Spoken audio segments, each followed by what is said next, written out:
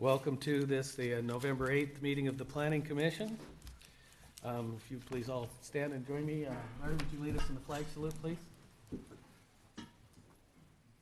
I pledge allegiance to the flag of the United States of America and to the republic for which it stands, one nation under God, indivisible, with liberty and justice for all. Thank you. Thank you. Kathy, would you be so kind to do a roll call for us, please? Mr. Johnson? Here. Mr. Rakucci? Here. Mr. Brentnall? Mr. Denayo? Here. Mr. Sevison? Present. Mr. Gray? Here. Mr. Moss? Here. All right, thank you. Report from the Planning Director. Oh. Good morning, Mr. Chair, members of the Commission. Paul Thompson with Planning Services. Pretty full agenda today, won't take much of your time. There is a request for continuance at 10:45. That's the North Star Highlands project. For upcoming Planning Commission hearings, December 13th, we're looking at conditional use permit for Dutch Brothers Coffee in Granite Bay, a conditional use permit for the biomass facility at Cabin Creek up in Tahoe, the Tahoe area, and a minor use permit for the Wise Villa Winery and the North Star Highlands continuance. It is, in fact, continued today. That was December what? That would be December 13th. And we would like to start the commission hearing a little bit earlier on that day at 9 o'clock. So if, just to get the items done with and maybe have a luncheon at noon. Recent board actions, October 11th. The Orchard at Penryn, there was public testimony at that hearing. There's a staff report given. Approximately 20 members of the public spoke at that hearing. The item was continued to November 6th. October 23rd was a board hearing in Tahoe. Actually, this one was in Donner Summit at the Sugar Bowl Ski Resort. And at the hearing, the board approved the Dollar Creek Shared Use Trail amendment to the North Tahoe Area General Plan, and that was as recommended by your commission. November 6th, the board approved the Sheridan Community Plan Work Program. They adopted the Farm Worker Housing Zoning Text Amendment, and they heard another 4 hours of public testimony at the Orchard at Penryn project, and then continued that item with direction to staff to reduce the size of the project. I think it was the gist of that. The November 20th board meeting, we had nothing for Cedra. The December 11th board hearing, the appeal for the headquarters RV park, if you didn't know, that did get appealed. And there is a request for an extension of time for the fee deferral program. We'll be preparing a staff report for that. And if a recommendation is provided by your commission today, the administrative citation zoning text amendment will be on that hearing date as well. So with that, any questions? I think I'm possible conflict. Okay. I'm sorry. I hope these 2-day meetings terminate before long. So we don't have a meeting here at the end of this month? You're not going to be there? I'm sorry. You're not going to be at the meeting? Well, it's questionable. Okay. Any other absences? Every month now. Is it the next meeting this month is canceled then? Our second? Kathy, when's the next meeting in December? What day is that? Yeah. Is it? How about November? No, we're talking about November. Yeah, we November. typically don't have a second meeting in December, so it would be. We're talking November. Do we don't have one in November? No, we don't have one in. Okay. Anything else? Thank you, Paul. Okay. Paul, I'll be absent on the December 13th meeting. You will? Yeah. Okay.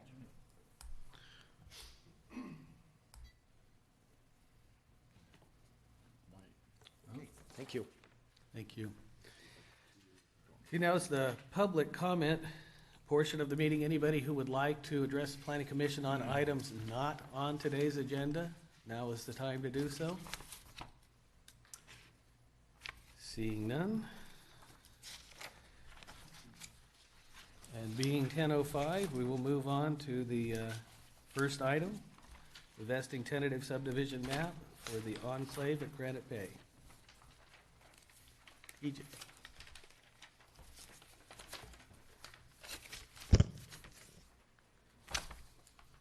Good morning, Chairman, members of the Commission. EJ Avaldi with the Planning Services Division.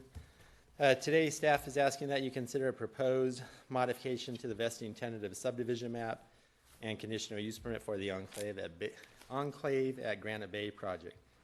As you may recall, this project was approved by your Commission in June of 2011 as a 12-lot planned residential development after several years in the county's process and multiple public hearings.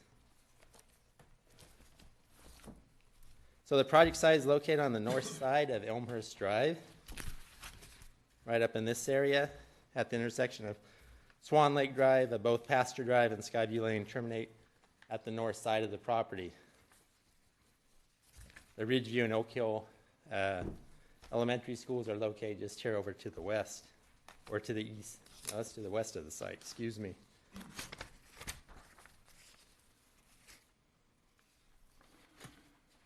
Get my clicker working. Here we go.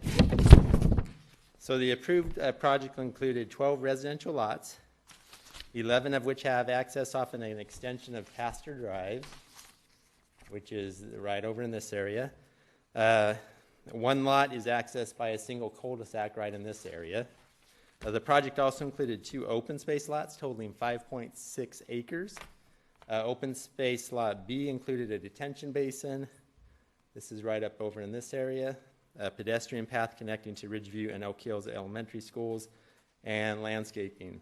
Open space lot A was this large area to the south of the project.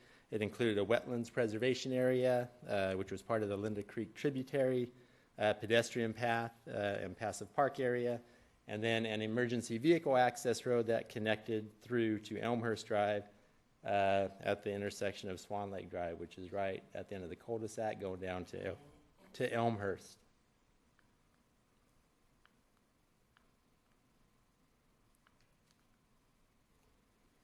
So over the last several months, the property owner has determined that the cost of the improvements necessary to develop the site makes it infeasible, and they are here today asking for 2 modifications that would bring the overall cost of the project down.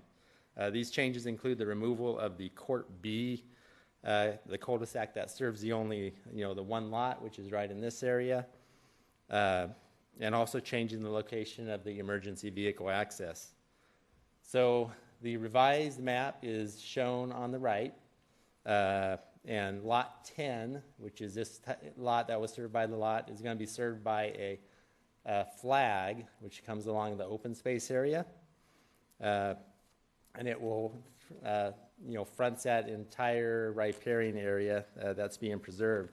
What that does, it removes this unnecessary cul-de-sac, puts all the backyards of these lots all against each other, and so you don't have a front of the house facing the rear of the other lots.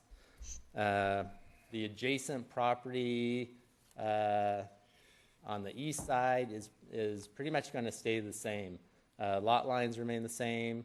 They're only going to have one lot next to them, and the setback, 35-foot setback that was required before on this lot also remains the same. We did put a condition in the modified conditions of approval that require that this lot, the front of the house, face this open space area, and that's to retain all the backyards together in that area. In regards to the emergency vehicle access road, the applicant is requesting to change the location of the EVA road from the Planning Commission approved access from Elmhurst Drive, which is down in this area, over to Lot 1, which is at the north side of the property, where there's access on Skyview Lane. This EVA road would be located within a 25-foot wide easement with gates on each side, accessible only by emergency personnel, there would be no through traffic allowed from Skyview this way or from Pastor Drive on this way. Those gates would prevent that. The Planning Commission originally considered both of these EVA roads, but ultimately decided that the Elmhurst Drive EVA road provided the most direct route to Pastor Drive, which according to the South Placer Fire District would result in quicker response and arrival to emergencies for the enclave residents and also the surrounding properties. The proposed Skyview Lane EVA road is the most environmentally friendly EVA road to construct. There would not be any need for a bridge crossing over the Linda Creek North tributary, and there would be significantly less impacts to the riparian area. The South Placer Fire District is in support of the Skyview Lane EVA, and there's correspondence attached to your staff report to that effect. And the applicant would be required to obtain a will-serve letter from the fire district prior to approval of improvement plans. Staff has determined that the proposed modifications to the subdivision are within the scope of the previously adopted mitigated negative declaration. There's going to be no change to the number of lots that were originally approved. They remain at 12, and there's no change in the amount of open space provided. As such, there's no new impacts or no new mitigation measures required, and the Commission will be asked to make a finding to that effect. Last night, this project was considered by the Granite Bay Municipal Advisory Council. The council voted 4-0 to recommend approval of the changes with the understanding that the South Placer Fire District would ultimately have the authority to authorize that EVA. With that, get to our recommendation. The DRC is recommending that the Planning Commission approve the modification to the vesting tentative subdivision map and the conditional use permit based on the findings and the modified conditions in your staff report. So that concludes my presentation. I can answer any questions if you wish. Questions? Just one. Could you go over the fire approval for the first meeting we had versus their subsequent letter saying that they've approved of the second access as well? What was the difference? Why did they choose option A to start with and then approve option B? I think because of quicker response time. I think that was the ultimate reason. I think they feel like they still have quick enough response time from the EVA to the north, but at the time I think it was just preferred.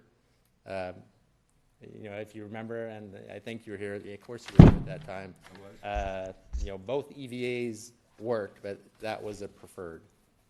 And now, because of the cost impact, that's why the developer is coming back asking for that change. And the fire department is fine with it. It's not that big a difference to them. No, I mean, the letter that you have approves this EVA. They would still have to go through the applicant and get a will-serve letter from them. The fire district may have other conditions that the county's not requiring as far as, what type of opening devices on that gates or anything else like that. So, but considering the location, they're okay with that. That's correct. I have a question, or maybe a couple questions. I guess with regards to what you just said, the openings on the gate, I was wondering, did you say there's two gates or just one gate? There's going to be two gates, one on each side, one at the north side and one at the south side. Okay. And also, the staff report indicated that this is only emergency equipment. Absolutely. Yep, that's so correct. It doesn't provide for if there's an emergency. One of the things that kind of concerns me driving that area, that Pastora Road is a real long, circuitous route. And if the people in this neighborhood need a way to get out, if there is an emergency somewhere along that road that prevents them from going that way. So I guess the nature of the gate is important. I can understand the need for a gate, but to have some way, if it's a chain and a lock that only the fire department can use, and people are trapped. But if there's a gate there that gives a way that they can knock out or bump out or something else, then that would give people a way to egress from the area as well as ingress from the emergency equipment without having to wait for a sheriff or a fire truck to let them out. So that's a concern of mine that maybe we can address. And then also, I think you probably have answered this question, but there's an open space lot B, and previously there was going to be a trail accessing the school. And is that still part of the plan? I'm gonna go back there right now. It is, and this is gonna be that open space lot pretty much remains in the same location, and there is a requirement for a trail access to the school. Okay, that answers the question. Thank you. Any other questions? Thank you, All EJ. right, thanks. Would the applicant like to come up and?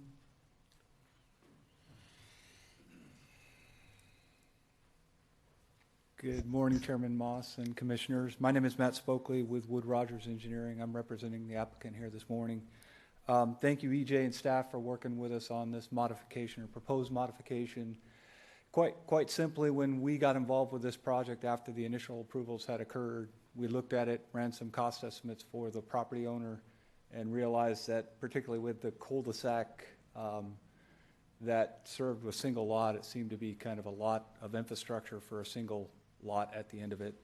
In addition to what was mentioned with the EVAs, I wasn't in the earlier hearings, so I'm, in talking with the owners and what transpired, we do have utilities that are going to be going out to Elmhurst.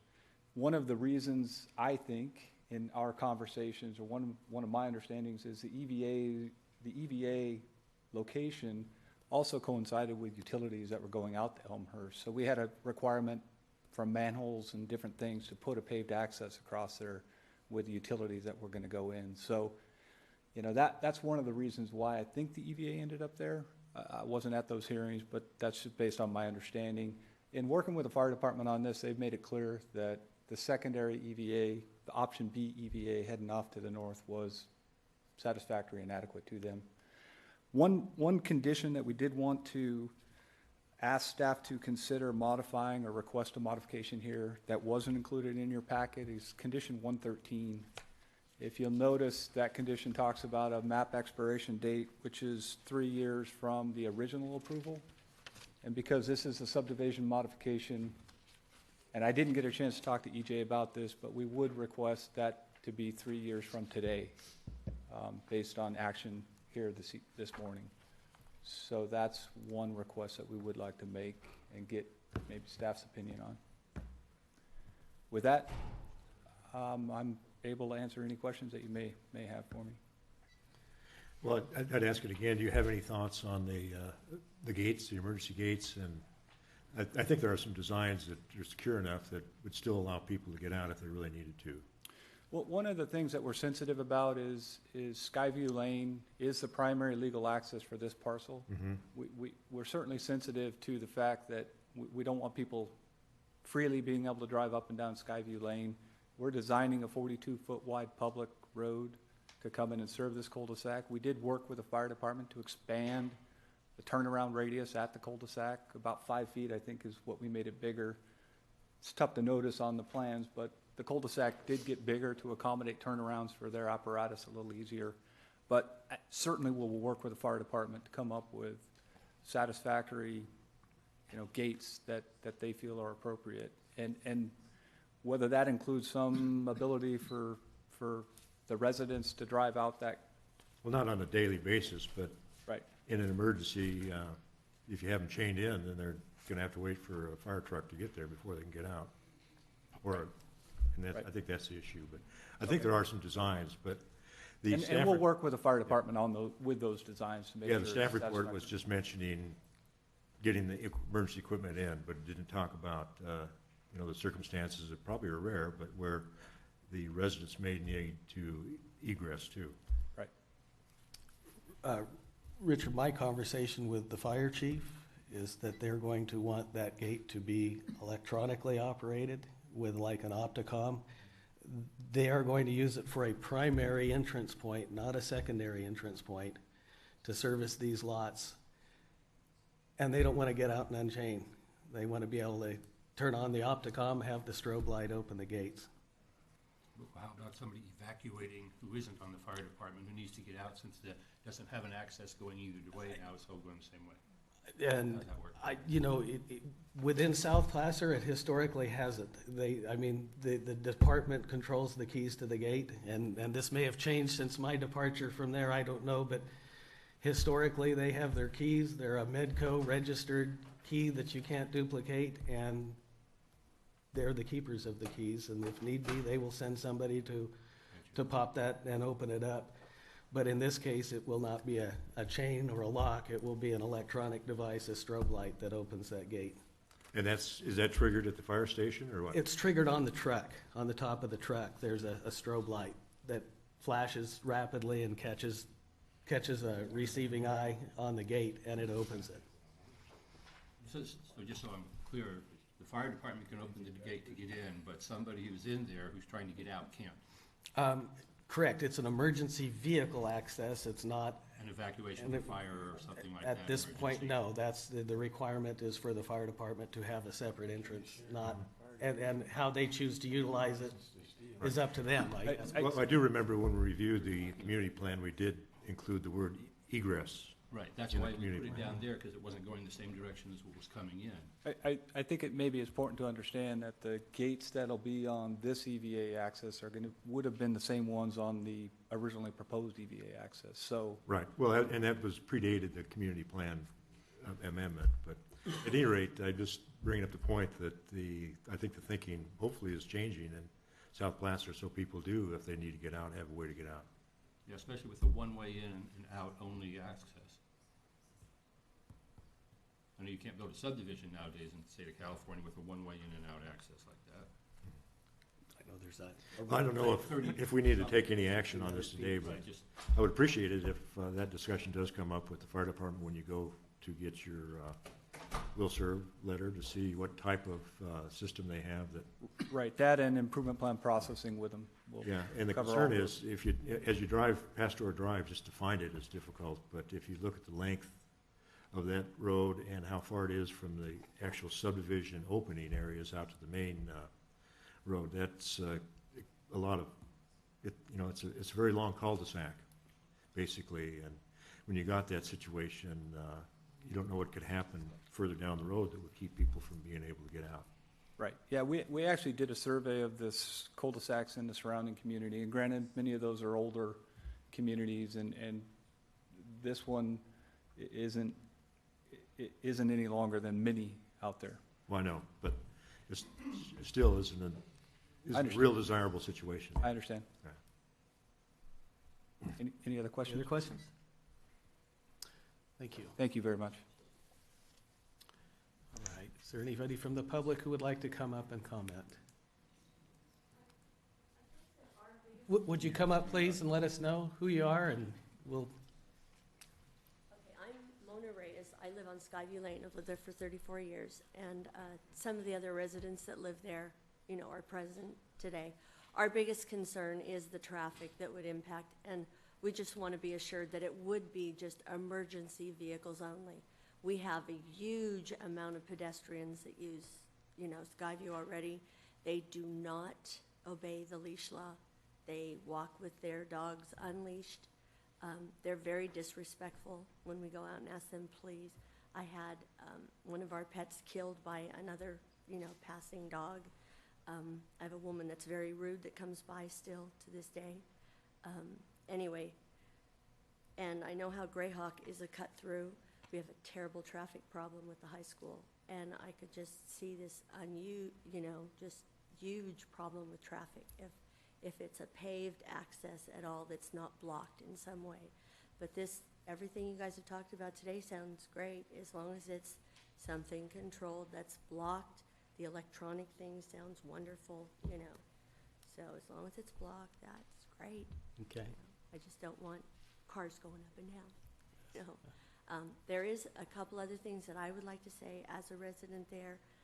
I myself, my husband and I, we bought our property 34 years ago with the idea that we would be able to someday split our property.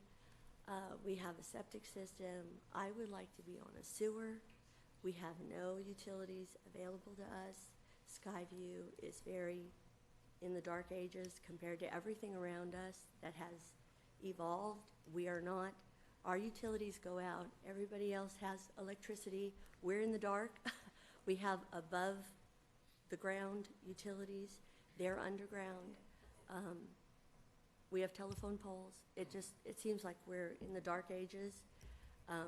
Any improvements that we would be able to do, or any lot splits that we would be able to do, I would appreciate. And I don't know why in the general plan, we're being held to 2.5 acre minimum. I don't appreciate that by the county. And so I think that needs to be looked at in the future. And, you know, I don't know what could be done, but anyway, that's just my opinion. And Okay, thank you very much. I read the way you feel in New York, too. Anybody else?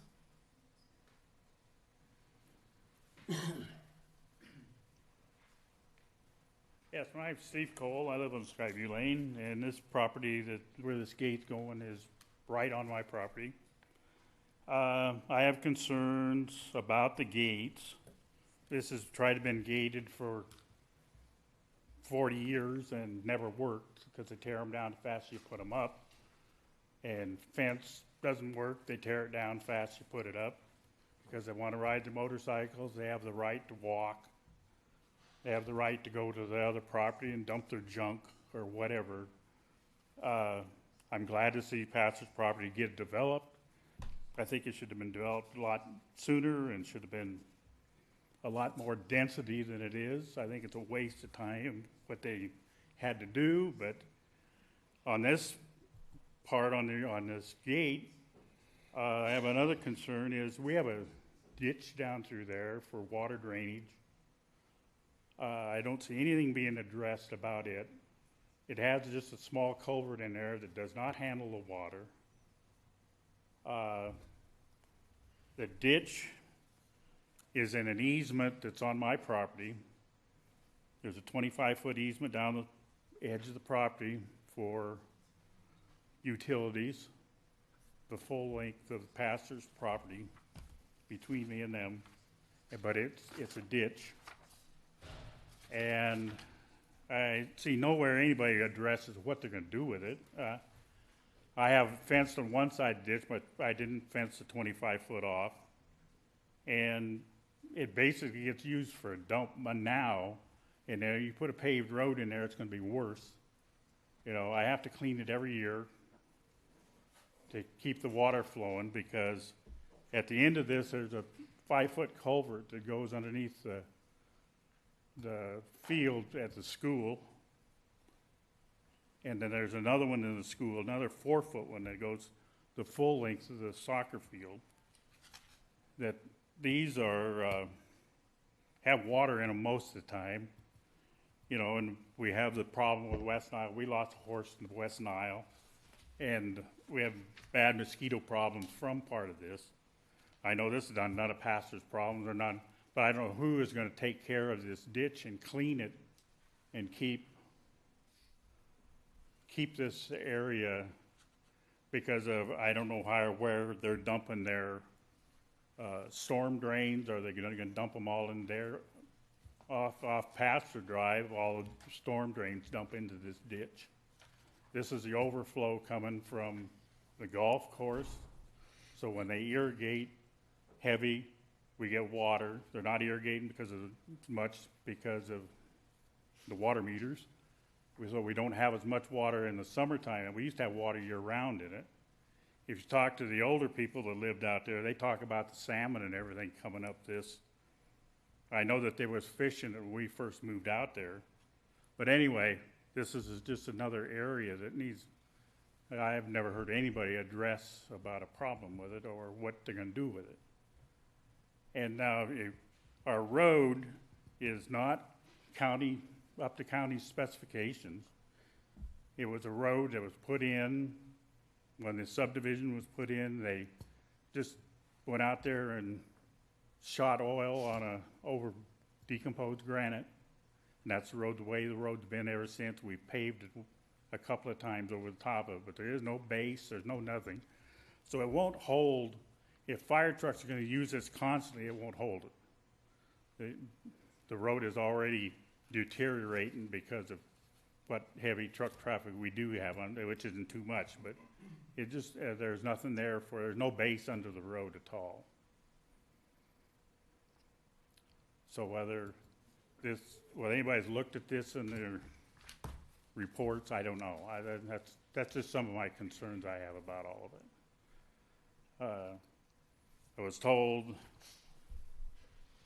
by the passage here this morning that they're gonna stub the sewer line up to Skyview Lane so we can hook to sewer, because we have no way of hooking to sewers.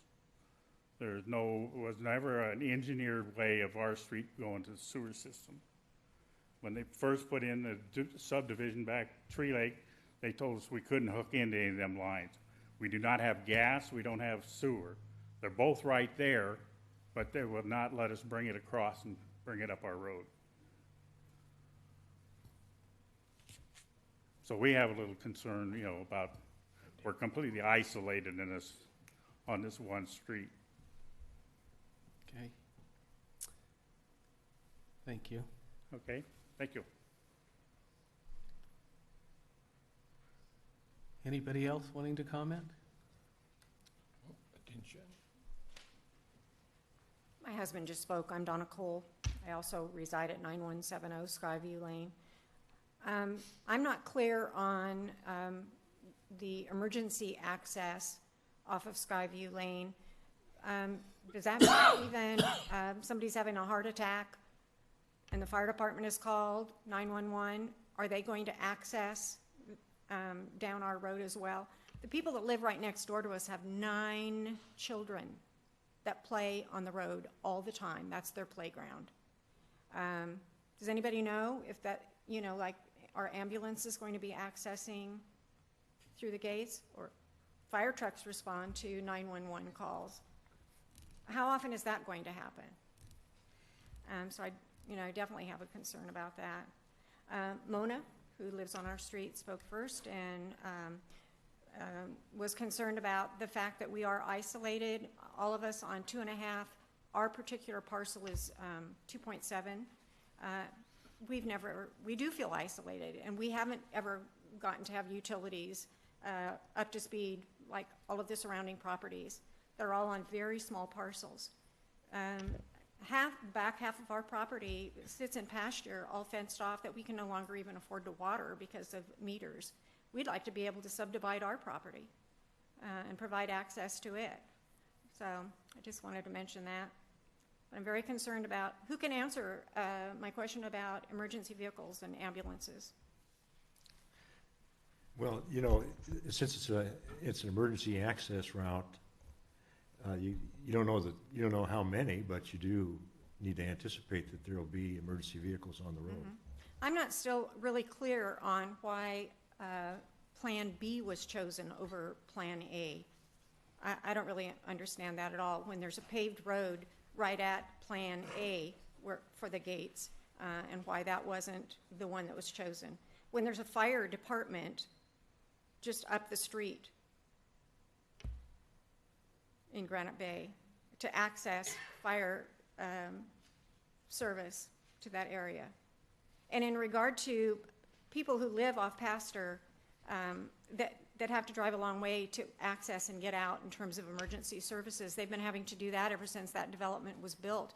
Now you're only going to be adding 12 more houses accessed on pasture, and you're concerned about how they're going to get out in an emergency. They're going to get out the same way all those other residents have been getting out in the event of an emergency, through Pasture Lane and accessing the main thoroughfare. Why should they have to have access out Skyview Lane? That doesn't add up to me. So those are a lot of my concerns. We've been there for more than 34 years, bought the land and had our house built, and we're still living in the past in terms of services.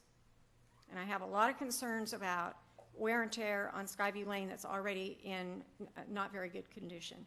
Fire trucks and emergency vehicles running up and down our road is only going to further deteriorate our road that we as residents and owners of that property have to financially maintain, which is a lot of money.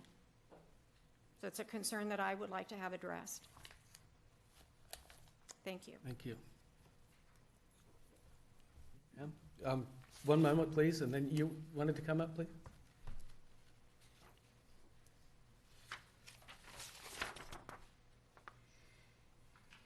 I'm Joanna DeConing, and I've been a resident on Skyview Lane for 36 years, I believe.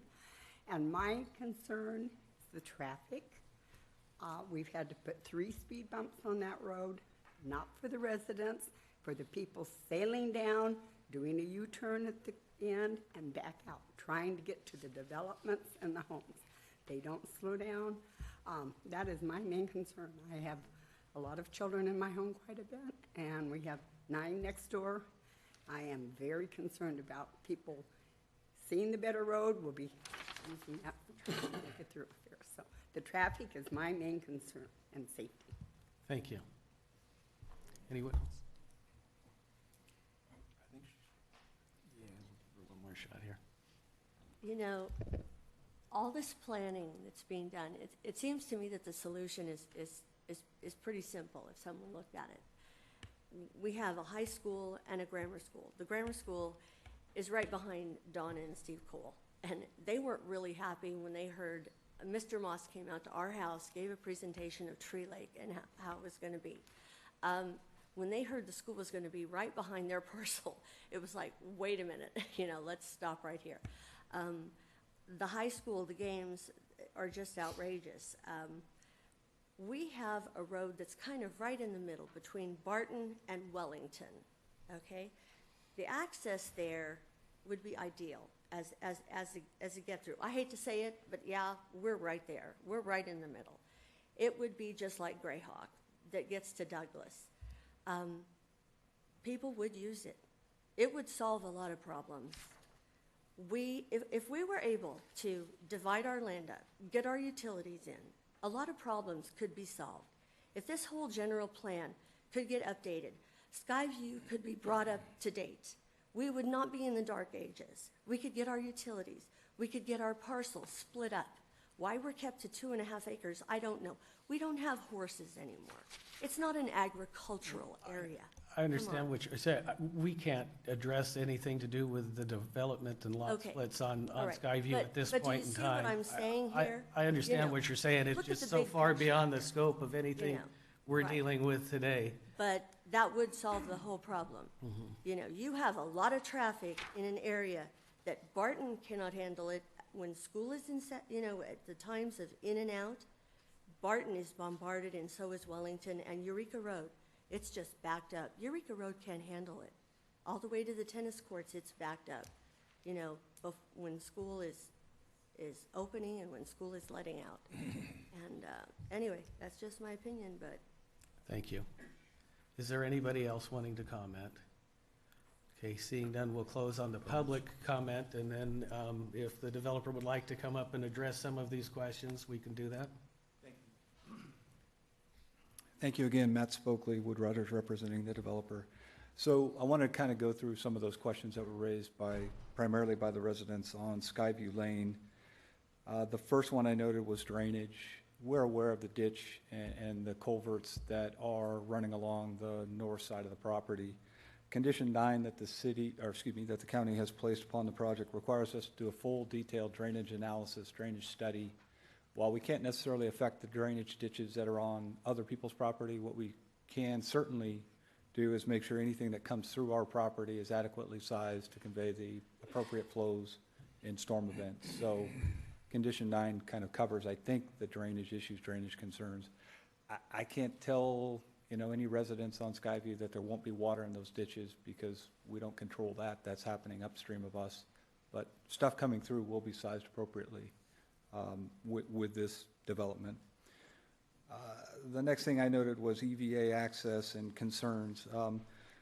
One of the things that the owner wanted me to mention in his correspondence with the fire department, the Opticon sensing EVA things were something that was mentioned here tonight, or today, this morning, sorry.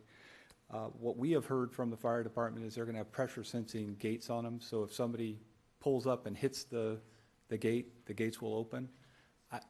I'm just relaying what I'm hearing from the owner of the property. So again, I just want to reiterate, we're going to work with the fire department to come up with the restricted access points and how those are accessed to meet their requirements. And we'll do basically what they're asking us to do, whether it's some electronically controlled Opticon type gate or if it's a pressure sensing gate, we're going to work with them to give them what they want. Access along Pasture Drive, we heard a lot about the zoning of Pasture Drive, and the isolation that some of the residents are feeling, the zoning up on Skyview and the isolation that some of the residents are feeling up there. What I did want to make sure we pointed out, and I think it was touched on by somebody, is we're going to provide a 20-foot utility easement that corresponds with the EVA access.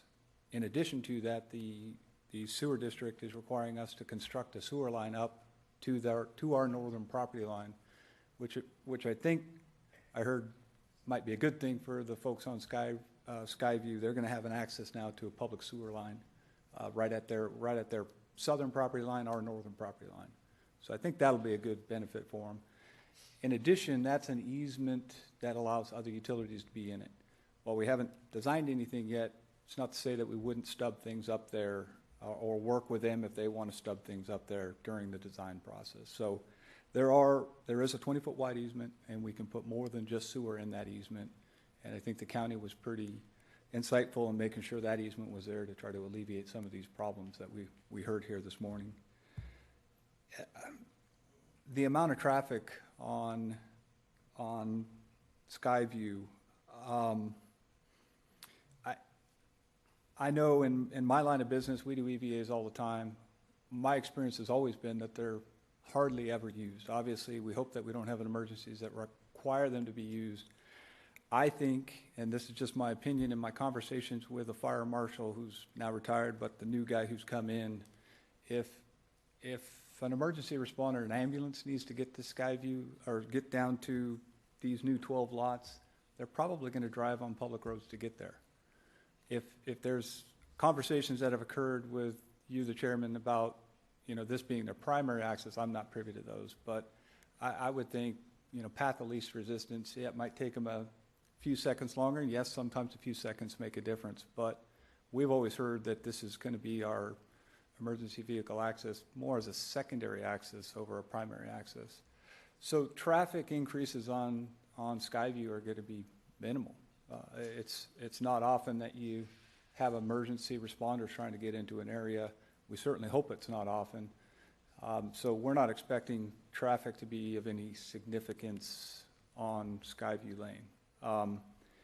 If this property were to develop based on its underlying zoning, not in accordance with its approved tentative map that it does have already, there would be 4 lots that could be created there. The parcel is big enough to subdivide and create 4 additional lots. Their access would be down Skyview Lane, and that's how they would get there. So there would be 4 more houses putting traffic on Skyview Lane. I heard a thought maybe of making this punch through and create a shortcut. I think I heard more folks say they were concerned about the traffic on Skyview Lane. I think this alternative is going to minimize traffic on Skyview Lane. Yes, an emergency vehicle will access those gates on rare occasion, we hope, but as far as general public, we don't anticipate any additional traffic to be driving up and down Skyview Lane based on this alternative. Matt, just clarification, you're talking about 4 more lots? And I just wanted to point out that the parcel is big enough to create 4 lots without the entitlements that are currently on it. Oh, okay. That would access off of Skyview Lane. That's the legal access for this parcel. So for planning purposes, we use 10 trips per day per house. So that would be 40 additional vehicles if the developer, if the pastor said, this is too much to build, we're going to put 4 states out here, put them on do all the things that the folks on Skyview have been dealing with for years and years. That's the only point. That's because of the underlying zoning. Correct. Correct. That was all that I had. If there's any additional questions for me from the commission, I'd be happy to try to answer. Maybe one question that comes up is, we heard some discussion about the nature of the construction of Skyview Lane. And so oftentimes the concern comes up in these private roads that they need to meet a certain standard the county has for emergency equipment, which means fire trucks need to be able to drive down them and not break through the pavement. Has that been addressed? I've had a conversation with the current fire chief about the condition of Skyview Lane. He's indicated to me that he was going to go out and look at it. He mentioned that if he thought there needed to be improvements on Skyview, he'd condition the project to do them. So again, I'm relying on the fire chief to tell us what he needs or what he thinks he needs out there. He didn't mention anything in our conditions, so I believe there's a pretty regular county standard that talks about the base material and the width, and those types of things. And so I guess what I hear you saying is if Skyview Lane doesn't meet that standard, it'll have to, I guess, by the fire department's order? We're going to do what the fire department tells us needs to be done. Okay. I'll ask the county staff to see if we can refresh what that standard is and what the county's policy is on that. Okay.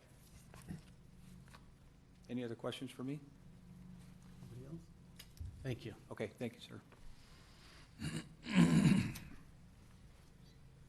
Discussion?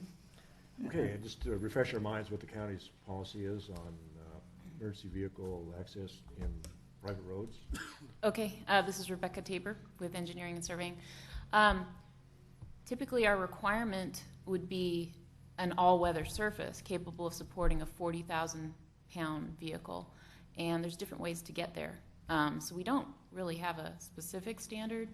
It's not like a paved parcel map road or anything like that necessarily. I mean, that would work. But we have alternatives. If the applicant proposes an all-weather surface, it could be some combination of base, different thicknesses, even a gravel surface.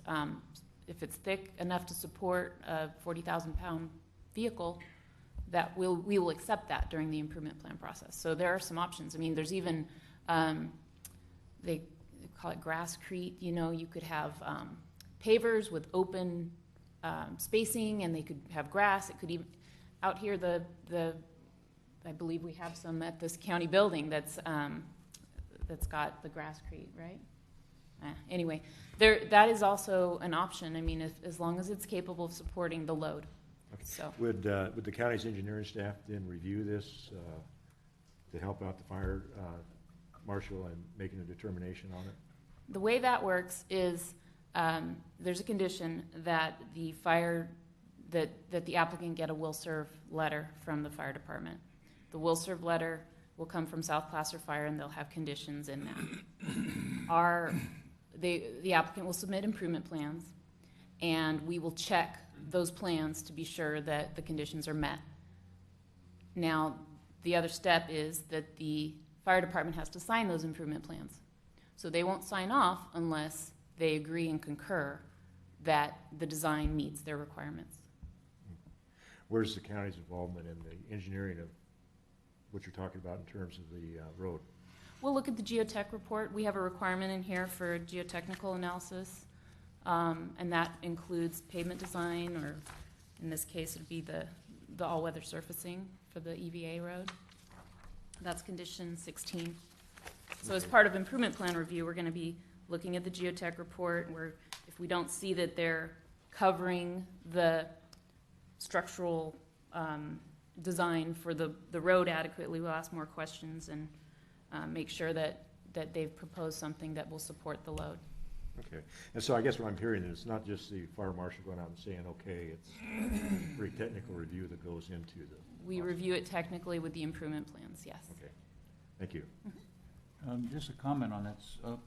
Condition 16, it appears to me that if you read that, it seems like it just applies to the subdivision itself, not to roads off of the property, so if I'm reading that correctly, then we need to include the emergency vehicle access road in there someplace. Because that's a kind of a standard one for the subdivision, you know, that the roads and what have you all have to be according to this geotechnical report, but I don't see anything about off-site improvements here. Correct, that Not condition. improvements, off-site evaluation, I guess is what I should have said. Because that other road is an off-site road, it's not part of the project.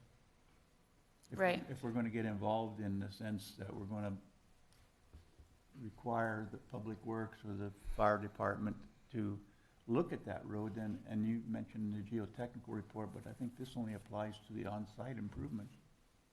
That's right. It's the county's position not to require improvements on a private road. It's, Well, I can appreciate if it that, comes but from the because- fire department, that could be different, and at this time, we don't know. Well, if we don't know, then we should put something in there until we do know, only from the standpoint, understand that we don't require improvements on private road, but since this is gonna be an emergency vehicle access point from that road, then I think we need to have something in there that says that. I mean, that's my own opinion. That makes sense to me. I mean, the fire department is currently utilizing the road to service the homes that are on it. And at this point, they are not having, that I'm aware of, any issues with the suitability of the road to get the equipment down the road to service any one of the homes. Well, That being said, now we're gonna go through a gate. It's what happens from that point forward that we have more control over.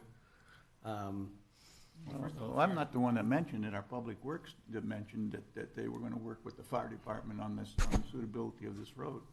And if they're changing it from where it was, I don't know the neighborhood that well, but obviously the suitability of the road that option A was tying to doesn't have a problem whatsoever with it. And now they've changed it to another one, so now maybe we do need to look at it. Well, I'm just saying we don't necessarily have to make improvements on that road, but it should be that, yes, somebody is gonna look at that road. Now, I agree with the chairman that it's being used now, but we're expanding the use, basically. We're expanding the use to this property here. Isn't that's the jurisdiction of the fire department, where they're the ones that look at it. I mean, it's not the county, and it's really not us on outside of you know, this project. So if the fire department goes in there and says, look, because we're extending this and it needs improvements, they will tell the developer it needs to be improved into what standard. I mean, they will look at it. I mean, that's just, Okay, well, that's a given, So if we because make that is a note that condition. They have to look at it, then we're just. Yeah, because they have to get a will serve letter for it, so I mean, it means that if the fire department says there's anything here that we think is dangerous, I'm sure they would tell them what to do. I mean, I don't think we have the jurisdiction to go on to outside of this project and say, you know, do all the improvements on a private road. Right, I'm just saying that since we're changing it from A to B, then that should flag the fire department to look at it. So if you're saying it's done automatically, that's one thing. Otherwise, I'd just put a caveat in here that asking the fire department to look at it. Yeah, well, it seems to me, I mean, this issue comes up quite frequently, and I guess the reason it comes up for me is because we hear about a specific standard that the county has to make sure that a road meets a safe standard for the fire trucks. And so, given that, that's what my question was. You can trust the fire marshal to make a judgment, but the fire marshal's not an engineer on the standard of the road. And it seems to me, since we're approving a project now that's going to utilize this road as an emergency access in lieu of something on the property, that we need, to me, it just seems like we need a technical review rather than ad hoc or whatever you call it, review of that the road meets the standard for the county standard. I'd concur with that. Could I chime in? The letter dated March 28th, 2012 from Bob Richardson from South Placer Fire. In that letter, this is his will serve requirements letter, basically indicating his concurrence with option B. In this letter, he did not speak to any deficiencies in the condition of Skyview Lane. And I would concur with what was said earlier about the fire department is currently using Skyview Lane to provide emergency services to residents on Skyview. I would submit that Skyview Lane currently is an all-weather surface. That'll Today. stand up to a 40,000-pound vehicle. Right. So, and I, as stated, it's a private road, and as Matt Spokley, the engineer, said earlier, it should hopefully never have to be used, very rarely be used for emergency access. So my thinking is that the way we've set these conditions up is that if the fire department has a concern about the condition of an off-site road, they're going to put it in the will serve requirements letter. They're going to say that that needs to be addressed. And then we will look at that as a technical review with improvement plans. For on-site roads that we're requesting to be constructed with the project, that's when we submit them to the standard, to the 40,000 pound vehicle on-site standard, and we review that closely with the improvement plans because it's being built on-site as part of the project. But if there's an off-site private road that's already an all-weather surface, the county typically doesn't have a condition to have something done above and beyond unless the fire department is stating that we should do it. And so the fire department would have the option to ask the county to review that road if they want it? Okay, Correct. That's what you're saying. Okay. That's what I'm saying. And just real quick, bottom line, the mechanisms are in place that, there's going to be certain requirements of the will serve letter from the fire district. But on the county side, the county is not going to sign improvement plans unless we have that will serve letter from the fire district. So, there's a couple places where if there is any sort of deficiency, it has to be caught before we even sign off on improvement plans. Okay, thank you. Anything else? Do we have a motion? Or? Well, wait. Question, condition 113. Oh, yeah, that's right. 150. If I could, I'd like to, I could at least address that, maybe help you in your discussion. That's the expiration of the vesting tentative map and conditional use permit, and it does right now. It expires on June 9th, 2014. Right now, from what we've looked at, there are no automatic extensions by the state, which there have been many in the past, and there may be one by the time this expires at the rate extensions have been issued. Nonetheless, there's not a possibility to extend that date at this meeting, but if they did at the end of that, getting near to that 2014 date, they could submit an extension of time and bring it before you for an extension. Are we not properly noticed to deal with that today? I believe that's correct. That's correct. So it's a non-issue. I just have a question. I've heard that a lot of concerns about serving additional property to the north there with utilities in the future, and gentlemen from the company said that the sewer is going to be extended. It may not be appropriate to put it on here, but isn't it good planning to look into this at this time if it's going to be? Is there a condition there that addresses that? I mean, stubbing out to that property to the north? Yes, that is a requirement of the project. It's actually a requirement for sewer service from Placer County Facility Services, Environmental Engineering, and they have a letter dated October 18th, 2012. And they have their own conditions, similar to how the fire department has conditions in their will serve letter. And this says, condition 2, extend the public sewer to the northern property boundary to Skyview Lane and provide a 25-foot public utility easement as shown on the approved tentative map. So the project will be required to design and show that sewer stub on the improvement plans and then construct it with the project.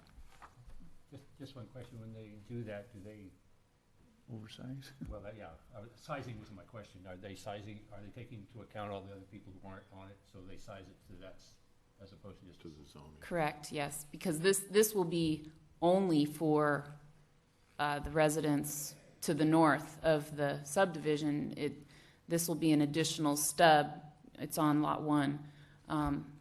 So it won't even be serving Lot 1. It'll just be a dry line until such time that residents come in and construct sewer to connect to it on Skyview Lane, and at that time it'll go into operation. They will size it, sorry to answer, yes, they will size it to accommodate those residences. I just like to make one comment, not on that, that's a good answer, but on this emergency vehicle access, a lot of time, we were talking about emergency vehicles coming down there, but they would only come down there if Pasteur was blocked. The normal route for a fire truck and an ambulance, somebody's having a heart attack, what have you, wouldn't be down Skyview. That's only that's only the second emergency. The emergency vehicles are gonna use paved roads and everything else like normal. That would only be if they couldn't get in on this other road, right? I mean, that's what. My understanding in speaking with the chief is there is a possibility that this will be used as a primary access point to service just these lots. Nothing further interior into Tree Lake or anything else, but just to these lots to Okay. meet their response time criteria. Well, then the present residents on there have a concern then. Of course, that doesn't come that often, I guess. Again, the number of trips, you know, I don't know how good anybody's crystal ball is, but Okay. I don't think you're talking about a substantial amount of traffic either way. There's just not the call volume in the district to say that it's gonna It's be a not a horrendous through amount of speed? traffic, yeah. Okay.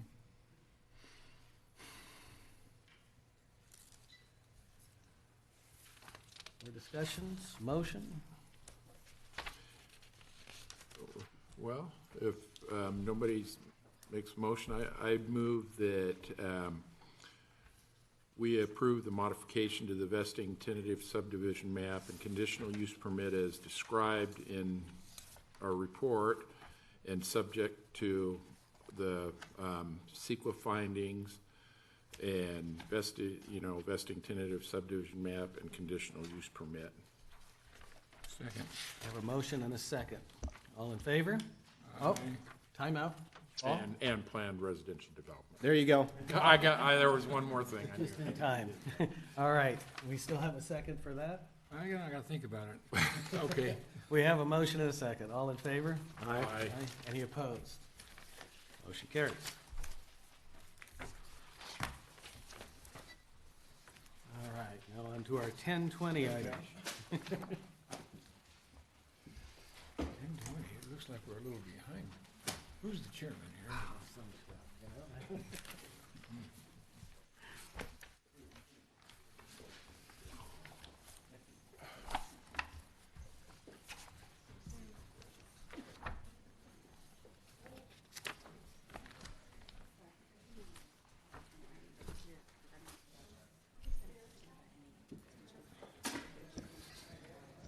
God, we're running way behind. I think it's Kathy.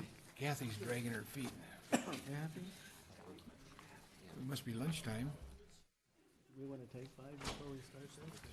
Oh, actually, you want 5?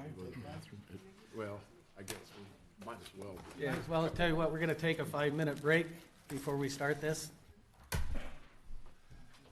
All dressed up, no place to go.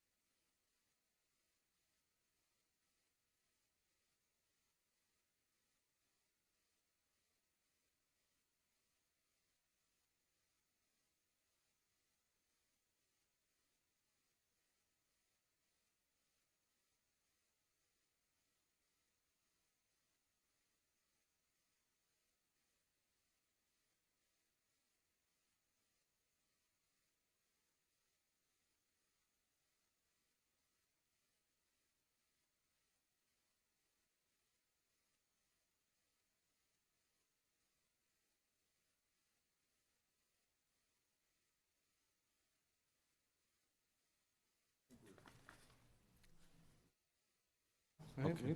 there we go. Okay. This is a proposal for a 21-lot planned residential development on a 10.3-acre infill site, and it includes a rezone from one PD to another rezone of the PD, and then also vesting tentative subdivision map, the conditional use permit, which is required with a planned residential development, and then a request for variances. And this shows where I don't know, the sun's kind of shining on this. If we can do something with that or not? Okay. Look, I'm in the picture. This is the Sierra College Boulevard here and Douglas Boulevard running east and west to the north. And Eureka Road is to the south. And then you come up Greyhawk Drive, and the subterminus of Woodgrove Way is where you get into the 10.3-acre site. And this is the business office here. And this is Greyhawk, all in this area. I think there was 71 homes in that subdivision. And this shows the rezone and the zoning, surrounding zoning districts. This is the copy of the subdivision, tentative subdivision map, and also included with the packets to every planning commissioner was the full-sized vesting tentative subdivision map. There's 21 lots proposed, and all of these lots are 60 by 65, so 3,900 square foot lots. And then at the rear area is a 20 by 60 area, which is called patio and a garden area for each of the lots. The access road coming in is a private access road, and there was no EVA requirement from Bob Richardson of the South Placer Fire District because it is a two-way road. You can go either way. If you're at this residence, you could go out that way or go around if you needed to. It's proposed as a gated entry, and you can see this area. And the proposed position of the gate is approximately 90 feet from the east property boundary. And also a feature of the planned residential development is these 90-degree parking bays off of the private access road. And you can see 1, 2, 3, 4, 5, 6 of them. And they would have one parking, of the 21 lots, there'd be 21 parking spaces in here. And each of the garages would have another parking for another 3 vehicles for a total of 4 off-street parking areas for each of the residences. And the unique feature here is also that it would be policed by the homeowners association. There's no parking on the private street and no parking on driveway areas because you have a typical length of driveways 8 feet. And that's one of the variances where typically you'd require 20-foot driveways. So these would be in the CCNRs of the planned residential development. Also, you'd see on this area, and it's shown on the full-size set of plans, is Lot B, which is, I believe it's 3.8 acres, and it includes,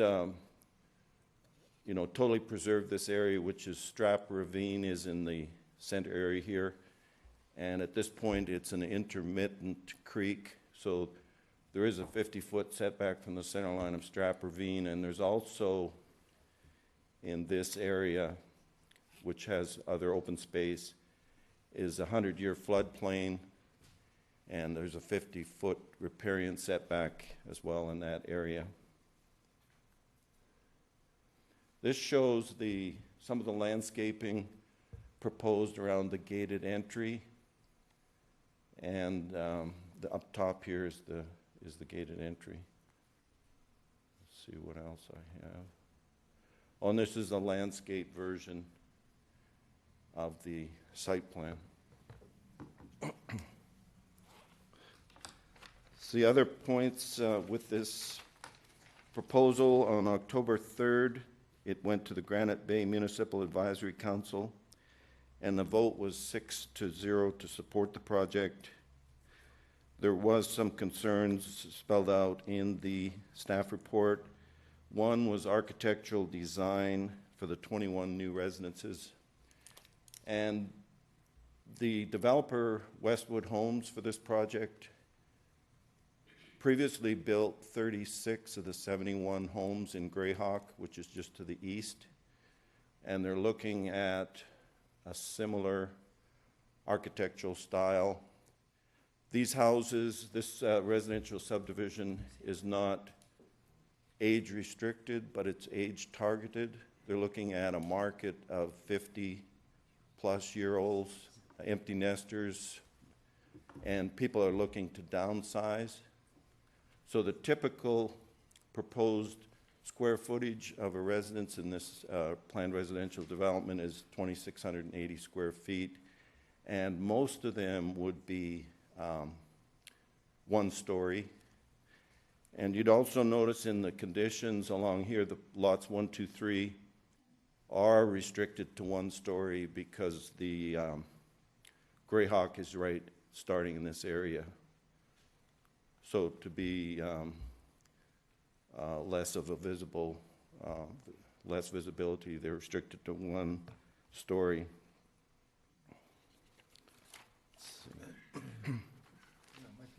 Just got a couple of other points here.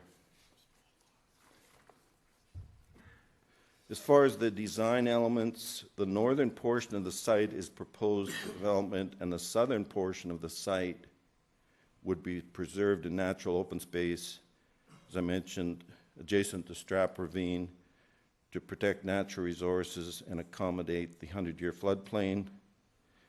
And according to the applicant, also the focus of the design is a secure gated community with many amenities, limited maintenance homes to include covered and open patios for private use, as well as an emphasis on internal open space.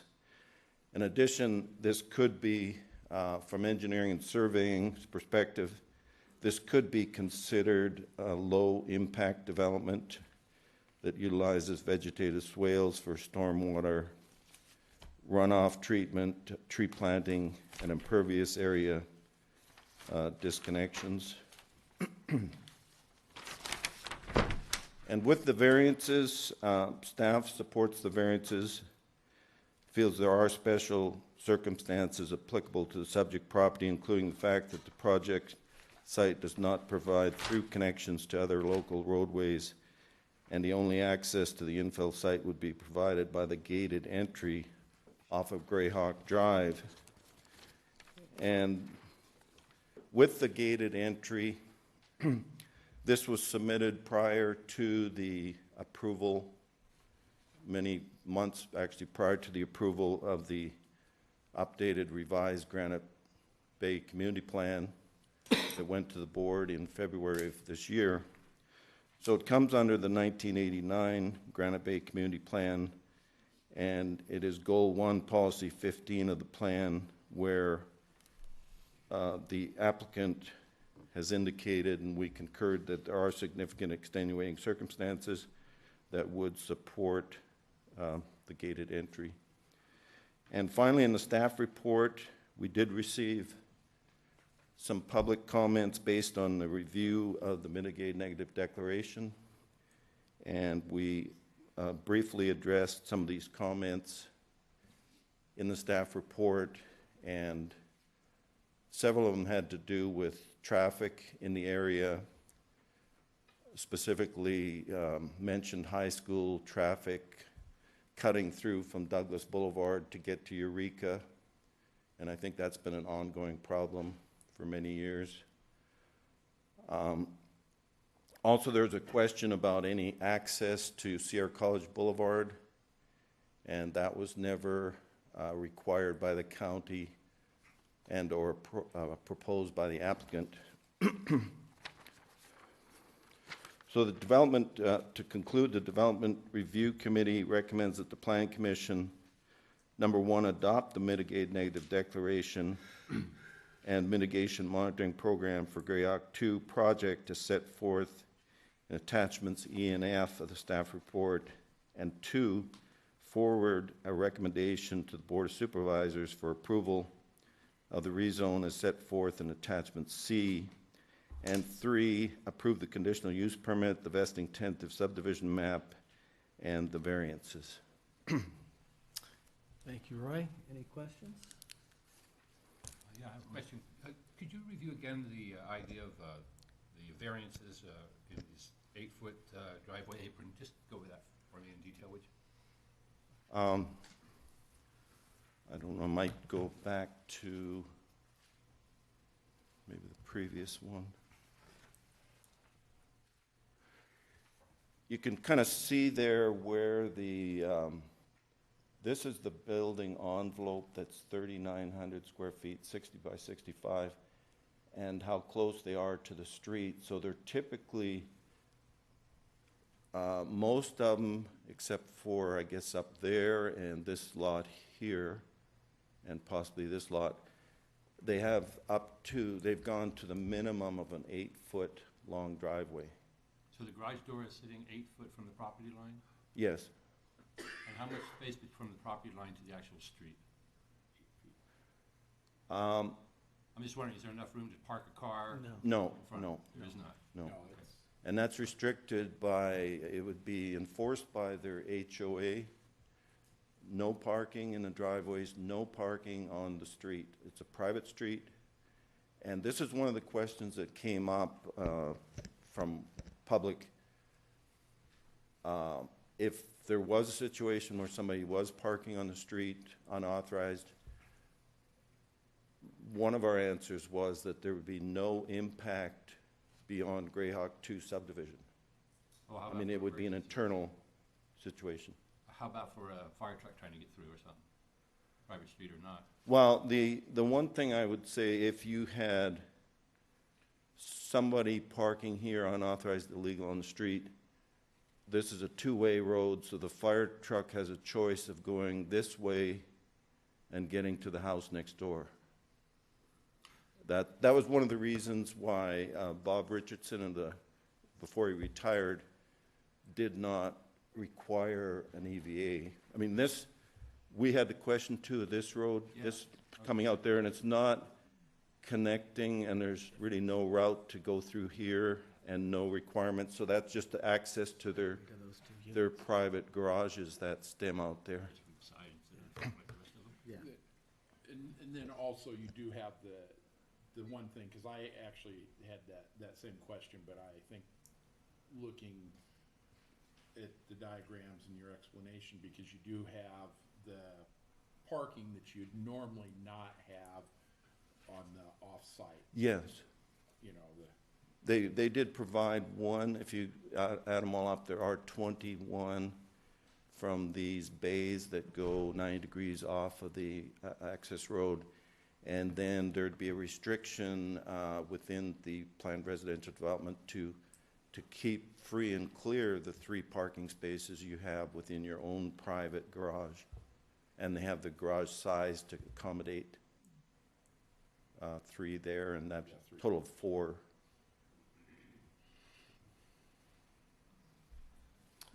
Anybody else? Say, Roy, you might, my question here, you know, I think I've got it figured out, but at any rate, you might give us your analysis as it relates to the 8-foot driveways. And with a lot of cars, people are going to be backing out of the garage, and they won't see any oncoming traffic until they actually are partially in the street.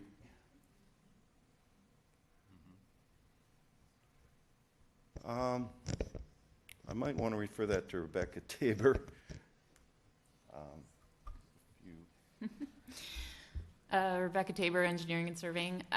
It's a good question, and I actually will probably be looking to the applicant to address it. But I will say that this was a question we brought up with the initial project review and environmental review, and originally my department was asking for 20 feet in front of garages, as we've done in the past. And of course, what we have before us is something a little different. So the applicant proposed, and part of the project is that the HOA is responsible for enforcing that there's no parking in front of garages, there's no parking on the looped road. Actually, the point about pulling out, and not maybe having good visibility in reversing, that didn't really come up. But they do have a subdivision they've done in another area, I think it's Gold River, that they may want to speak about, because they say it's designed very similar to this. Okay, thank you. I think the other part of that too is if you look at the landscaping plan, it also is related to how they put in that landscaping, so you don't create the bad situation. Another thing they did was Landscaping doesn't work. they've designed this road, it's kind of a curvy, short distance curvy road that you're not going to be going very fast on if you're traversing it. Being in a parking lot, you just have to, if you see a car backing out, it's like when you're in a parking lot. You just gotta stop. Yeah, but you got more view in a parking lot. With those trees right there, you could have a big RV and you'd still be in the garage while your bumper was out in the street. Well, that's a question that came up with the developer at the MAC meeting. Somebody at the MAC says, well, what do you do when you bring your RV in there? And the answer was, you don't bring your RV in there. Well, let me ask you a question then. Supposedly all of this is predicated on the fact that somebody from the homeowners association is going to go around and tell all these people what to do. Is there somebody there to be 24 hours a day saying this kind of thing? How does that work? I mean, it would come from who's ever appointed by the homeowners association, the president or whatever. Now, when you look at buying in a place like this, you know the rules when you go in. If you got to have a big RV and you park it in the side of your side yard, don't buy there. This isn't the place for you to be. And this is why they say it's not age restricted, it's age targeted. For the 50-plus crowd that kids are gone, you're downsizing, and the target prices here, even though it's $26.80 is a typical square footage in one story, is $550,000 to $750,000. And I guess this is downsizing in Granite Bay. I have to ask Jeff Moss. It would be an upside for me, so. Yeah. But the place for, if you bought there, the place for your RV is down at the Tree Lake South Storage. There you go. He's got openings. I don't think anybody wanted to take an RV in there. I have a question for legal. You probably can't even On a make the private road terms. like this, if somebody pulls out of the garage, let's say, backs out and somebody else hits them, does the same traffic laws apply as there would be on the public road, just a half block away? It's a different deal. So we don't have to worry about it, that's their own problem. Homeowners Association. Sue the homeowners. All right, any other questions for Roy? All right, thank you, Roy. Thanks. Would the applicant like to come up, please?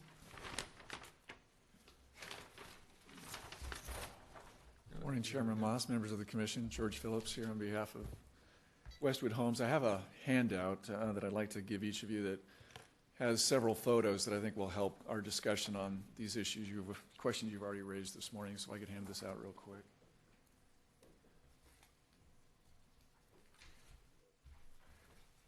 I assume this is the first time we've done this in this county that I know of, or any month, where?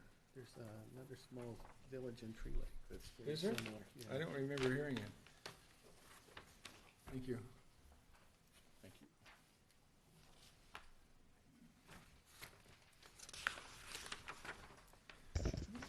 What I'll start with right off is acknowledging that this is a very different design from typical Placer County.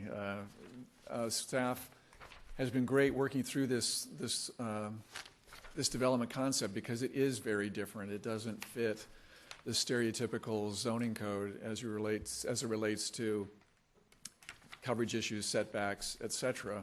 And that's why it's important, the photos I'm going to walk you through hopefully help you understand what we're trying to do here. Westwood Homes and Kurt Westwood, as Roy mentioned, developed essentially half of the existing Greyhawk project.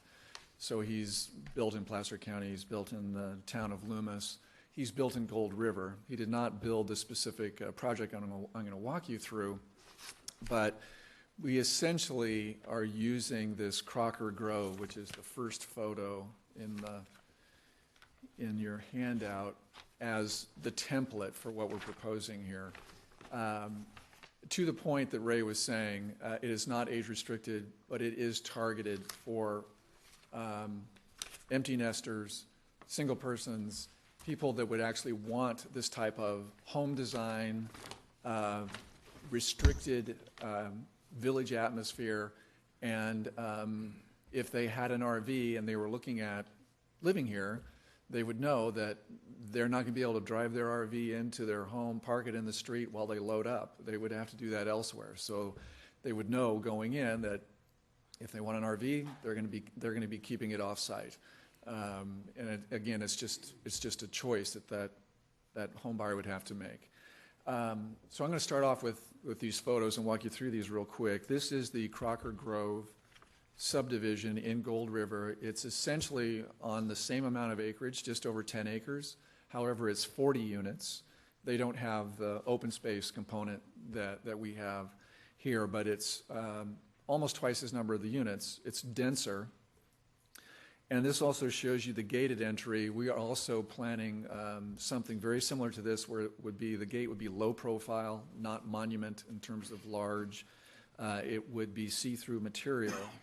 If you go to the next page, then the second photo just shows you these parking areas within the project itself, looking out back towards the gate. And the unique feature then, if you go to the third photo, which gets to the driveway issue, in Gold River was developed by a gentleman named Bob Powell, who was a very particular builder. And it was his way, and that was the only way you were going to build within that project. Bob Powell did build Crocker Grove. And the CC&Rs in Gold River, you cannot park your car in your driveway. It must be in your garage. There is not on-street parking in Gold River. And then Crocker Grove being a subset or a micro neighborhood within Gold River, again, the same thing applies. People are required to park in their garage or in the assigned parking spaces.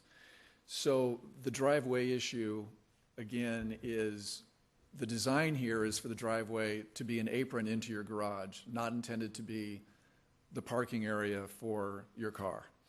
The backing up issue, I think we have a way to address that, and we're happy to accommodate a condition of approval that we would make sure that the landscape plans that are submitted with the final map assure a line of sight so that people backing out of their garages do not have their views obstructed by vegetation in between, so they could see the street clearly and any oncoming traffic. To Roy's point as well, because of the circulation pattern, both the road width, which is 25 feet curb to curb, so it's a narrower section. There are no sidewalks. There will be pedestrians in the street.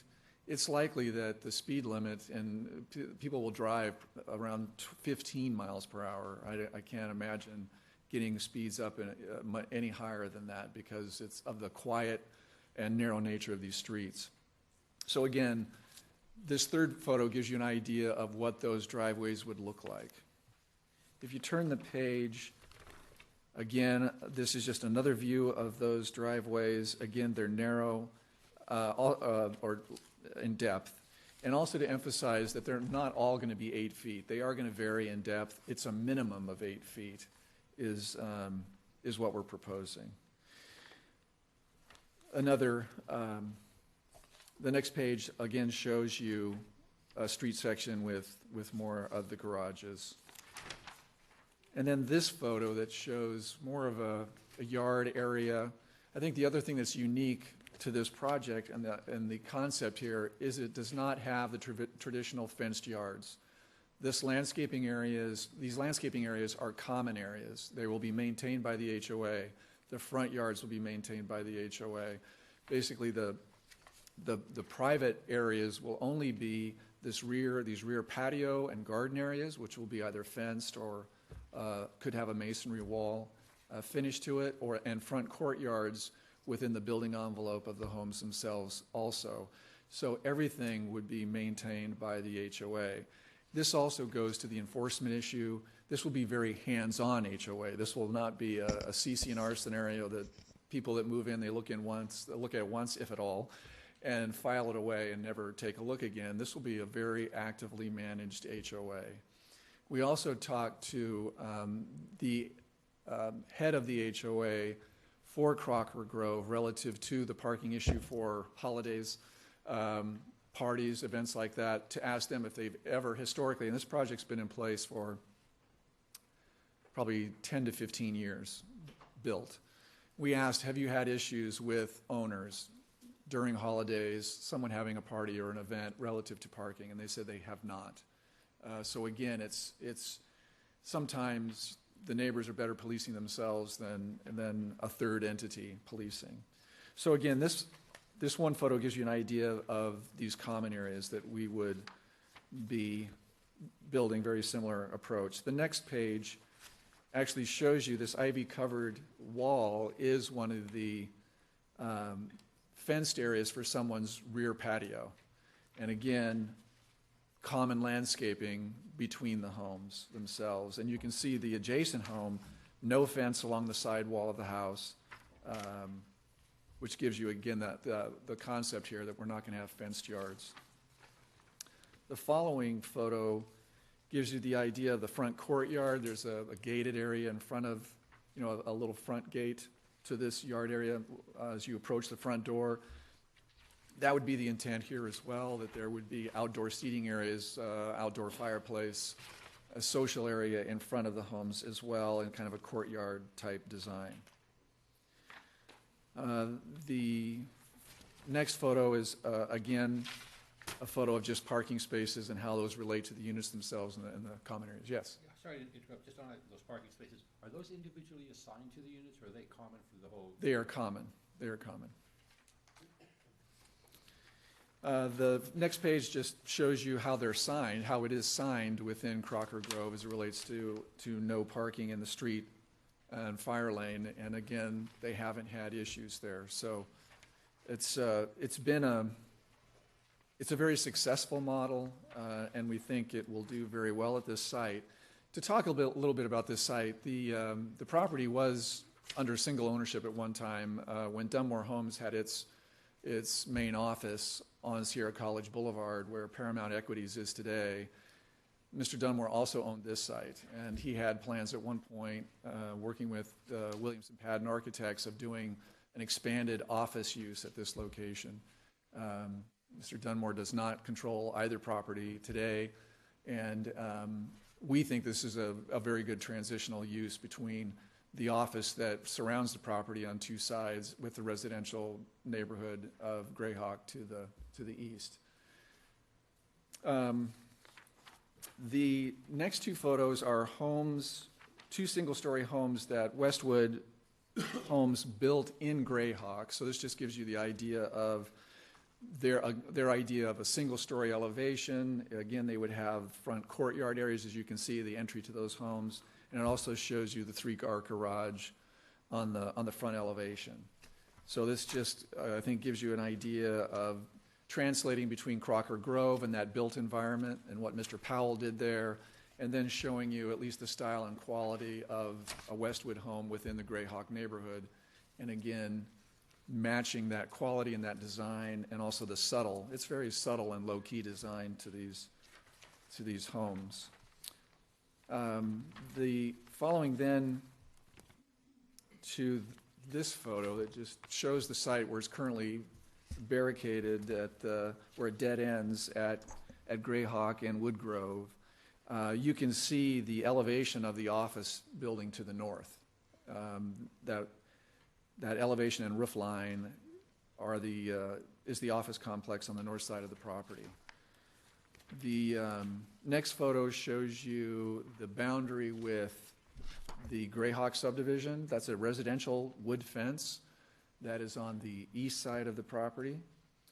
And there are only 2 homes that are immediately contiguous to the subdivision in Grayhawk. So we only have an interface with 2 homes that are both side yard orientation. The DG path that you see in the foreground is an existing DG path that was put in by the office complex on the north side, and is a DG path that we would have a residential or a pedestrian gate, excuse me, not residential, pedestrian gate on our north boundary that would be accessible. So someone walking through Grayhawk could actually walk through a pedestrian gate at the entry, walk through the neighborhood to reach the business park on the north side through another pedestrian gate. The following photograph is an existing foot trail you might get some testimony on this morning that is being utilized by the Paramount Equities building, and I believe other office uses they have in the adjoining office building to the north. This is a trail or a path that we are proposing not continue because it is across this particular piece of property, the Westwood property. And then the DG path again just shows where that footpath connects, and that DG path again runs along the north business park property. And the second to last photo shows you that pedestrian or that DG path that runs along that entire office park on our northern boundary. And then the last photo addresses any questions any of you might have as to why there's not an access point or even an EVA for that matter from the Paramount Equities building on the west side of this property. And it's because you can see this grade differential. If you're standing in the Paramount Equities parking lot and then you can see the grade that we're looking at on our side, it's probably at least 10 feet. So that if you go back to the very top page, you can see that area that looks like a drive pointing west. That is only the drive that accesses those 2 homes that will be on the western boundary. So again, we think the proposal is compatible with the Grayhawk subdivision and our neighbors to the east. We think it's a compatible use and a good transitional use to the office uses on the north and south, and obviously we respected the natural topography and drainage on the south portion of the property. So with that, I'm happy to try to answer any questions, and we'd like the ability to respond to any testimony you might receive, but with that, I'll finish. Thank you. Questions? Could you point out the 2 pedestrian gates?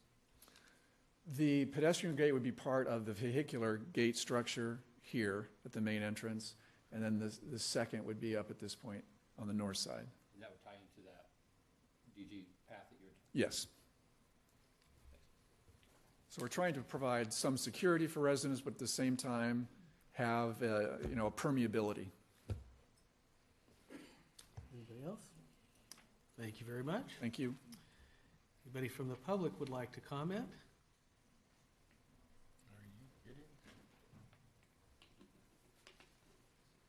Good morning, afternoon. Sandy Harris, Granite Bay. I was one of the people at the MAC who was questioning the driveways, and I think that's going to be a problem. They have enough room there on this parcel to allow larger driveways, but they've kind of skunkered it all up there. Basically, I like the project. I think it's a good idea. It's a good transitional project. But I have a real concern about those driveways only being 8 feet. And they say they have 4 parking spaces, 3 in the garage and then 1 in the parking bays. For 4 parking spaces, I think that's a little misleading, because homeowners, are they going to be restricted from using any of those parking spaces if they use some of their garage space for storage and put something out in the parking space? Having a homeowners association police this, good luck. I'm president of my homeowners association, and I don't think I'd feel comfortable going up and down the road telling people what they can do and not do.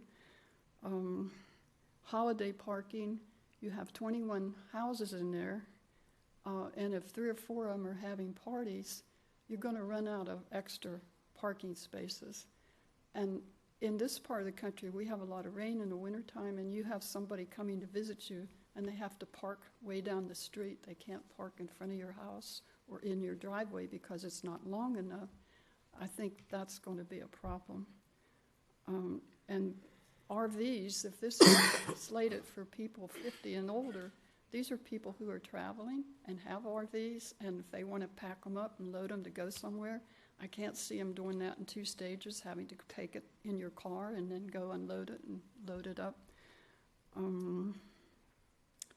The pedestrian gate on the north is a great idea, but I hope there'll be a condition in the project that says they cannot be locked. I've had this problem in my neighborhood with a community that decided they would lock their pedestrian gate, and it's got a code on it. Unless you have somebody in there that you know that you can get the code from, you can't walk through there to make a transition from one street over to the next. And it's been very annoying to me because I like to walk.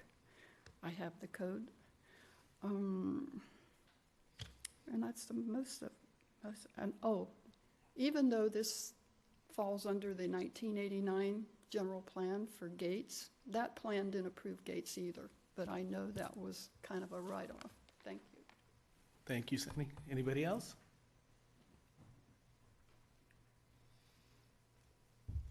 Good morning.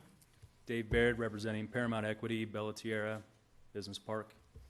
As was stated, and I appreciate the gentleman saying that, our initial concern, as we stated in the comment, was any sort of primary vehicle or emergency vehicle access, obviously through our parking lot on the west side of the property via Sierra College. But again, it sounds like that's not even of a concern here. So obviously we want to kind of go on record and make sure of that, whether it's grade differential or just parking issues. If you've been to our building, you'll know why.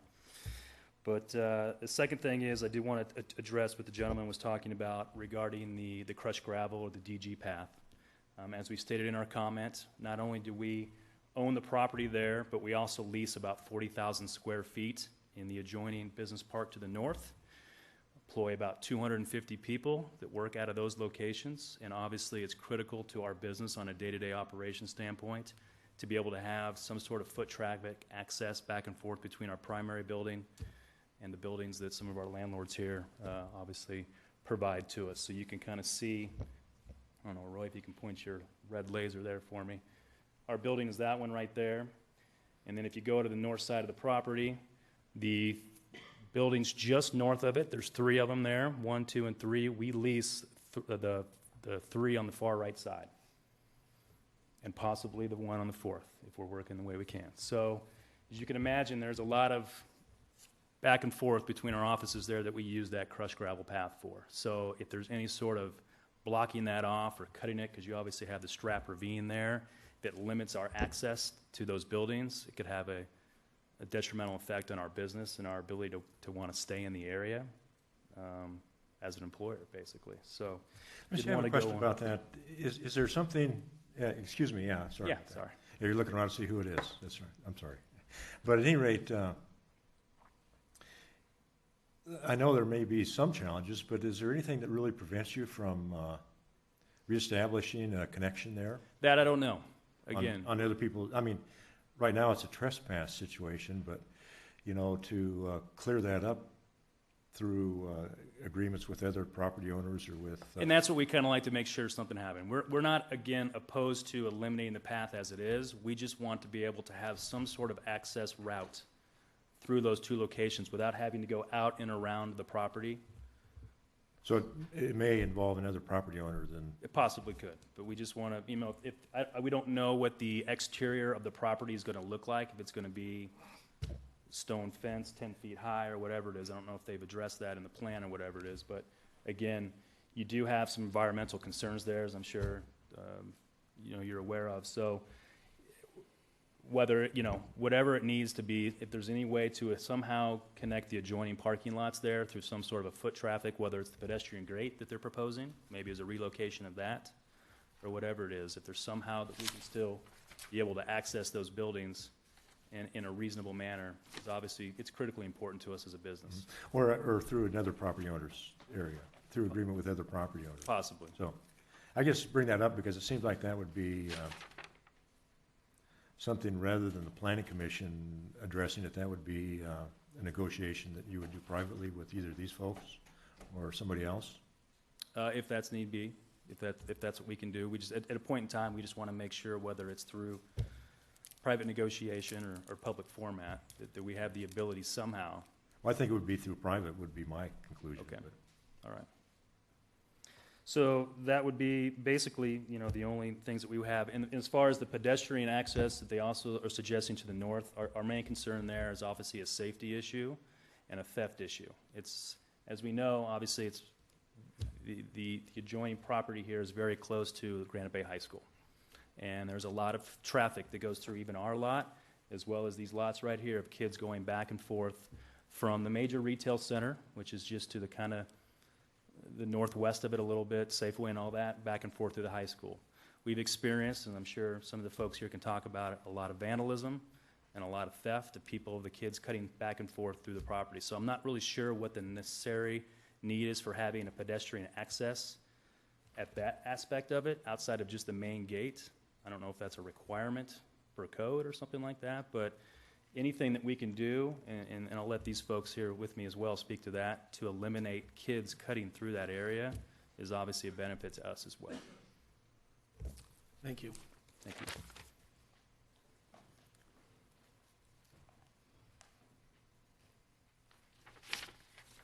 Good morning. I'm John Costa, and I'm a member of the association that's owner of the property in back of the project.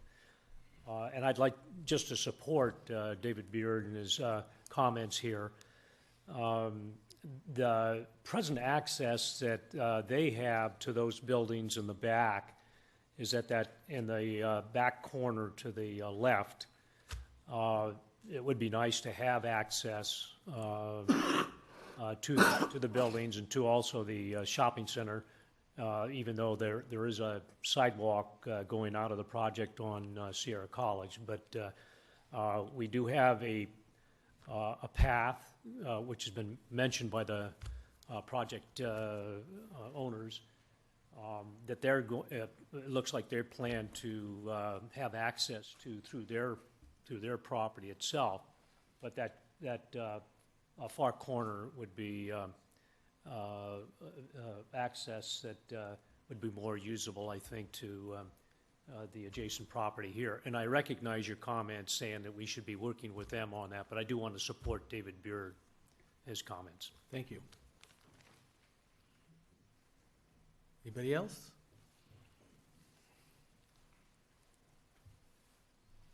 Good morning, gentlemen. My name is Gail Sanders, and I'm one of the owners of those that left building over there. And I like the project in general. I do see a problem with parking. The problem with the development as it stands is that people talk about there's not enough parking, or you can't park on the street. Well, if you provide access, people are going to park their cars on our property, because I'm also president of the association, the Granite Bay Business Park Association. Going to park it on our property, and the parking lot is community property.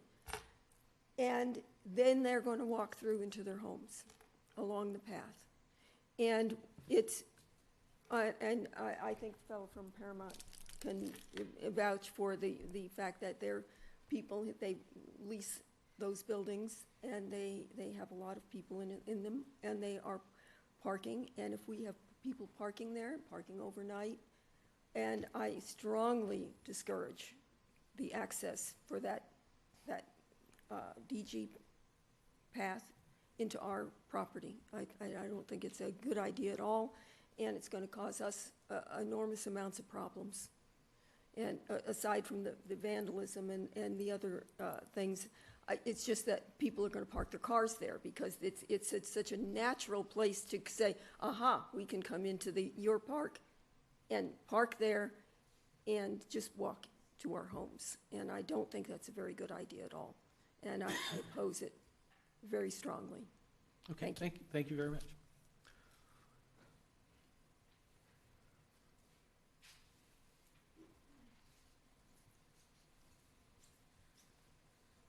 Good morning, almost good afternoon.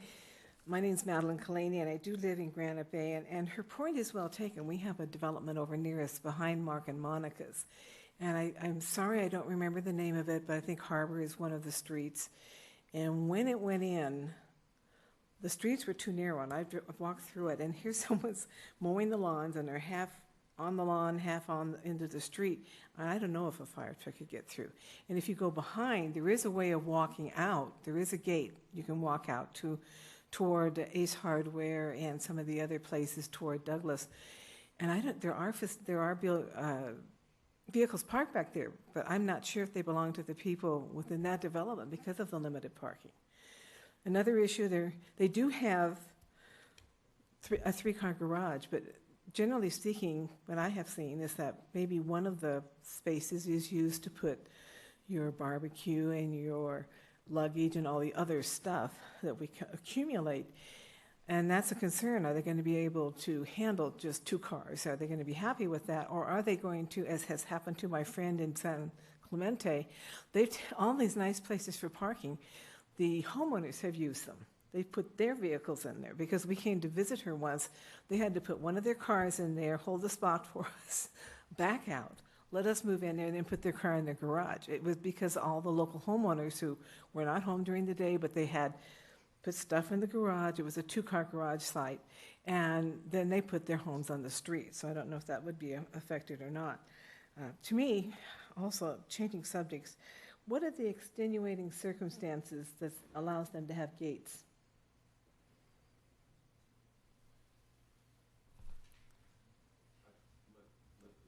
And decide whether I would be answering this. Madeline, go ahead, and we'll get that asked for you. I was just wondering, I appreciate the fact that there's a walkway from Greyhawk to be able to walk through this community if the people from there wish to walk over to the commercial area, because they may do business over there, and that may be a benefit to them. The road may be a question of its width. Also, the size of the homes. My home is 1,600 square feet. I've lived there for over 40 years.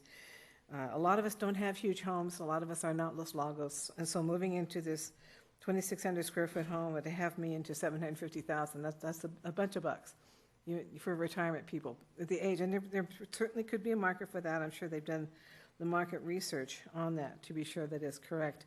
And if you notice on the pictures they showed for the Crocker Grove, all those homes are one story that I can see, unless there's some that are there that I did not notice. And the one story would be very attractive. They could have a smaller home, but they certainly wouldn't be charging those amounts, I'm sure, for a one-story home. So I appreciate your time. Thank you so much. Thank you. Is there anybody else wanting to comment? Okay, seeing none, we'll go ahead and close the public comment portion and come back up and answer and respond, please. I'll be quick. Roy, is there a way to go back to the aerial photo, please? I think I'll start with the Paramount Equities discussion. Yeah, that's great. Thank you. Yeah, I brought my own. Again, this being the Paramount Equities building, a good solution to this issue, we think, is to work with this property owner right here. This area is a detention basin, and there's already a walk that goes along here and connects directly to that DG trail. And there's some vegetation, basically some trees and shrubbery that are in between currently the detention basin and the parking lot, and with a few steps and clearing an area, a walk through the existing vegetation, they could connect to the backside of this vegetation, this detention basin, and be directly onto that DG trail. So that would be a suggestion, because again, our preference, and obviously we understand the importance of the situation and the number of employees they have. In fact, when we've been out there looking at the site, folks have been going back and forth. So we acknowledge that it's being well used. But for us, it's a privacy issue, because we do have on the site plan, you can see we have a home in this corner, and we're proposing to do a masonry wall that would wrap around where we do have homes that have a rear garden area facing the business park, and then it would convert to more open and intermittent basic masonry or open fencing along the rest of the boundary. But to us, it's the comfort and security of who would live in that home, and we do think that there's a viable connection there that can be had very easily if they had a conversation with the folks on that end. The comments, the other two or three comments I just want to address real quickly. I understand Sandy's comments about HOAs and management, and sometimes they go well, sometimes they don't. I really want to emphasize Gold River as the example here, because the difference is those CC&Rs and the way those HOAs were managed, they really do tell people what to do. And that's, again, why you're making a choice to live in that neighborhood. You're making a choice. In Gold River, the roofs are replaced by the HOA. The exterior front facades of the homes are painted by the HOA. That is what we will be doing here as well, and we will be submitting our CC&Rs to the county as part of the final map process to make sure we've addressed those issues. But it really is a matter of choice. The parking spaces are restricted to visitors only, so it's, again, not for the owners to be using those additional parking spaces. And we understand, too, that I got stuff in my garage and made a heroic thing here in the last year just to be able to get a third car in the garage. I was really proud of that. But understanding that that's what someone moving into the neighborhood is going to be expected to do. They will be expected to manage their garage, to be able to get 1, 2, or 3, how many vehicles they have, to manage their parking in their garage. And so I guess we understand the hesitancy or the concern about those issues. I think we're confident because we've seen it done very well somewhere else, and we want to emulate that here as well. And I can assure you that Mr. Westwood, having known him for a number of years, his CC&Rs are just as onerous as Mr. Powell's, so it will be adequately managed. And the single-story issue, there may be 2-story elevations in here. Crocker Grove, of the 40 units, they have 7 or 8 2-story units. However, we're confident that it will be the vast minority of units in here because, again, the demographic that we're appealing to, folks just don't want the stairs. And so the second story becomes much less important. And so I think, again, with that, we're hoping that you'll look upon the proposal favorably and recommend its approval to the Board of Supervisors. Okay, I have a question, maybe. Sure. And, I think you may have addressed it already, but anyway, just to bring it up because it did come up in the public comment. Regarding the folks that are going to be attracted to the subdivision, that you could say they're the introverted over 50 crowd and don't really have parties very much. But at any rate, occasionally they do have a family gathering that involves more than one car. And the concern I heard was with regards to one of the parking lots in the commercial areas, that there's a gate there, and if they really got stuck, they could fill those parking lots up with their guests. And how would you address that, or how would the HOA address that? I guess what they were saying is don't have a gate, but I think you mentioned that you want to have kind of a pass-through community, probably to allow the people living there to go to the commercial areas too. Well, I think the pedestrian gate connection was there for several reasons. One was because we are proposing a gated entry with a pedestrian gate at the entry. The idea was that if you lived in Greyhawk, you actually could walk through the neighborhood and go to either the retail area to the northwest that Mr. Beard was referring to, or the business park itself, and that kind of facilitated walking and those types of pedestrian connections.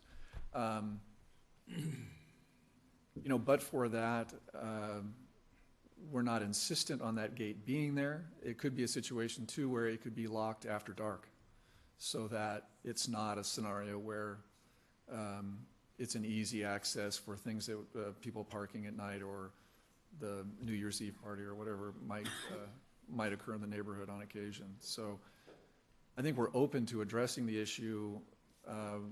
We're open to the gate going away, but I think there is a loss of pedestrian connection and connectedness there with that. But it could be a situation where the pedestrian gates are locked in the evenings, or after dark, I would say, not evenings. Thank you. Can I ask him a question? Are you going to do any landscape lighting for this, so people can walk around at night and see where they're going, or? I think we're going to have traditional street lighting. Correct. Probably a street light at every parking bay. Gated, so we don't put in light pollution. All the exterior lighting of the building. This is Mike Anderson with Westwood Homes. The exterior lighting on the buildings themselves is very much subdued. So you don't see any bright coach lamps shining out. We may have recessed spots over the garage doors, a down light to show the street address or the doorbell into the courtyard. But there's enough ambient light generated by those things, given the narrowness of the street and the close proximity of the building to the curb, that it pretty much takes care of that. Okay, thank you. Okay. Questions? You have a question. This might be for legal as well, but concerning your pedestrian gate going to the north, it appears that the property on the north is a parking lot. Is that right? Correct, yes. Is that private property? Yes, it is. So basically, could the person there say, I don't care if you have a gate unlocked on your side, it's locked on mine? I mean, normally, my backyard, I don't have a gate going into the next person's backyard, so I'm just wondering what the legal aspects of that might be. I think the interesting issue from that perspective would be during business hours. I mean, they're inviting the public to that location, so I don't. Not via that way necessarily, though. Well, I'm not sure. The back door's locked in a store, so I mean, I don't think that argument holds. Yeah, I'm not sure. I mean, it's the same issue for Paramount Equities in that regard, from parking lot to parking lot. Exactly. That's my question. Hence, perhaps county council could help with that. You're on the hook here. I saw you looking away, so I got you. Corner sleeping. I'm basically interested in how it works, that he's got public pedestrian access, obviously, going through this private property into another piece of private property. There's a gate there. Who has say over that gate? Both sides of the private property? If the parking lot, can those people close that pedestrian gate off? With a block wall. Well, with anything. I'm just, There is a trail between on the north side. between the parking lot. Yeah, but that's still on private property, is it not? That's what I don't know. That was my question, is there an easement for that trail that's in place already that gives it public access or not? That's a very good question. I don't know, since it's on the other adjoining property, whether there's a public easement there or not. I can speak to that. To my knowledge, there is no easement. It's just on our property. Just a trail. It's a trail. And you have the one building furthest to the left, is that right? Yes. Is that the same property that he was talking about with the pond, the depression, what do you call it? No, Retention basin. Move it up further, and you see that first row of 4 buildings? Yeah. That's my building. Right. Okay, gotcha. And you don't think there's an easement? I'm president of the association, for Nope. the last 10, 11 years. So it's just private property, but it's not an easement with Property, and it's owned, but it's the common area, but it's owned by our association. Okay. And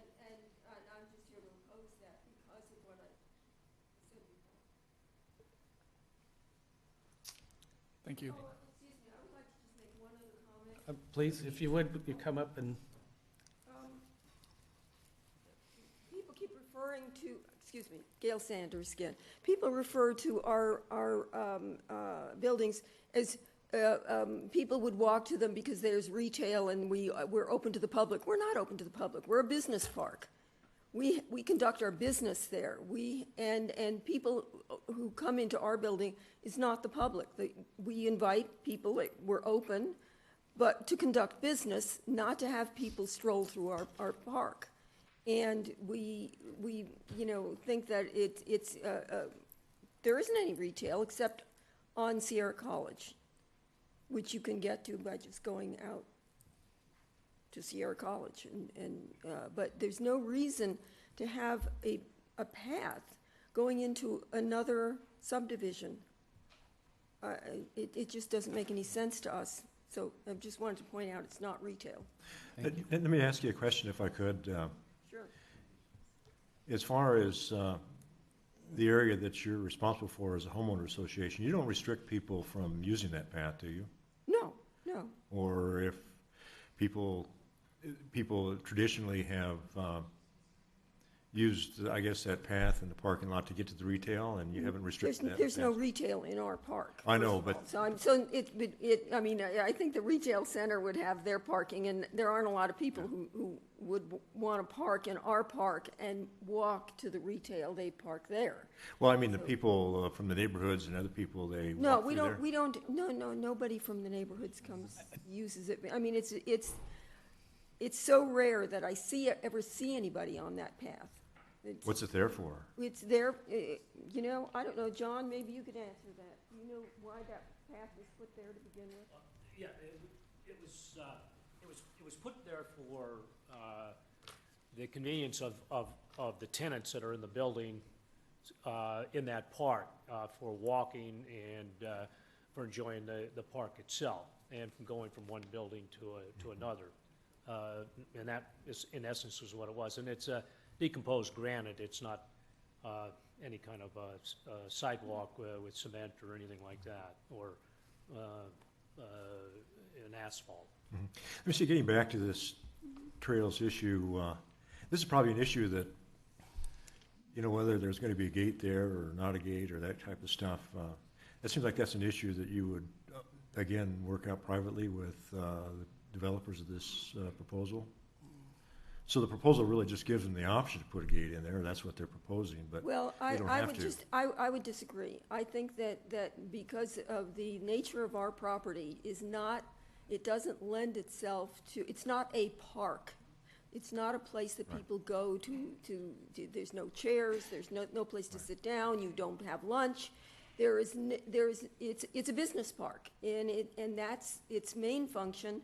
That's the function of the entire area. We try to make it as attractive as we can, but what we don't want to have is having other non-park owners or tenants using our park. We just don't encourage a lot of people to come around and to be there unless they have a reason to be there.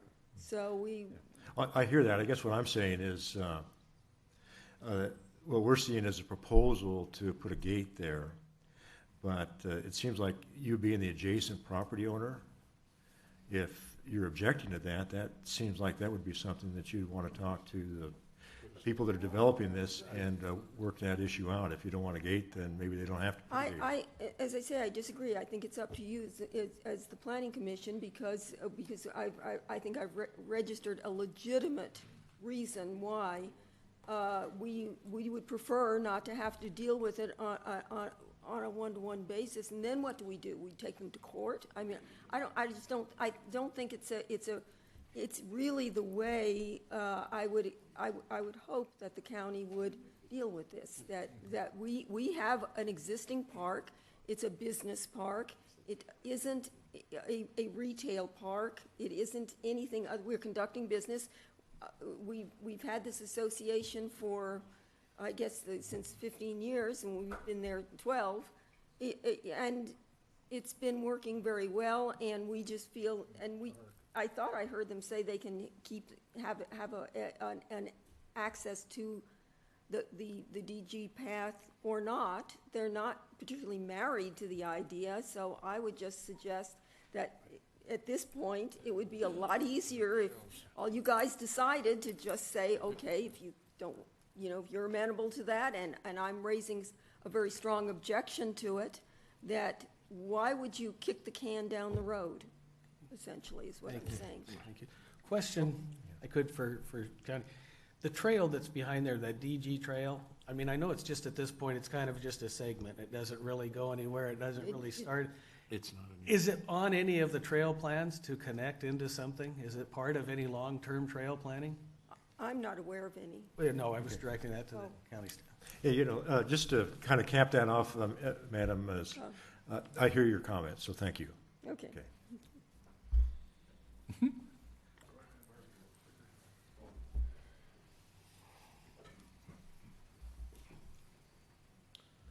Good afternoon, Andy Fisher, Placer County Parks. I'll weigh in a little bit on the setting for trails in this area. The answer is no. The community plan does identify public trails in the area, but not there, and I'll just give you a little setting of where they are. The community plan identified trails would come down Grayhawk Drive and connect Eureka to Douglas this way. And then as the property to the south develops on the other side of Strap Ravine, there will be a trail that connects Sierra College to Grayhawk that way.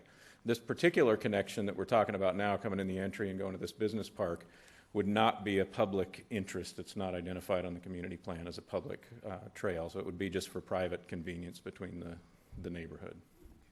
Thank you.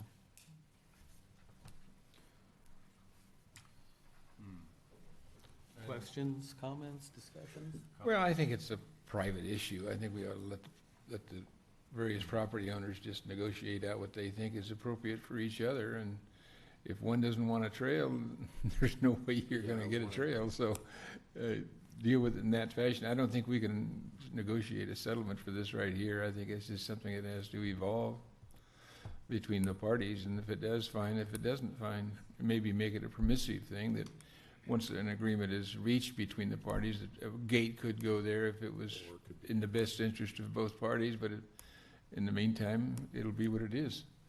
Are we wanting a gate for a particular reason, Roy, or? It was just proposed by the applicant, and I believe when you have the gated entry here, anybody from Grayhawk, anybody, Sandy Harris could come in, walk along the road where there's no sidewalks, and then go up through this gate as it was proposed, and maybe walk on this privately owned DG path. And then I think the idea was to cut up to Walmart or wherever, because that's where the retail is. As she stated, there's no retail here. So it was something that was just proposed. We didn't require it.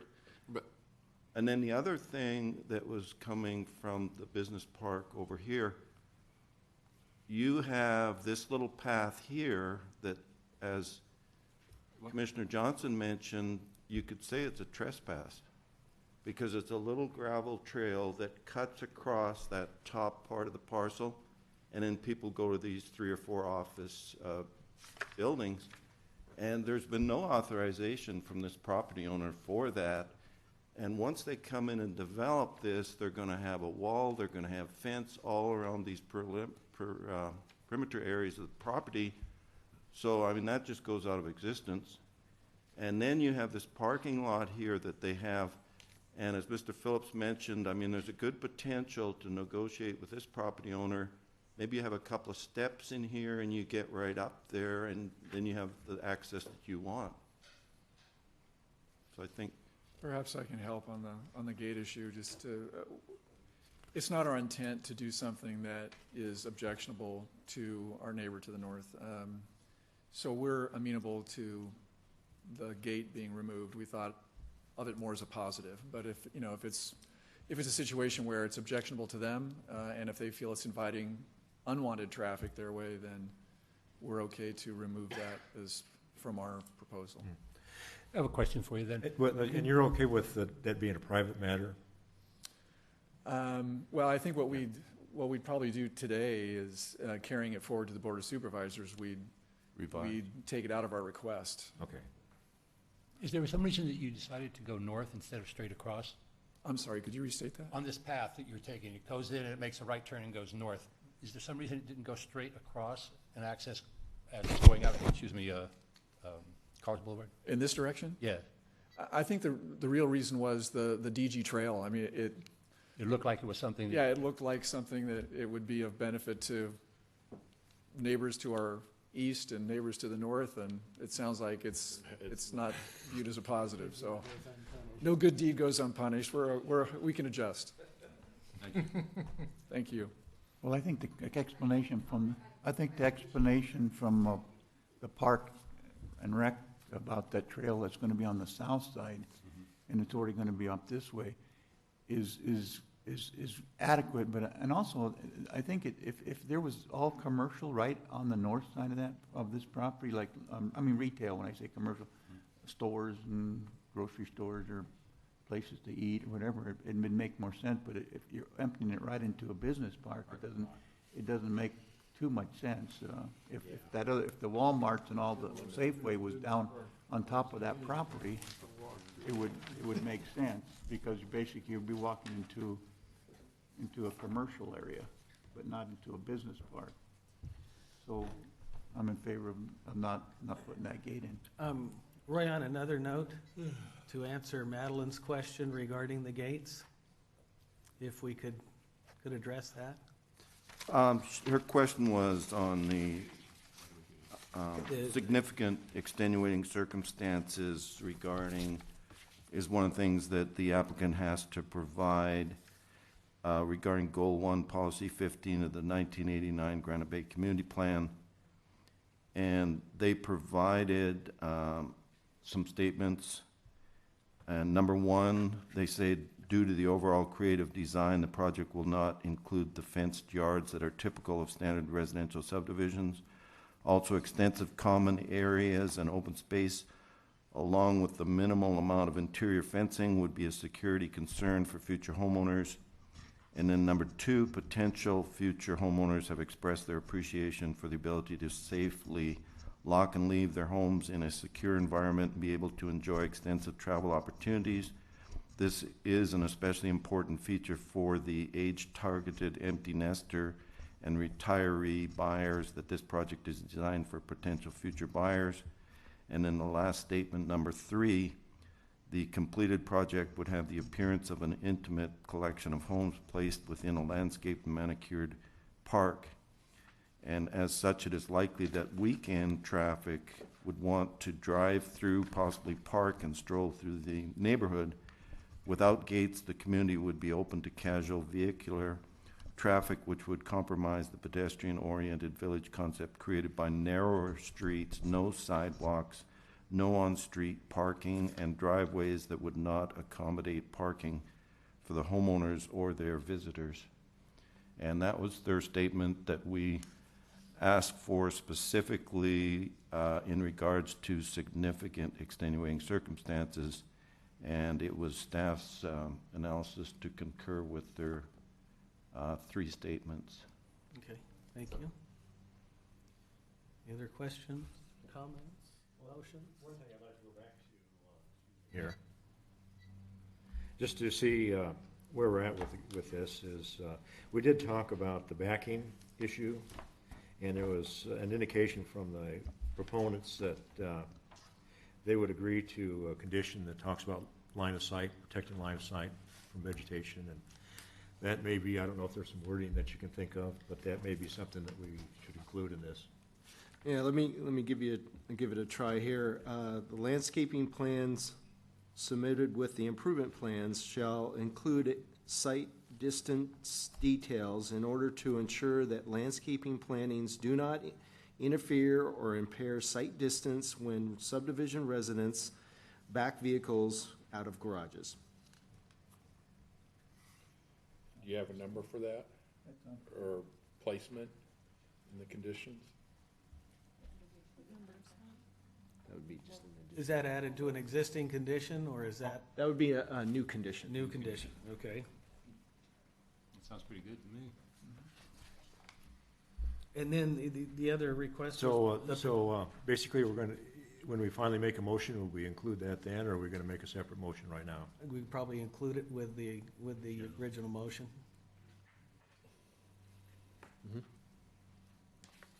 Okay.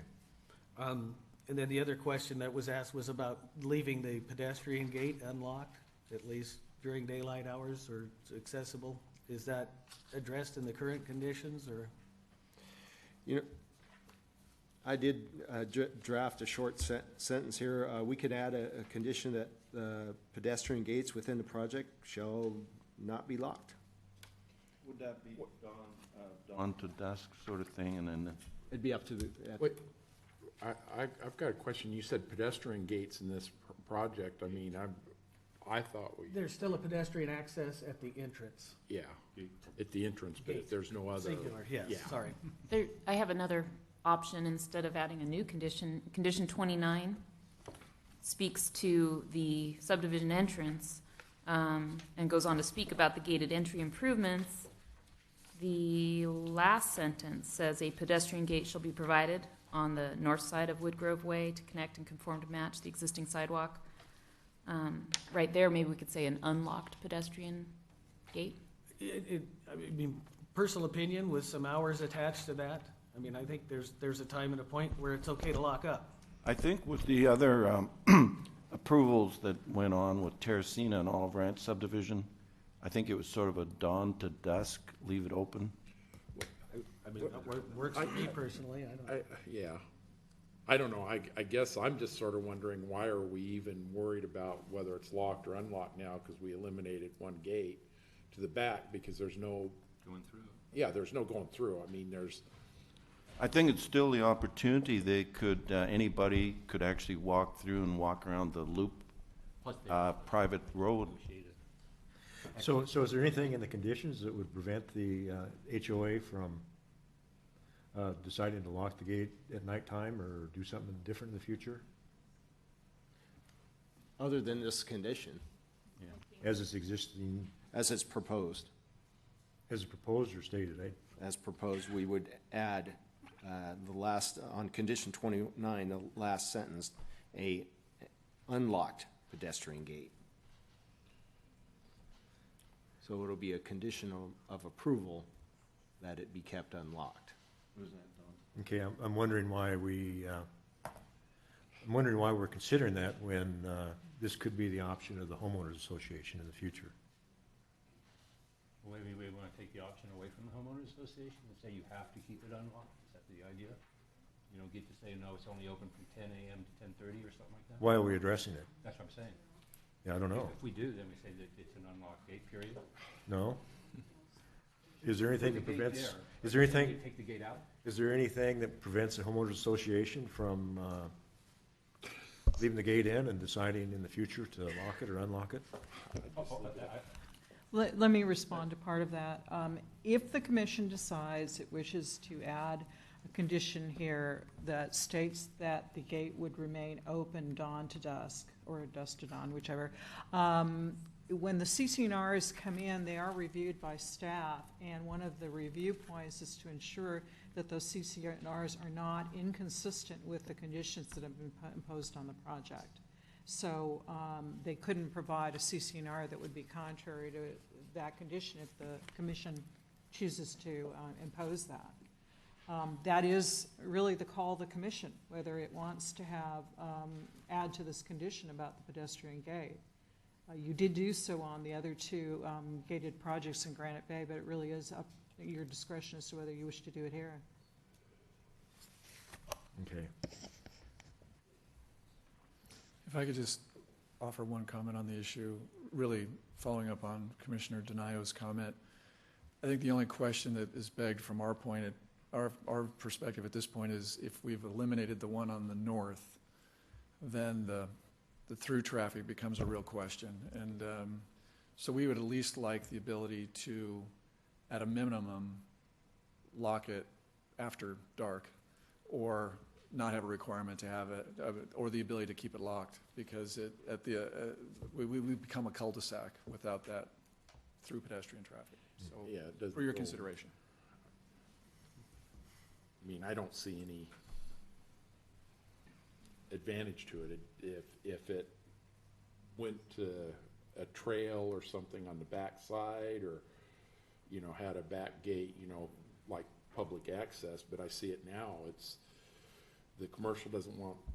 Well, that any commercial traffic. doesn't, but what if they negotiate with another neighbor to have another pedestrian gate going out the other side?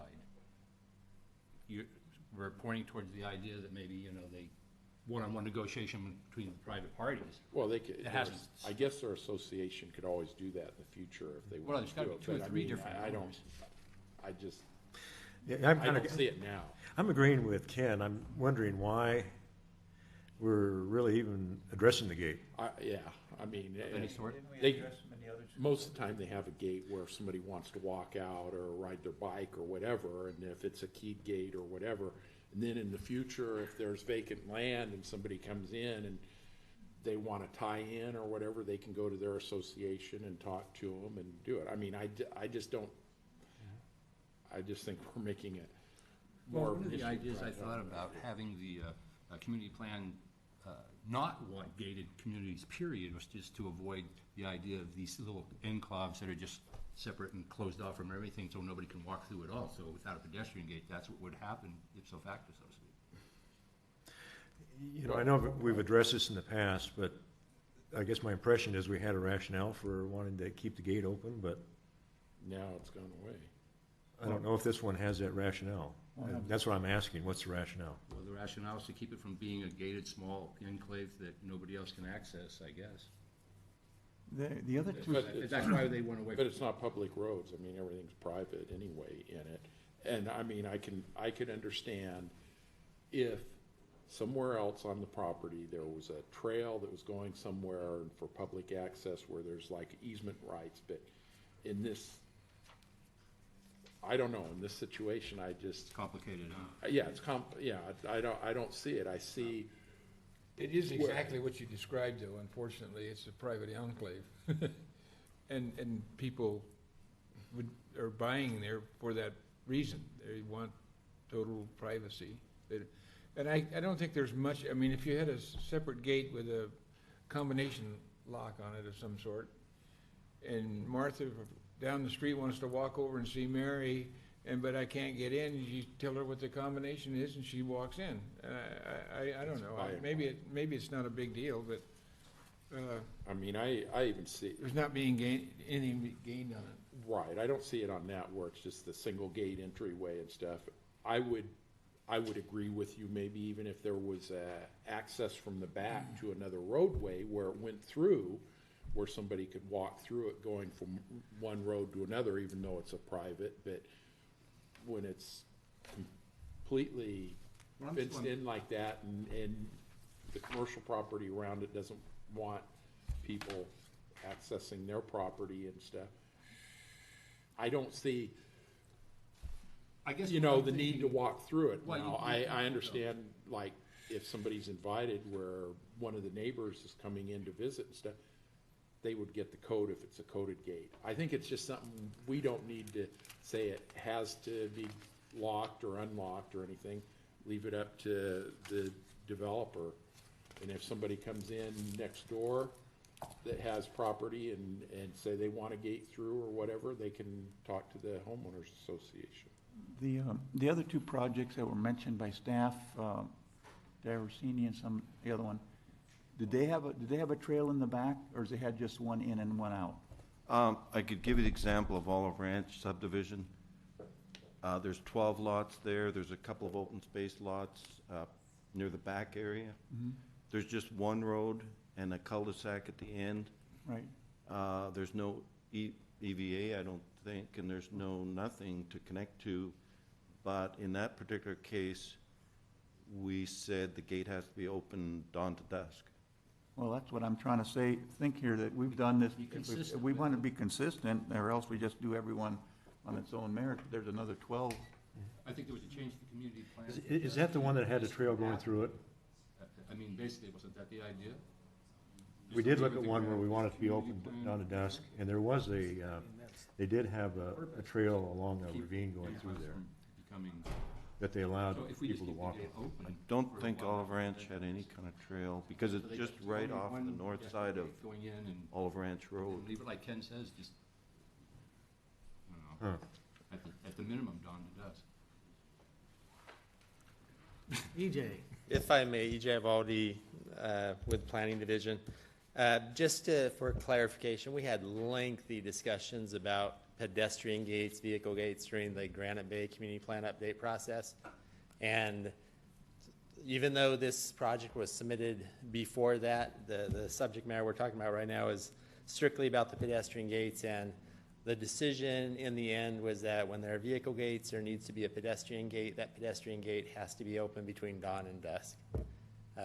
And that's a new language in the community plan, which your commission, recommended adoption of and went to the board and was adopted. So if that helps at all. Okay, well, that answers the question. You could have said that 10 minutes ago. Where were you Save been us anyway? away. Where have you been? You could have. Were you asleep? We could have gone on to new business. EJ has to buy lunch. Yeah. Gosh. Well, with Okay, that well- being said, is there a motion to be made, or Or are we just gonna make it all part of one? let her rip? Yeah. Well, we need to modify number 29 to include. Right, that's the only. Yeah, So you leave it to dawn to dusk, or to meet the Yeah, I go with plan. that. And then we had the new condition, the other one, Visual for. the visual landscape garages, site so. distance. Well, I guess I'll go ahead and, that we, adopt the mitigated negative deck and mitigation monitoring program for Grayhawk 2 project as set forth in attachment E and F with, the new condition on landscape site distance, and then condition 29 where the entry pedestrian gate would be unlocked, dawn to dusk. And we would remove the second gate requirement, and then forward a recommendation to the Board of Supervisors for approval of the rezone as set forth in attachment C, and approve the conditional use permit, testing tentative subdivision map, and the variances. And that the approvals are subject to the findings and recommended conditions of approval as modified, and the secret findings. Second. We have a motion and a second. All in favor? Aye. Any opposed? Motion carries.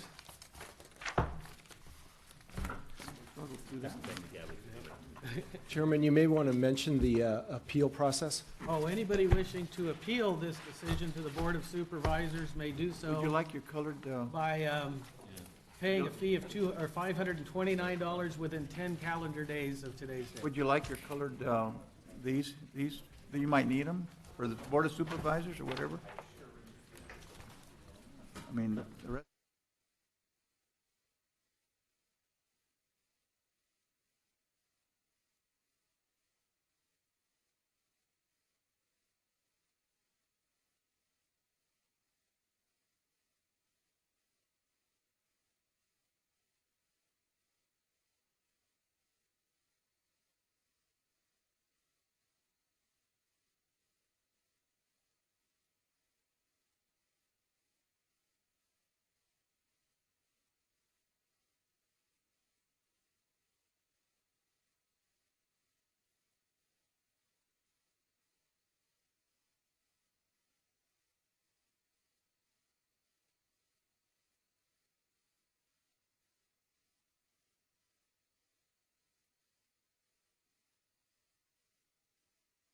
Commissioners, you can hear that there. Real quick here, this is a request for modification of a vesting tentative subdivision map and a conditional use permit for a planned residential development up at North Star Highlands. This is phase 2 of North Star Highlands. As you all have in front of you, there's a request from the applicant to continue this item. We'd like to request that the item is continued to a time and date specific, preferably in the morning sometimes, so we don't have to renotice and go through all the rigmarole there. I do have the applicant here, Hayes Harzbach with East West Partners, who can explain the reason for the continuance, and he promises to be brief. Thank you. Thanks, Jerry. Appreciate it. First off, I'd like to thank staff. They did an awesome job trying to get me on this, on today's agenda, and unfortunately had to ask for this continuance. A little background on the reason for this request. As you may or may not be super familiar, this project is intermingled with the resort at North Star. As such, we have to work closely with the resort operator to ensure that the skiways that run through our property are properly melded together with the development. When this project was originally approved by the commission in the beginning of 2009, the players at our partner Booth Creek are different than those that currently exist within Vail's organization. As such, we are requesting this continuance in coordination with them so that we give them a little bit more time to review the specifics of the project and to talk to them. I don't expect any significant deviations from what we've proposed thus far. I would say that we would like to give them a little bit more time to do their due diligence to make sure that what we are proposing is acceptable. I'm here to answer.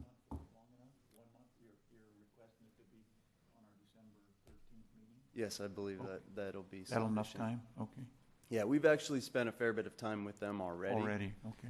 It's just in this particular instance, they have some changes of roles within their organization, especially within the resort planning department. Mm-hmm. And so taking us a little bit longer than we had originally anticipated to get those folks up to date. And we will be working close with them over the coming weeks to make sure that we address any concerns that they have. They have taken an initial look, and thus far they have not presented any significant adjustments to the vesting tentative map. I think that would be their focus, would be the vesting tentative map and what items could be dealt with, let's say at improvement plan level or at final map level. And just, you guys are probably already aware of this, but this is a subset of the overall North Star Highlands master plan. The North Star Highlands 2 project is phase 2, was originally proposed in 2006, was approved in 2009, and now we're proposing a modification to that. Just thank you. Any questions? No, is there, Can I make a motion then? Well, one thing I would suggest is make sure that there's nobody in the audience that made the trip down. Is there anybody that would like to speak regarding the extension of time for this? Seeing none, officially, we'll close that portion off, and now we got a motion. Are we sure that the 13th is the date certain that we're going to have a meeting on? Yeah, I think what we'd like to do is go ahead and continue it to the 13th at 9 o'clock, 9:05, to a date and time certain, and then if we end up changing that, we will renotice for that item alone. So, for example, if we hold a special hearing where we put, for like the Cabin Creek biomass, we would, renotice this project as well. So right now, I'd keep it on December 13th at 9:05. so move. Have a motion? Second. And a second. All in favor? Aye. Aye. Any opposed? Motion goes. Okay, before George starts, we'd like to take the next item, which was the single room occupancy off the agenda just because of timing, and we will renotice for that one as well when we can put that back on the agenda, just because of the timing. Thank you. So your motion would be to continue it off calendar. So moved. Do we have a motion? Do we have a second? Second. All in favor? Aye. Any opposed? So be it. Okay, so now the next one is the administrative citation item. Okay, and Should I start? all right with the commissioners, I think we might need to take at least 5 here.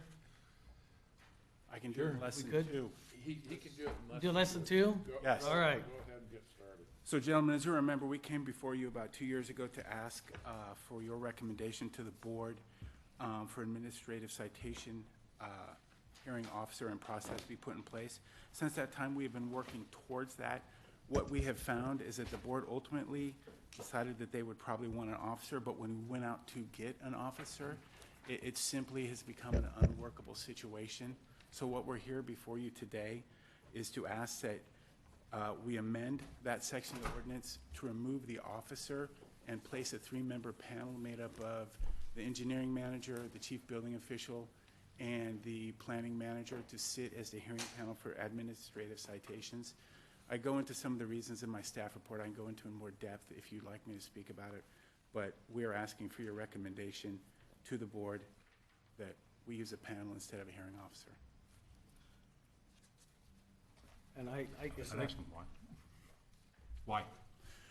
What we have found was when we went out to get an officer, what we found out is that they have to carry a huge amount of liability insurance, and up to the tune of about $1 million. We actually had an officer. We had written a citation that was a contract employee.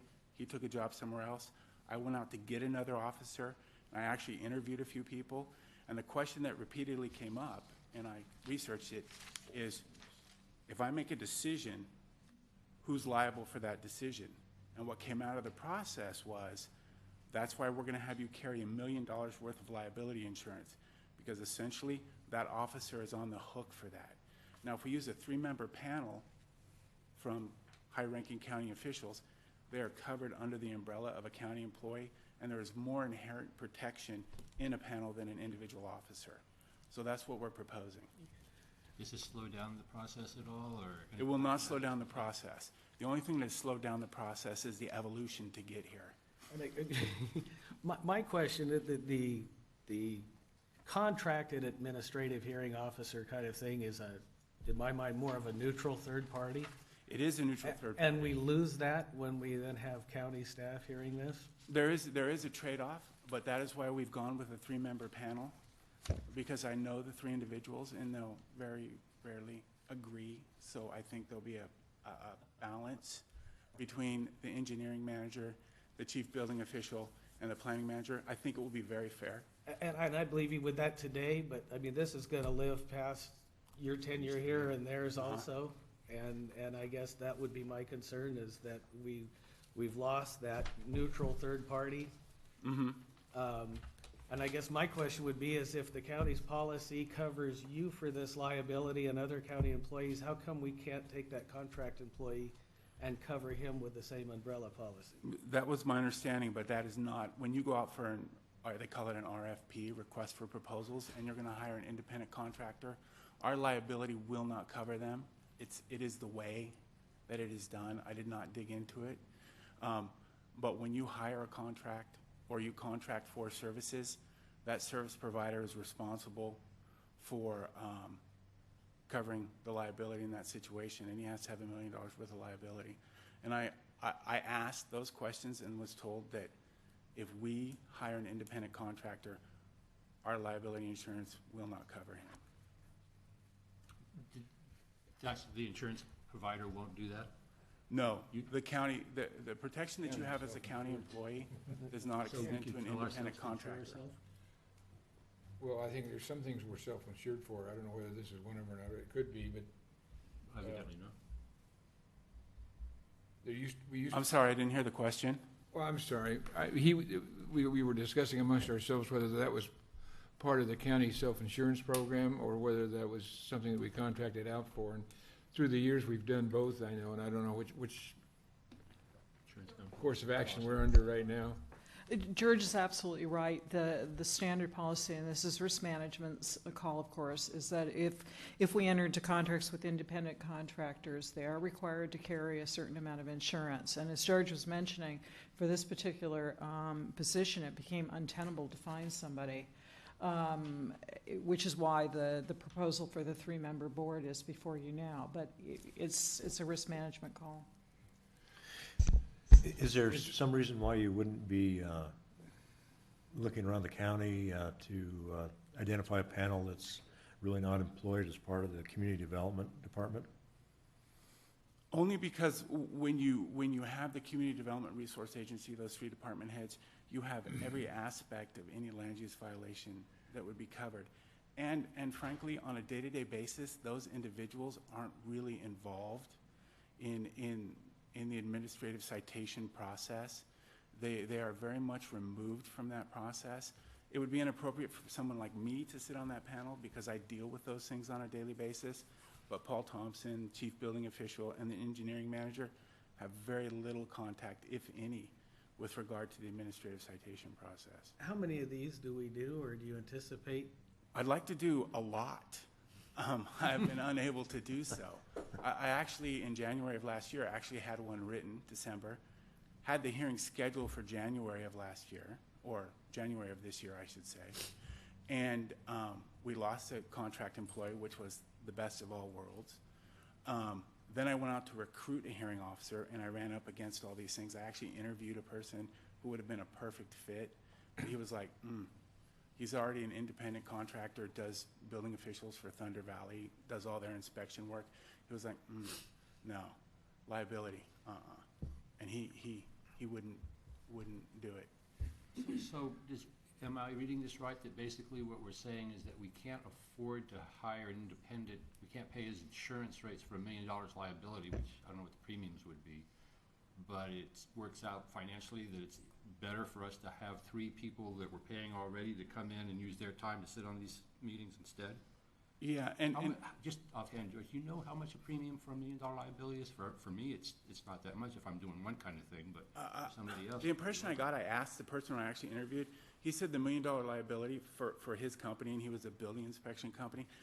If I remember right, he said it was between $1,800 to $2,000 a month. But he's already carrying that if he's in the inspection business already. Yeah, you're almost required to. Yeah, but I got the distinct impression that he didn't want to take the chance on being a hearing officer and making these decisions and possibly being held liable for it. Okay. Especially the other thing that he pointed out, so you understand, is that he has no control over the administrative citation process up to that point. He has no guarantee that we've done our due diligence, that we've done what we're supposed to do, and that he is acting on good information. Okay, so let me ask you, before this person left for another job, how were we handling this? Were we paying his insurance for the previous? No, we had never had it before. It came to us before. It came to you for a recommendation. Right. We started it about 9 months later with a contract employee, which would have worked. Because of the liability issue. He had liability because he was a contract employee. Well, and so now what we were doing in the past, the 3-person panel would be deciding what to do. And then it would come to us if they appealed it, right? The only thing that they can appeal, they can't appeal the decision, the actual decision of the panel. They can only appeal the fee. Not the fee, I'm sorry, the penalty that would be imposed. So could the planning commission be the hearing body? I haven't really Since we're looked so into busy that. now? It has been in the past, hasn't it? Well, the planning commission is the hearing body for nuisance abatement under Yeah, the for nuisance enforcement. abatement. This is a brand-new program, so it was never tried out, but, you know, typically with new programs, you find these bumps in the road. There's no legal reason the planning commission couldn't be the hearing body. Bear in mind that could increase the hearing times depending on how many of these citations come up, but there's nothing legally to preclude that from being an option. And would we be covered with the insurance problem that was? I think you have the same extension of coverage that you have now for decisions. Which wouldn't cost the county any more. I mean, that might be worth trying for 12 months or something and see if we're not sick of it after that amount of time and need to pawn it off on somebody else, or if it works fine with us. If I could, what I'd like, because you're making a recommendation, if you could see through to recommending, if you choose, the panel along and adding some other options, so when we go to the board can consider those as well. So if you don't want the panel, that's fine, but if you'd like some other options put in there, you're free to tack those on So when we go to the board, we will represent that to them.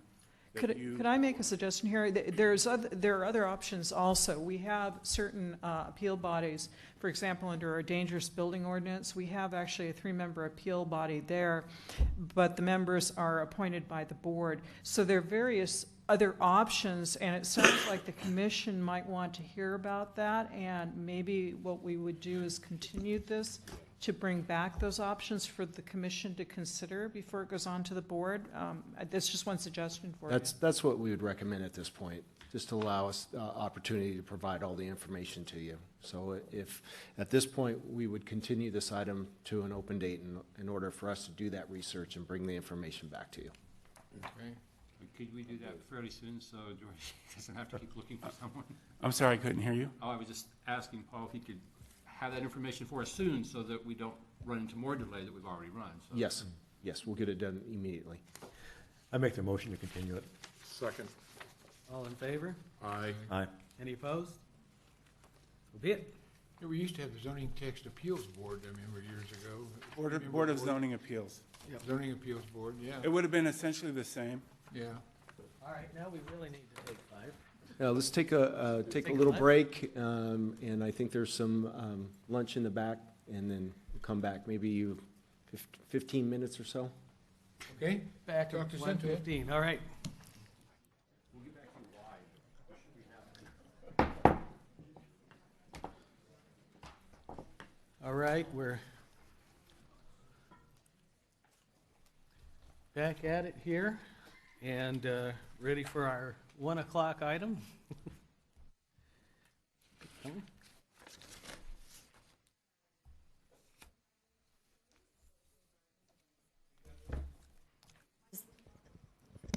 There you go, you're on now. Thank you. So this is Gold Hill Gardens Community Center. The applicant is requesting approval of a minor use permit to allow for the operation of a guest ranch, which will include up to 9 units, 5 of which will be individual cottages and 4 of which will be located in the existing residence, a community center, a plant nursery, and the use of the property for garden tours.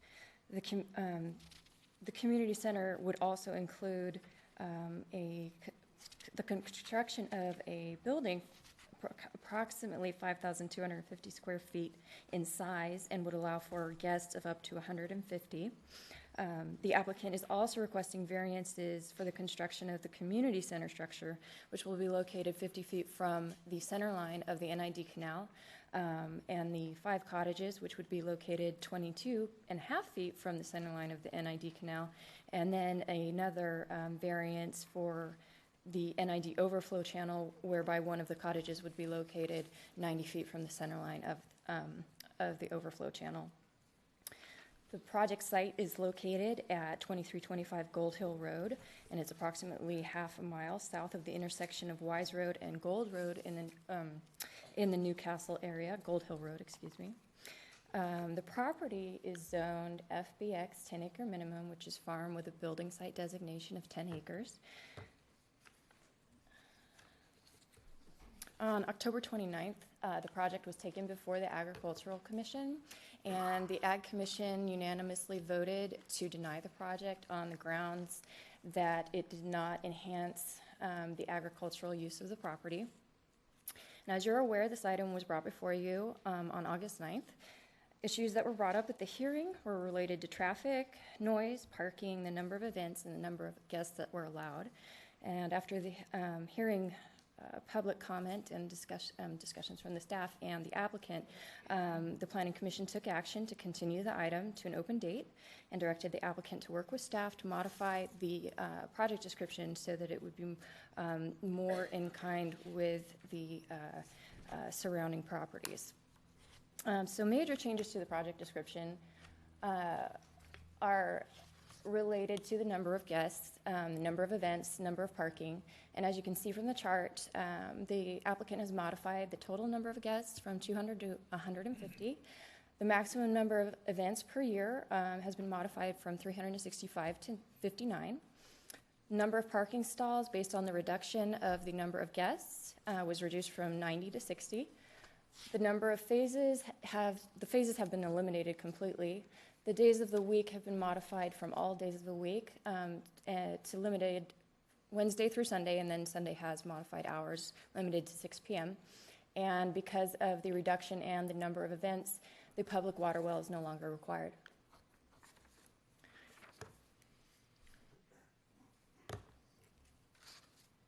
So this is the aerial of the property overlain with the project. And another change that was discussed at the last hearing was the encasement of the NID canal right here. And with the encasement of this canal, 2 of the 3 variances will be, the need for those will be eliminated. However, it's still included in the staff report and is something for you to take action on, because if there are changes in the future outside of this approval that would have to do with NID, the applicant would still be able to construct those in the location that he has proposed. And with that, I would like to recommend approval of the project as proposed, adoption of the mitigated negative declaration, and then adoption of the CEQA finder that has been provided to you in the errata sheet that finds the mitigated negative declaration is adequate to meet the requirements of CEQA for this project as it's revised. Any questions? Oh, go ahead. See, you mentioned that this project wouldn't enhance agriculture, or at least that's been a determination that's made by the Ag Commission. No, the Ag Commission denied it. They said that it would not enhance the agricultural use of the property. Okay, as far as the zoning goes, so at least my understanding is a farm type of zoning, and I guess this is farm, right, zoning, would be permissive of agriculture, but as far as a use like this, it doesn't require the person that's proposing this to enhance agriculture, does it? That's correct. The farm zoning allows for several uses. They are not limited to agricultural. This is one of the allowed uses. Okay, thank you. Could you clarify just again on the situation with the encased water line about the approval of our variance and the subject to the NID? I didn't catch that part when you were talking about it. Oh, I apologize. NID has required that in order to place the buildings as they're located on the site plan, the applicant needs to encase the canal for safety purposes. However, we're also including the variances in case if he were to come for a building permit in the future, and let's say NID for whatever reason decided they didn't want him to encase the canal anymore, he would have those variances to go ahead and build them where he wanted to. So you would be looking at that as well. You'd look at the location. Okay, But so he would need a county variance dependent on another agency, NID, acting or not acting? It basically is simply that they are requiring it. I mean, they're requiring the encasement, and once that has occurred, the variances are eliminated. The need for them is eliminated. Okay, so is there anywhere in the proposal that requires that be done, or is that just up to NID? No, well, it's up to NID, but there's a condition of approval that requires the applicant to comply with NID, and all building improvements need to go through NID. Okay, well, what I'm seeing is that we allow the variances, NID, for whatever reason, backs out, and now they can build there without the encasement, and we've already given that permission? We have not given that No, permission. if we do Yes, that. exactly. Okay. Any other questions? All right, thank you, Melanie. Thank you. Would the applicant like to come up, please? Thank you.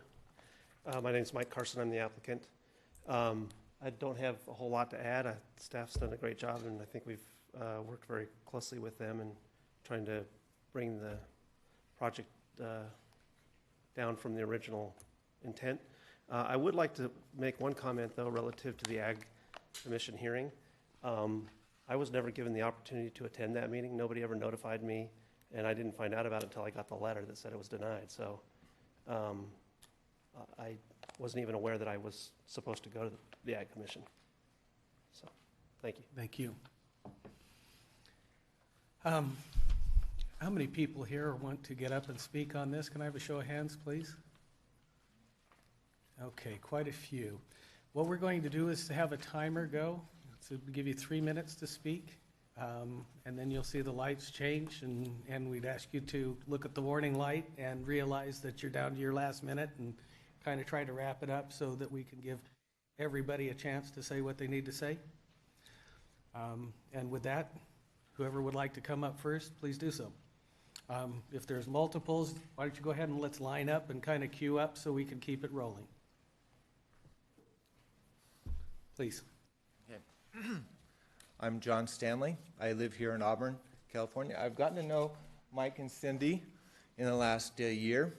I'm speaking in terms of their personality, and I think they're great people. I think they're very sensitive to trying to please other people, and also they're great entertainers. And I just want you to know that with regards to their neighborhood, I think that they prove that they're very sensitive to other people and what they're concerned about, of course, the sound and the traffic. And I know the people in the neighborhood are also concerned about that. I think that because of their personality and what I've gotten to know about them, that they would be very sensitive to the community. Also, last time I was up here, I spoke a little bit about the county of Placer County and how a lot of people don't know a lot about it. I come from the Bay Area, and I didn't know much about Placer County and the beauty that's here. And I can tell you, when people are photographing these wonderful events at this place, that more people are going to be knowing about Placer County, because they're going to be asking, where were those pictures taken of that bride and groom, not just who they were. So I think this is a good way of promoting the county and the beauty of that's here, and maybe in turn improving our property values. So I think this is something that you should also be considering in your evaluation. Thank you. Lori Lewis, Wise and Gold Hill, and here we are again. One thing the county hasn't done is the noise mitigation. On October 20th, Saturday, a winery that is 900 feet from my house sponsored a bicycle race. Started at 6:30 a.m. 75 plus bicyclists pulling in, radios, car alarms. That event went through till 7 p.m., a 12-hour event with a live band, dancing. During that 12-hour period, I had a neighbor behind me that was promiscuous shooting. I shoot, but I go to the range. And the thought occurred to me, okay, this is a Saturday night. If Gold Hill Gardens gets approved, now I'm going to have music, which would be a public nuisance from 5 p.m. or whatever time he wants to start his events, and to 11. Something else that concerns me is his proposal as of October 14th lists music going until 11 p.m., and the county has in their document 10 p.m. So which one is right? The inaccuracy concerns me. The other thing that concerns me is code enforcement. I haven't had a good response with them, and I got another complaint into them, 2 phone calls and an email, and I still don't know who's assigned my complaint. So as far as them being at the project, counting how many people are coming, whether it's 150 or 200, that's going to be non-existent. The current definition of ag use would allow me on my 10 acres to put a dirt bike motocross and a KOA campground on my 10 acres. That's how loosely written the definition of ag is. And if we don't get it under control now and better defined, you guys are going to hear a lot more of these that are trying to slip in under loopholes because of a loosely written definition. Thank you. Thank you.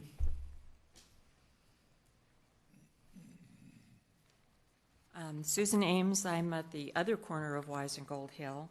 I brought some things I'd like to leave with you also. Melanie said that everything that is an issue has been covered, and I disagree. The traffic is a big issue. That wasn't covered at all. The monitoring of the noise levels, as has been brought up, is an issue, and the property values. I addressed this hearing last time, and I was an appraiser for 17 years, and believe me, that's not going to enhance our property values if the event center goes through. But more than that, we've been told that this is a community center. Under the farm zoning, it's a community center. And I looked at the zoning sheet, and I have a copy of it here. I know you guys have it too. But interestingly, at the very beginning, before they have the list of all the permitted uses under farm zoning, is Section A, purpose and intent. And it says right there that the purpose and intent of farm zoning and the land uses permitted under farm zoning is conduct of commercial agricultural operations and support of agricultural uses. I see no connection between the event center and any support or conduct of agricultural uses. And if you want to try and link the nursery in there, I'll point out to you that on the flyer that's in front of the property advertising the event center, it says the nursery is closed Monday and Tuesday and also closed when the event center is in operation.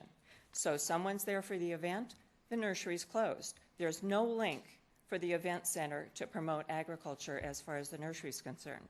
The nursery on its own, absolutely agriculture. The bed and breakfast, I think that promotes agritourism. The event center in no way supports anything required of the zoning purpose and intent. Thank you. Can I leave this with the... Please.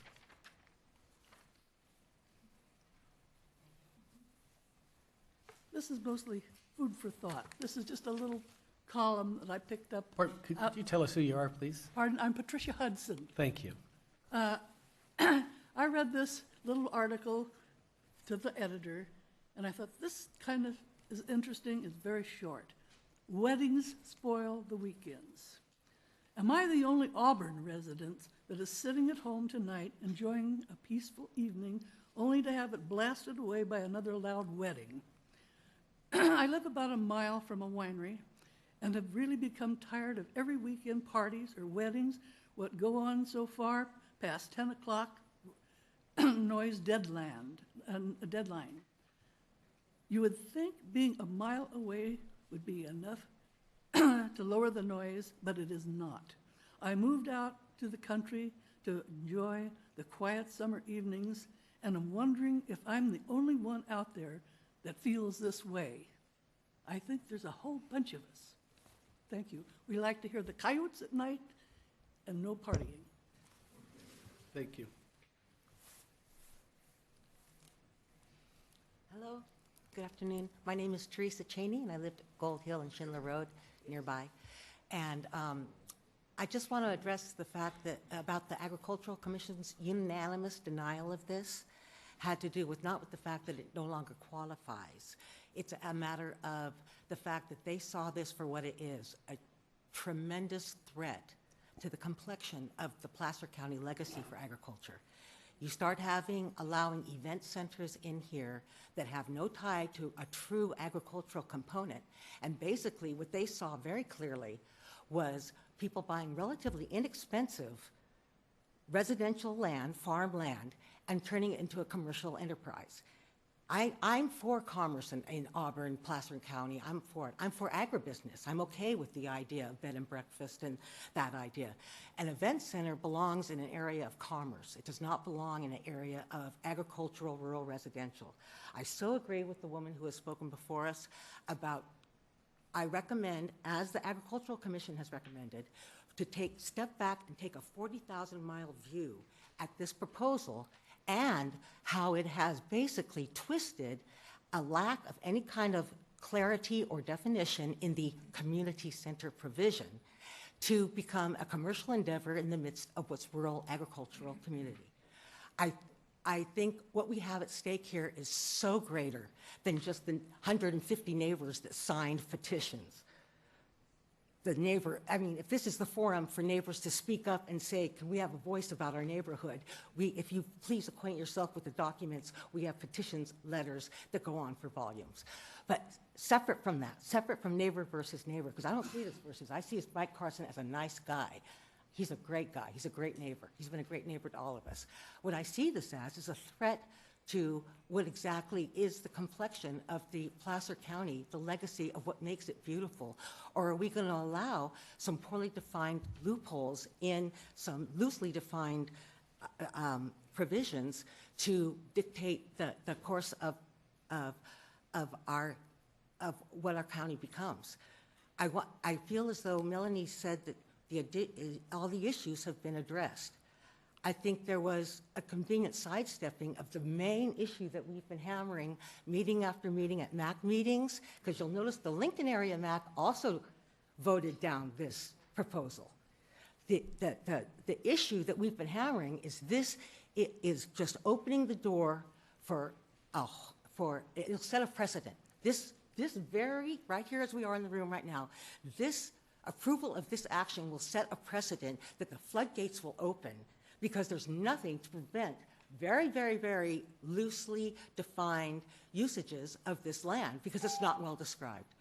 So this is what the Lincoln area MAC and what the Agricultural Commission have taken concern with. And that's why they unanimously denied it. Thank you. Can I ask a question? Yes, you may. Okay. Yeah, you're talking about event centers and the structure. And part of the purpose of this proposal is weddings in the farm zone.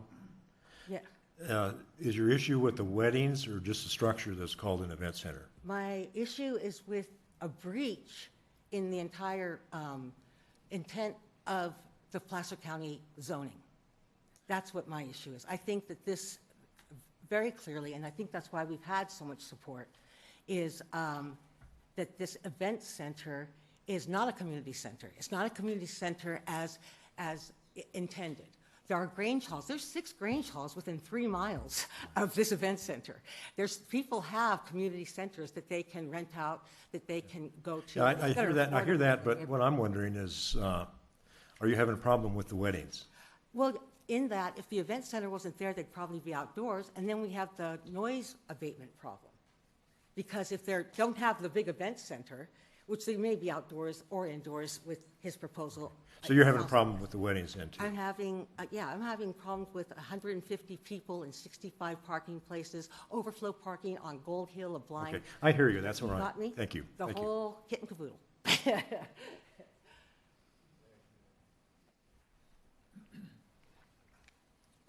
Hi, my name's Carol Rubin. I'm also in Newcastle. I live off Schindler Road, about the mile from the proposed development.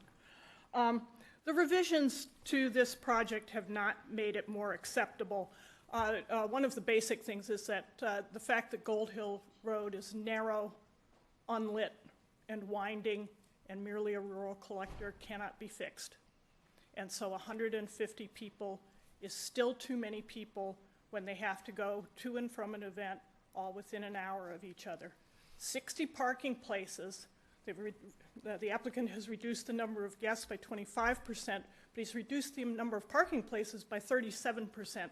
I don't know how you get 150 people to an event and only provide parking for 60. This is not even counting supply vehicles and staff for these events. So I don't know where they're going to park. There should be a number of events per week cap. The applicant has capped the number of events per year at 59, but most of them will happen in the summertime. There really should be an event per week. I know he said that it would only operate Wednesday through Sunday, but still that's 5 days that you could be having events in the high season. And that brings up the other troubling issue of enforcement, which is going to be a real problem with these kinds of things. It already is with people who hold temporary outdoor events. Who's going to be standing there with a clicker saying the 59th event has happened, now you're into 60. And this puts the burden on the neighbors to be looking out their window all the time. And man, we don't want to do that, you know? We just don't want to be put in that position. So there's some real code enforcement issues. The sheriff has already informed us they'll enforce code, they'll do noise violations, but they don't have the MUPs. They don't know how many guests are supposed to show up at each different one of these venues. So it's a real problem. Amplified sound until 10 p.m. He's got a 5,000 square foot building. Why does he need an outdoor amplified sound system?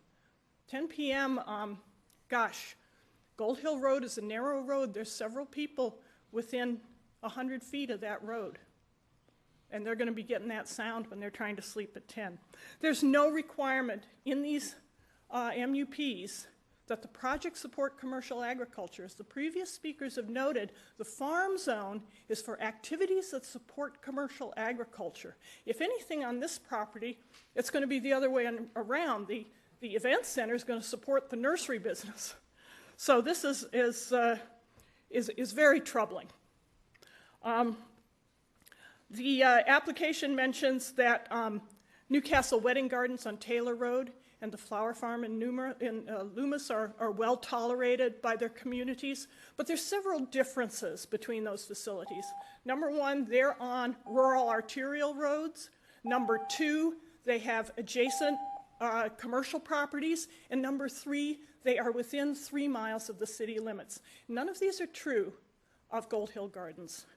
And so I guess I want to say, please deny this project. Please join us in petitioning the Board of Supervisors to not let any of these projects go through until the code can be revised, the definitions revised, and standards set for them. And thank you very much. Thank you. Hi, my name is Steve Bennett. I live directly across the street. I guess if you consider the center line of the road, we share a boundary.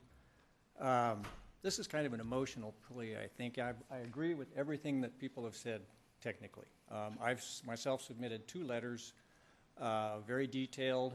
I never got a response, but I see that it's on the table over here, and Mike Carson was CC'd, but I was never informed of the comments to my letters. So you weren't informed of the Ag Commission. I didn't know my letters had been responded to. And again, Mike's a nice guy. You know, I've had goats get out and he's helped me round them up. He's a nice guy. I have no problem with Mike at all. But some people want more, some people want less. There's an area that I call the Green Triangle. If you were to take a ruler and make a line from Loomis to Auburn to Lincoln and back to Loomis, there's this beautiful, serene area in there that has a lot of 5, 10-acre parcels, some 30, some 100. It's relatively unspoiled, and it's a wonderful place to live. But the people that live there, generally, they want less, not more. What Mike wants is more. And every time more comes in, it takes away from less. Through my life, I've seen roads built into wildernesses. I've seen campgrounds put into wilderness. The campgrounds then replaced with RV parks. I've seen canoeists and rowboaters run off of rivers and lakes by jet skiers, always by people that want more. The people that live in the Green Triangle want less. We like our quiet nights. We like our dark. We like to see stars. We like to hear coyotes. We like to hear fox, owls, raptors, not music. That's why we're there. You know, we don't want crowds. We moved there to get away from crowds. And it seems to me that the county is advocating for Mr. Carson on this. You know, like I said, I never got responses to my letters. They were buried in an attachment that was sent to Mr. Carson, but not to me. We don't have an advocate. You know, I'm paying property taxes just like somebody else, and it seems that the county should take a little bit more from what we concerned people that live there say. And the people that I've heard speak in favor of this project are people from Auburn, city dwellers, often coming from outside, not having lived out there for 10, 15, in some cases 50 years. So I would not like to see this project approved. Thank you. Thank you.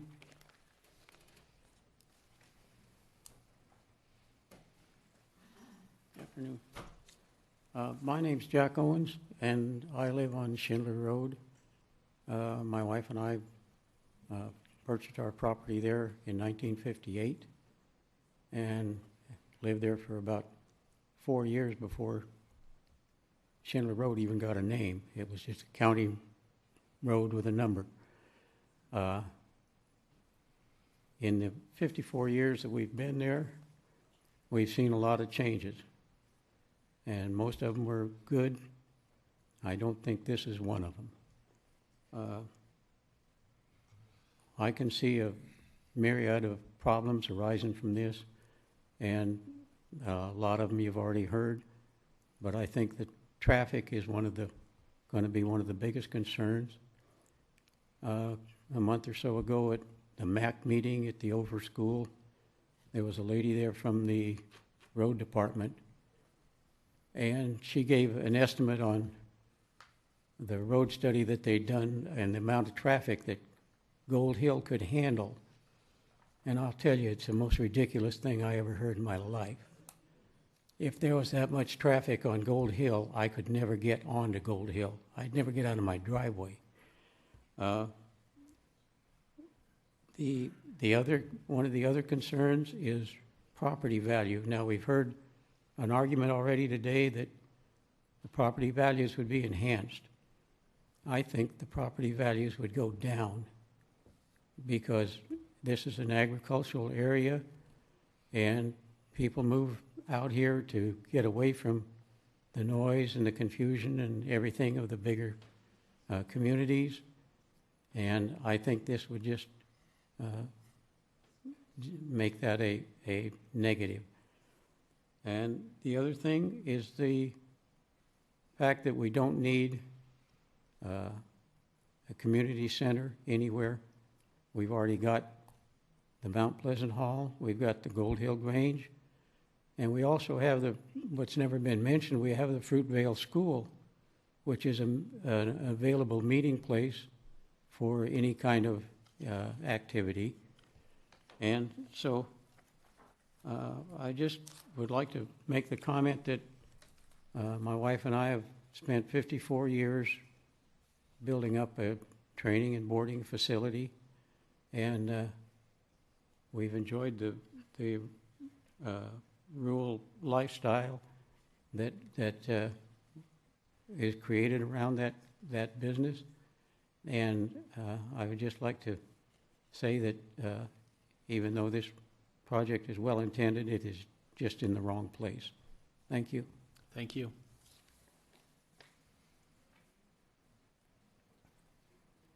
Hi, my name's Annalisa Compton, and I am really good friends with the Carsons. We've been close family friends for years now, and my husband and I got married at the Carsons property on September 8th, and they were so nice to have us there, and it was the most beautiful setting ever. We had 140 people at our wedding, and there were no parking issues. The pictures were incredible. We have family from out of town. Half of our wedding was from Southern California, and there were so many inquiries about the cottages that they had talked about building, because people would love something like that to come up to this beautiful area, get out of the city, and they would definitely be there in a heartbeat. I have friends asking about the pictures from our wedding, asking where we got married, because they're very interested in getting married at a gorgeous place like that. And they were just, the Carsons are so amazing. They worked so hard for our wedding, and they're just so generous, and they just want to show, the love, and they just want to share their property, and they're just the nicest family ever. So, thank you. Thank you. Hi, I'm Cindy Carson. I reside at the place in question, and I just wanted to say that all of the neighbors that adjoin our property line, there's probably 6 of them, have no issue with this. The 3 people who live directly across the street have no issue with this. The winery up the road, it's probably 2 parcels up the road. I hear a lot of the comments on that. I've never once heard noise coming from them unless I am riding my bike or jogging right in front of them and they have their doors open. I've never heard any of their noise on my property. There is somebody down one of the side streets that has loud parties on the weekend, and they have a karaoke machine, and occasionally I'll hear them very, very late at night, very loud. So that's the reason I feel like things like this are important, because we have a lot of different requirements than the wineries. We had to do noise study, traffic studies, so there are guidelines you follow so you don't end up with the loud karaoke and that kind of thing. There's also businesses that have horse trailers in and out, a lot of dust. There's probably 7 or 9 signs on an adjoining Fruitvale Road, all advertising their businesses. I don't hear anybody complaining about that. We have improved the property since we've lived there. We don't have a lot of junked up cars, stuff like that. We're just trying to continue to do what we've been doing, but follow guidelines and do it legally. And that's all. Thanks. Thank you. Good afternoon, Commissioners. My name is Danny Birchtold, and I have had the privilege of living next door to the Carsons on Gold Hill Road for several years. And I'm here to speak in support of this project. I'm here in my personal time, but as a professional, I work for the California Regional Water Quality Control Board as an environmental regulator. And I had the opportunity to attend several Placer County egg tours that are put on, the ones that are put on by a Resource Conservation District in coordination with the Board of Supervisors and the Egg Commissioner. So I'm really surprised that the Egg Commission voted to deny this project, because in 2010, we went out on the egg tour, and the whole theme of it was agritourism. And they were urging this agricultural community to diversify and to look for these kinds of opportunities for agritourism in order to maintain sustainability through either the old economy, where development was really encroaching on our agricultural uses in Placer County, or in the new economy, where there's just not much action at all. So it really does surprise me, because this is exactly the kind of project they were promoting. It's so vital to Placer County to have that agricultural urban interface, because so much of Placer County is in that area. To bring the urban people out into the agricultural community is so important in Placer County, and I think the county has always supported that. So I'm really surprised at the opposition. I understand that the neighbors don't want to see their world shaken in any way, because I live there, and I lived there, and I can totally respect that. But at the same time, my daughter-in-law and my son were married there, and I couldn't see, and I lived there, and it really doesn't have that much of an impact. Hidden Falls probably has more impact on the traffic than this could ever have. But yet, that's something the county promoted in order to get people out into the interface into that area. So I really urge you to support this project and to go forward with it, because I think it's important to the county. Thank you.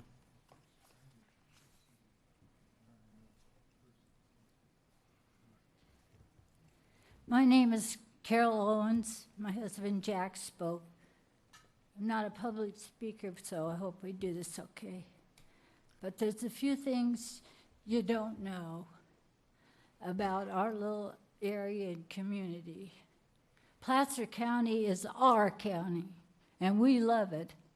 And we work 365 days a year to promote it. The Cattlemen's Association, the Cal Women's Association, which I was president of, very glad to have been. We do scholarships, thousands of dollars every year we get for scholarships. And that's how we promote Placer County. And we do it constantly. Now we have a Christmas party, the 15th, at Turkey Creek. It's great. They treat us wonderful. Everybody in the county does. They help with these things. Well, we're going to have our Christmas party there. But you can't come unless you bring some canned goods, because we have needy people, and we go out and help them. Now, that's our promotion. And we love our county. And I was fortunate enough, I do bronzes. One thing, though, Schindler Road, we've been there for 54 years. Well, it wasn't always paved. And I got really ticked at the county one time, because we were always getting stuck when it rained. One time we had to go home and get our horse, bring it back with the rope, hook it onto the darn truck, pull ourselves out, you know. But we got it paved. It's great. Took a little while, but it's okay. But they voted all of the riders in California that are the cowboys and the best riders that there are. If I would do them a bronze, I do bronze. And so they wanted it special. And they wanted it the way that it was started, the California Reined Cow Horse Association. I did, and they gave it to the world champion cowboy. Worlds, I say. And I'm promoting Placer County, and they know where that bronze came from. Came from Placer County. And anybody in the world could enter it. And I feel really honored. And I'm always grateful for Placer County. And I don't understand this. The road is too narrow. Everybody knows it. There's no way to turn around. And yet they want to force this on us. We have a quiet, nice community. Everybody helps everybody. We don't need an event center to promote Placer County. And thank you for hearing our voices. Thank you.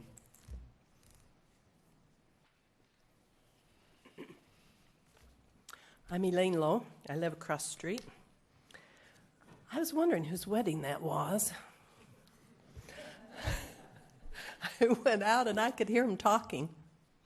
That was before the music started. I could hear them talking. And when I finally went to bed at 11:15, the pounding music was still going. Did I complain? No. You know, if you have a party once in a while, that's not going to hurt anything.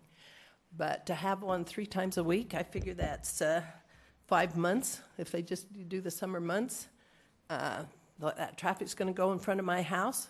I have kind of a curve in front of my house. I already have trouble with people coming up on my lawn when they've had a few drinks. And it's kind of scary. Folks, you can't approve this. And she said the neighbors didn't disapprove. I'm a neighbor. The one across the street disapproves. They don't dare say so because they're friends. But they do. She told me that. So yeah, we do disapprove having a commercial business coming into agriculture. And I'm sure my cows aren't going to appreciate it a whole lot either when that comes. Please don't let this come under agriculture. Let it go. You know, if he wants to make money, let him make it over in a commercial area. By the way, he knows you're going to approve it because we had 2 days of big dump trucks bringing in dirt. I counted 28 on one day, and the next day it was, I think, I kind of lost count the next day. Huge pile of dirt pulled in there. So he's getting ready to get it built and do what he wants to do with it. And I think, what do we have laws for if we don't support him? Please turn this down. Thank you. Thank you. Hey, I'm Dan Brown, and that Ag Commission, they saw the nursery as a kind of a loophole to attach it, and they kept calling it an event center, and they tried to correct themselves. And the one guy says, I'm going to vote these down every time because it's a trick, you know, because he says, you know, you got to pay like 20 grand to rent this, not like the Grange Hall. The roads are already unsafe. This traffic study that was done, take it to people that live there. I mean, I run down that road. There may be times that no cars go by for 10 minutes. Yesterday, I was just looking at some trees at the PG&E cut. I was jumping in the ditch. Cars are going by every 20 seconds. I had to pretty quickly get back into my driveway. And then those same drunks at nighttime, they're going to be getting down on 193 lost, and 193 is a dangerous road. And then I got a letter from the county that Wise Villa Winery is petitioning, you know, start this whole thing over to be a community center. So whatever traffic, right now I say the traffic is maximum as I want it. I mean, who wants to be like Highway 49? So then, when these people said cumulative, so then you got that winery doing it, and then the other winery. All these guys are going to be down these roads at nighttime and lost and on the wrong side of the road. I can hear the winery when they have their parties. Comes right over the hill. Less than significant on that traffic, that's bull. And when they say 150 people, probably got to be at least 20 extra vehicles for support.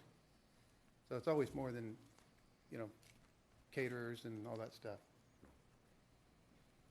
Thanks. Thank you. Hi, I've known Mike and Cindy for a long time, very long time. And I've And been you are? sitting, I'm Robbie Denning, Rebecca Denning. And I've been sitting back, kind of listening to everybody. I've lived in the area for 26 years myself. I live down on Wise in Mount Vernon. And I just want to let everybody know, who's to say that the project Mike and Cindy are bringing forward right now, who's to say that anybody else isn't going to bring a similar project forward in the years to come?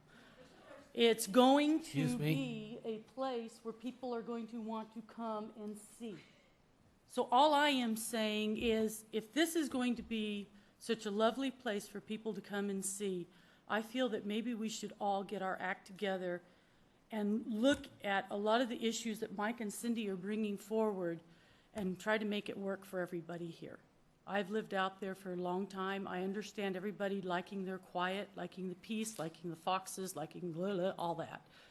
But what I think we should do is really address this issue, because I feel that something like this could help Placer County as far as bringing business in, but let's do it in a correct way. Go ahead and set down guidelines that other businesses do have to follow so that we can do this correctly. That's all. Thank you. Thank you.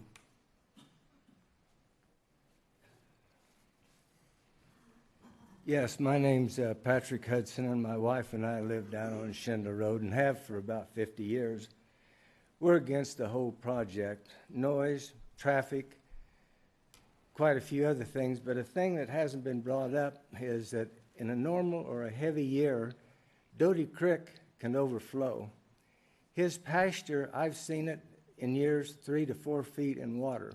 That's why the county went out there years ago and raised the bridge and raised the approach to the bridge. That's why, because it washed it out.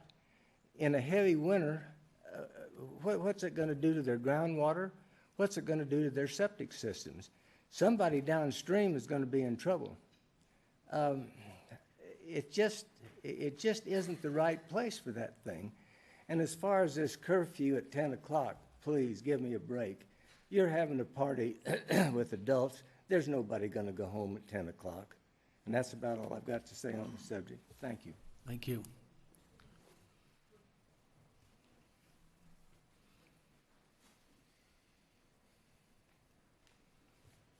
I'm Helen Farquhar, and I live on Wise Road, 6650 Wise Road.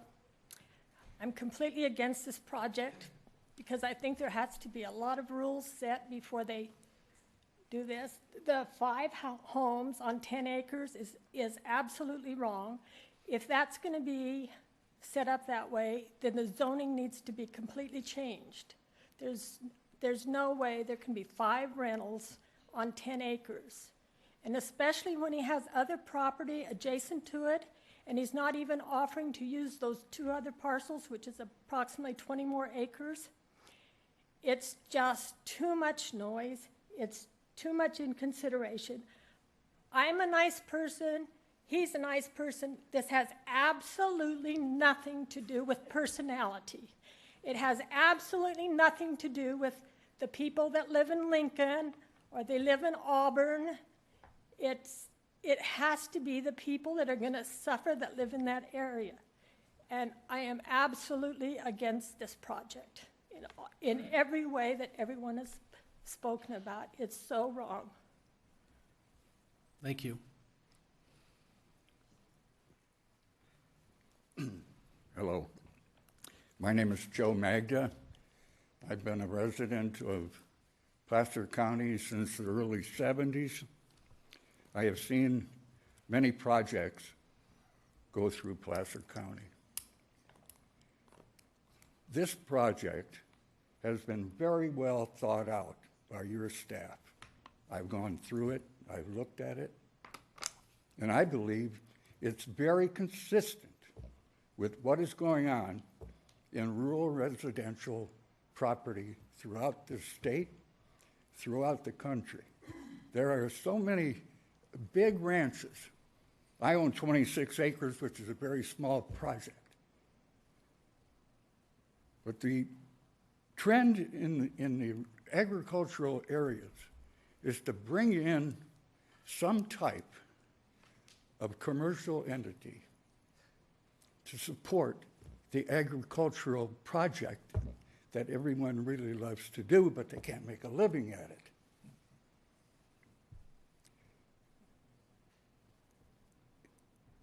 With the trend throughout California, if we don't approve projects like this, which is very, very well thought out, we're going to end up like Martinez, or someplace where you got patches of various projects going all over. I just don't see it. Think about the fiscal impact. He's going to bring jobs into the country, too. He's going to have catering. He's going to sell some of the products from his nursery. He's going to maintain his cow enterprise. You talk about noise. Anybody who knows anything about cows knows there's noise when they separate the calves. And that doesn't stop at 10 o'clock. I think this is a very well thought out project, and I think you should approve it, hands down. Thank you. Thank you. Is there anybody else who would like to speak on this? Oh, come on up. Hi, I'm Jan Myers. I live on Wise Road, and I've been in that area for 20-some years. I'm very, well, I can't say very good friends with the Carsons, but I've known them over the years. I gave writing lessons to their daughters. I like to think I'm a friend. I have nothing against them, but I do oppose the project. As I said, I've lived there for 20 years. I've had drunks. I live in a curved area by Mohammed Lane. I get people drinking and driving out on that road, going through my fences, into my yards, into my neighbor's fence, into their yards, and they leave it, and they have cattle. And this has gone on for years. We get cyclists coming through that area there all the time, and you see accidents waiting to happen. And the thing is I belong to the Placer, Nevada Cattle Women. I'm a big advocate on agriculture, ag in the classroom, and pushing agriculture because it's getting pushed out of Placer County. I go to schools and try to have a program where we read and educate to the children. I sent out 40 notices to 40 schools. I got 3 back. That's how much agriculture means absolutely nothing to teachers nowadays in the school. Agriculture is dying out in Placer County. And commercialism, that's all we have now. And I see around me for 20 years, I have a 10-acre minimum around me, and I'm glad I do, because the growth the last several years was just enormous, and the traffic is just increasing. And as I said, I have Mohammed Lane down the road from me, and I believe that was developed back in the 40s. I have 15 homes on that. And the traffic just in and out of there all day long is horrific. If I have 50 to 60 cars a day coming in and out of there. So I can imagine what a project like this would bring more and more traffic and more outsiders. I have people that pull over and throw bread and certain produce over to my horses. I'm also a horse trainer. I have livestock, and I have to chase them away all the time because they're invading my animals and my livestock with God knows what. Thank you. Thank you.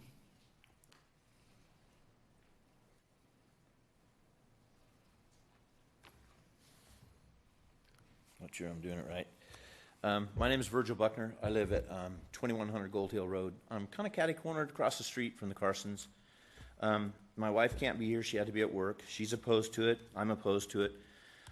We're concerned with our rural lifestyle. It's something we picked and chose to do. It's something we would like to protect. I feel like it could be in jeopardy, not only by this project, but by the projects that are inspired by this. Everybody in the neighborhood could open something up. The wineries are going to catch on, you know, and I just think the floodgates will open up. It's not what this was meant to do. That is my concern. We're changing what everybody wanted. The Ag Commission, I agree with the Ag Commission. This is an agricultural area. The community plan designation on this paper right here, if you have it, says agriculture, timberland. So I think that's pretty straightforward. I think if it doesn't fit under agriculture or timberland, it's a no. It's just that simple. And, you know, I've submitted letters. My wife submitted letters. We've spoke at all the meetings. We've been at MAC meetings. We've been here. I feel like I'm beating a dead horse here. Let's just read what it says on your paper, community plan designation, and let's go with that. And I think that there'll be a lot of happy people if you do. Thank you. Thank you.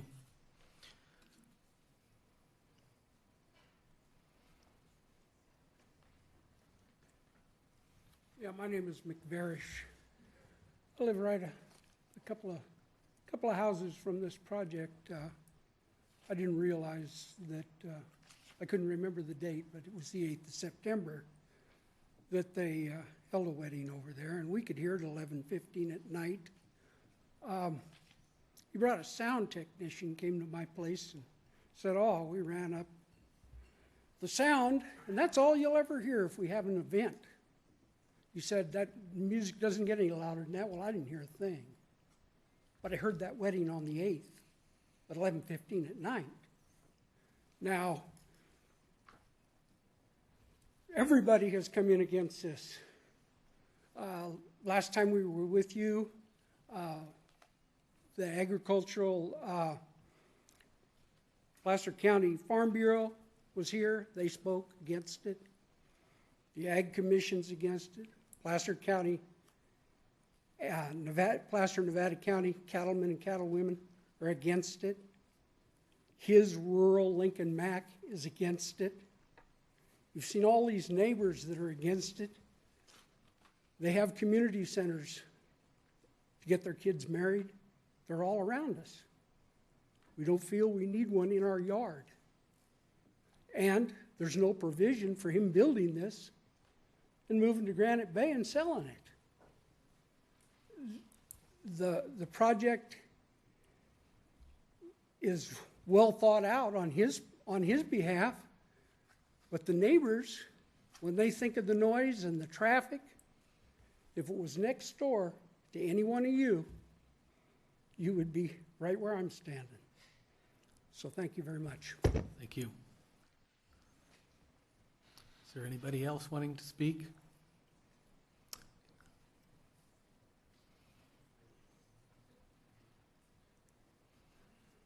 Good afternoon. Dean Farquhar. I live on Wise Road, I guess the intersection of Wise and Ayers Homes or Gold Hill. I'm absolutely opposed to this project. I moved, my family, my wife and I and my son, who was just born, moved to that address 40 years ago. And one of the reasons we came to that location was to get away from this kind of activity. Little did we know that a few years after we moved here, we would become involved in the cattle industry, which we are now. We're part of a ranch, and we support the cattle industry. We support agriculture. And again, once I say we are totally opposed to this, I want all of you, please, to remember that we are people. We are human beings like you folks. Please listen to us and listen to our concerns and our support of this community. And hopefully you'll act on our behalf. We've heard from several friends of Mike's that do not live in the community, and someone just said that if this project was by your homes, you would definitely be opposed to it. Thank you for listening to all of us in the community, and hopefully you'll favor us and not approve this project. Thank you very much. Thank you. Anybody else? Okay, at this point, we'll go ahead and close off public comment and invite the applicant up to respond. Yes, again, Mike Carson. I'll make myself available for any questions, and I wanted to let you know that I do have my sound consultant here with me and also my traffic consultant. So if there's any questions relative to traffic or noise, they can, if it's technical that I can't answer it, they'd be able to do that. So if there's any questions. Well, several people have made comments. Could you address some of the comments? Absolutely. Some of the folks made comments about the wedding that we had on September 8th. There was, I would say, at least 150 people there. I went around and spoke to all the immediate neighbors adjacent to me and notified them that we were going to have the wedding. We had it planned for well over a year. You know how long it takes to plan a wedding. So I personally went to the neighbors and talked to them about it, gave them my phone numbers, told them that if they had any questions or concerns to call me, and we would address that. I also hired my sound consultant to be there and take sound to make sure that I was following the intent of what we're going to be proposing for our business. And they were there until probably 10:30. It did go until 11 o'clock. It did not go past 11 o'clock. Everything was shut down and the lights were turned off at 11 o'clock. So I don't know what people were hearing at 11:15 because it was off at 11. And there were no traffic issues, no parking issues. We handled the parking even though we don't have all the parking lots constructed. I had striped areas for parking and it worked without a hitch.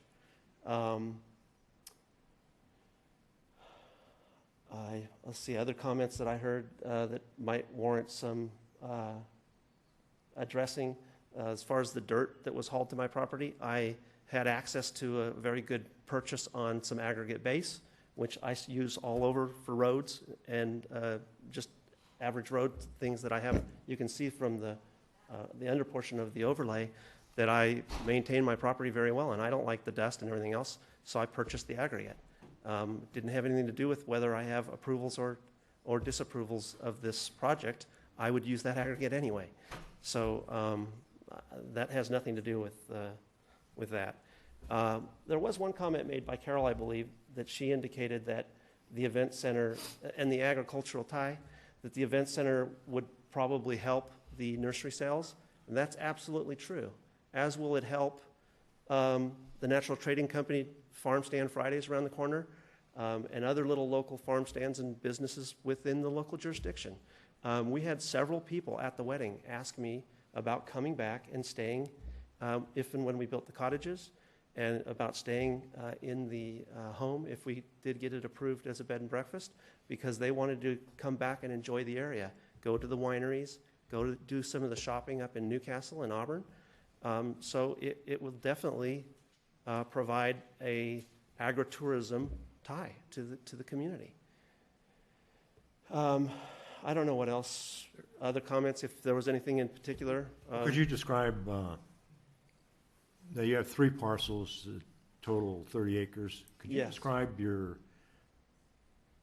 in terms of what you do on that property as far as agriculture and what your plans are for the future with regards to that? Sure. We currently, and have ever since we've lived out there, we bought the parcel, it was one large parcel. We lived in the little, it was basically just a cottage, less than 600 square feet. And we lived in that for 5 years until I could split the property. And then we built the house on the southern parcel. We've had a cow-calf operation ever since we've been there. We've run anywhere from 18 to 25 head of cattle every year. We bring a bull in and have the cows impregnated, and then they calve on the property. And at about 9 months, we put them into a trailer and haul them down to auction. We actually just recently had the prior ag commissioner, what was his name? No. Christine? The gentleman. He's a tall gentleman. Anyway, He's a farm advisor. We had him over to our property just recently because we had met him at an event at the Sinclair farm, and he was promoting organic and grass-fed beef. So we had him over to try to figure out how maybe we could start fostering either organic or grass-fed beef and try to sell it to the locals here. But basically, when he ended up penciling everything out, it didn't make sense because of the way you have to do a grass-fed operation is a 2-year calving process instead of a single year, and so it just didn't make sense. So he said we'd be better off continuing to do the cow-calf operation that we do now. So we did look at trying to do some other kind of agricultural uses. And as far as the nursery goes, we've always grown our own plants. All the trees and plants that you see on our property, and some of you come out to visit our property, probably 95% of those plants are all transplants. My wife and I used to go dig up plants at model home closures. And so 90% of those plants are transplants. A lot of them we put in pots. We have a large area right now that is an actual nursery. We have 15-gallon pots and 5-gallon pots. We don't sell them. We use them internally on the property and actually give some away to neighbors and stuff. But it is something that we would like to try to pursue. So the nursery is definitely something we want to pursue. Other uses, it's not going to all be weddings. Other things we want to try to do is bring the community together through family reunions, any kind of educational type things. That's why we want to do the garden tours. We would love to have, there's a lot of history and heritage, and also, with the riparian areas out there that kids, if you have children type events or gatherings over there, will help the local neighbors and people learn about the rural use. We often have calves that need bottle feeding, and so we would be able to share that experience with people as well. So we own 2 other parcels. They're both 11-acre parcels. So it's a 33-acre parcel together. We purchase 11 miners inches of irrigation water from NID, and we irrigate 24/7 all summer long.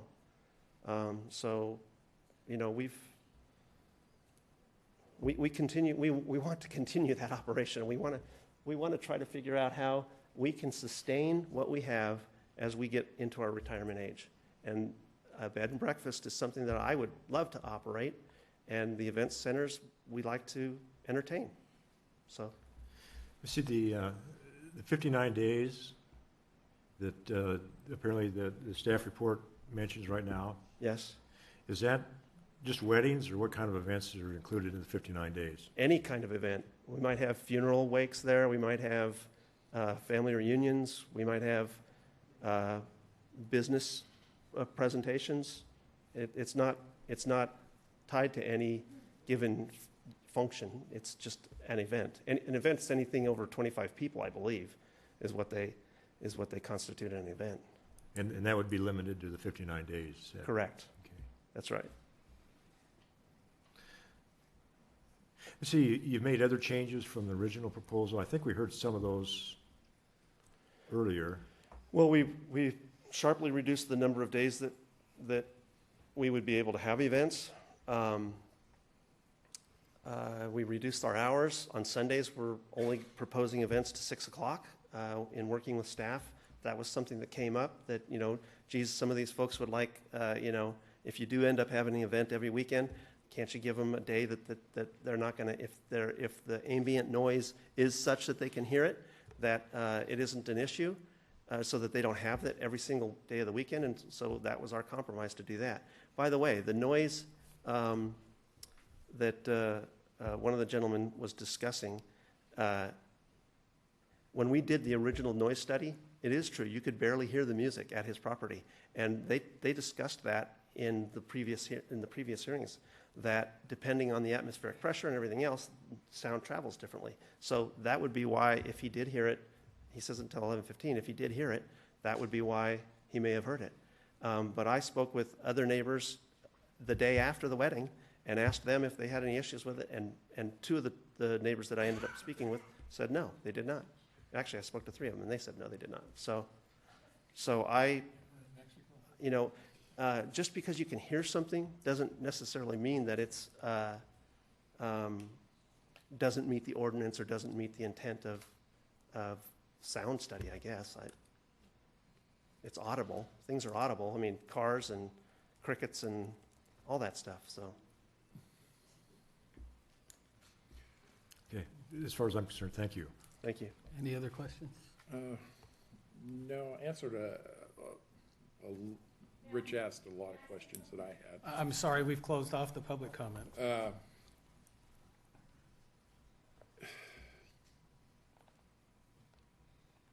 I'm sort of hearing two things from you.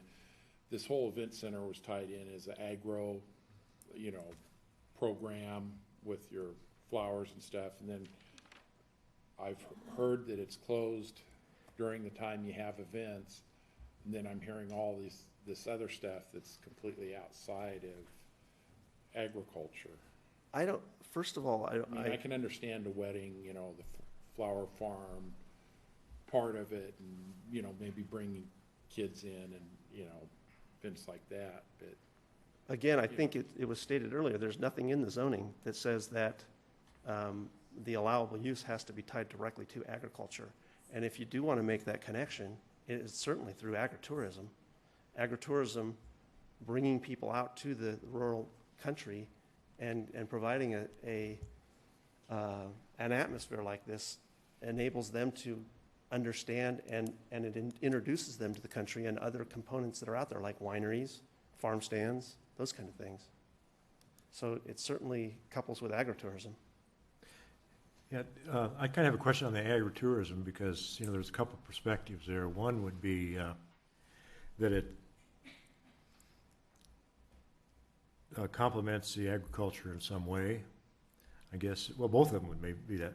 But at least one of my understandings of agritourism is to provide a supplemental source of income.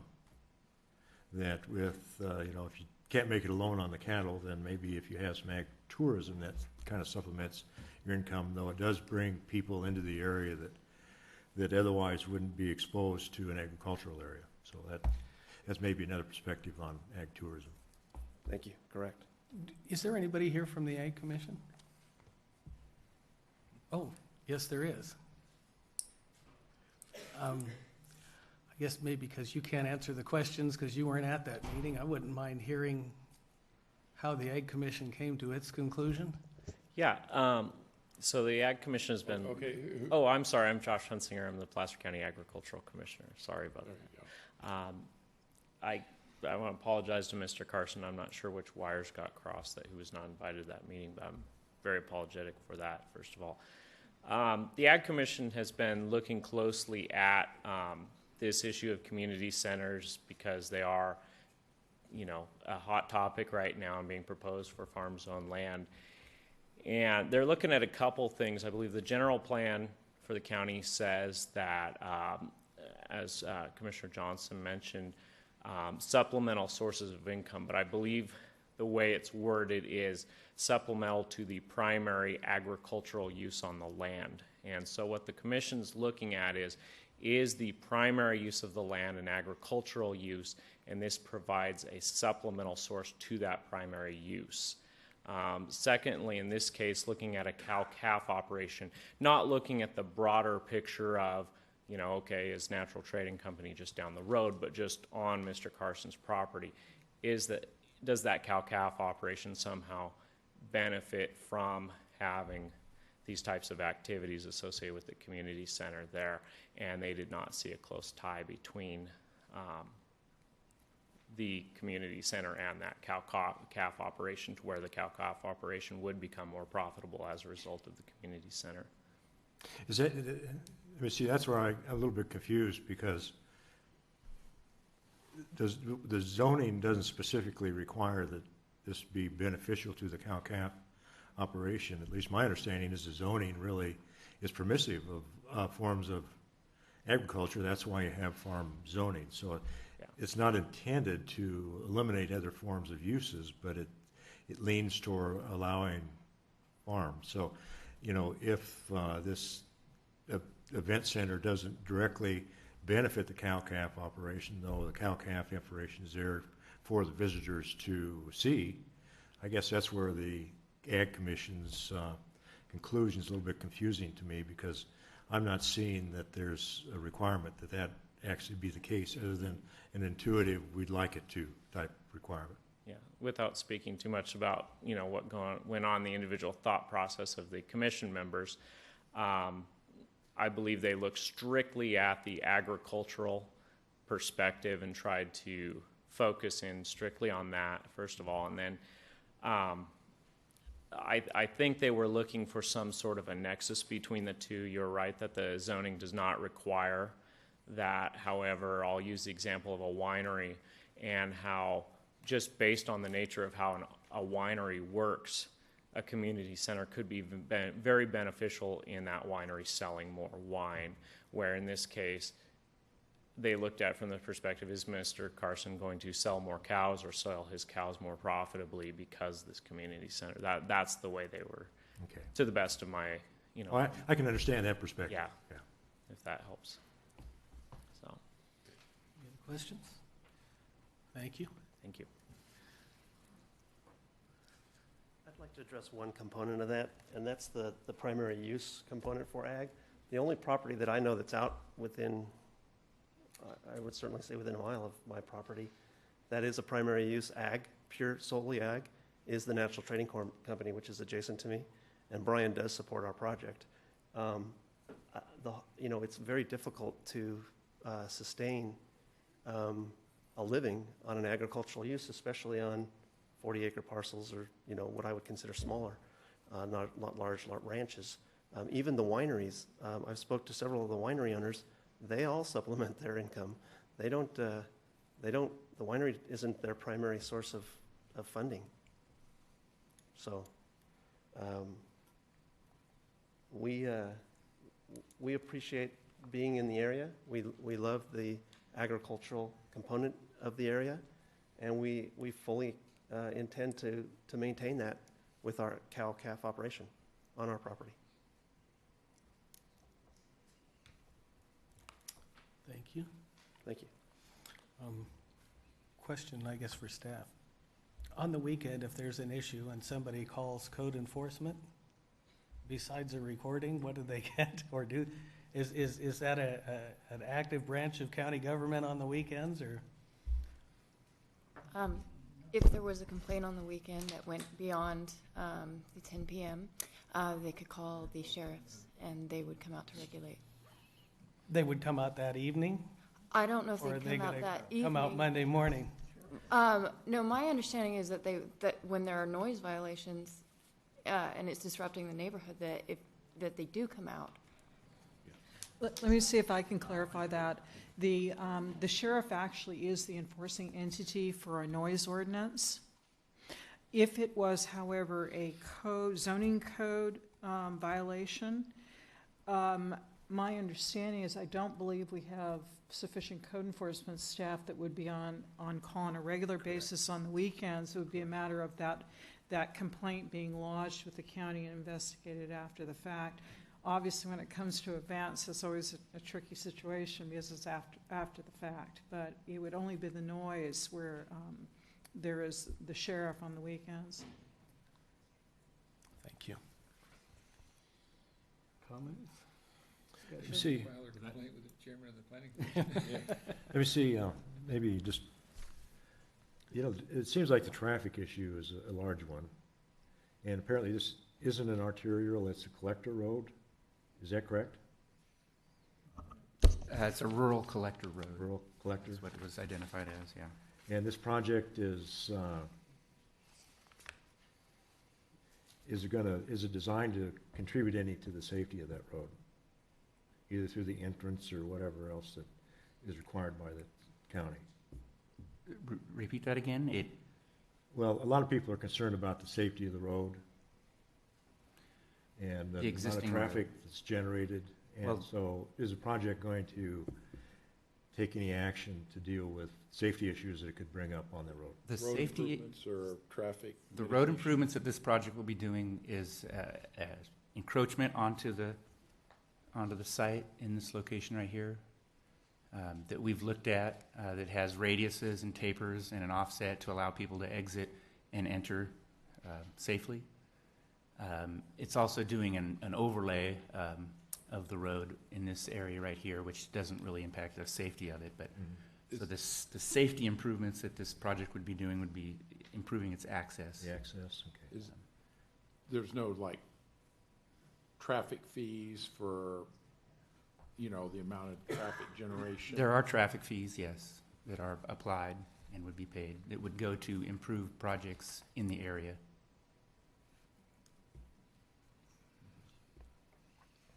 See, as far as, well, I guess we've talked about the traffic study, and apparently from before, as far as the county is concerned, this doesn't add an unreasonable amount of traffic to that road. Is that correct? It is correct. Using the numbers that we have in the community plan that are based on certain road criteria and level of service, roads such as Gold Hill Road can carry up to as many as 2,100 vehicles with a level of service C. Currently, there's approximately 1,200 vehicles out there. So this project... That's a day? Or? That is daily, yeah. Okay. So yes, this project does add traffic to those existing levels, but it doesn't change the level of service such that it would require the project to do any sort of mitigation. So in our analysis, you hear us say that's less than significant. To the public's eyes, that may be significant to them, but in the engineering side of it, the way we analyze it, it's considered less than significant. Okay. Thank you.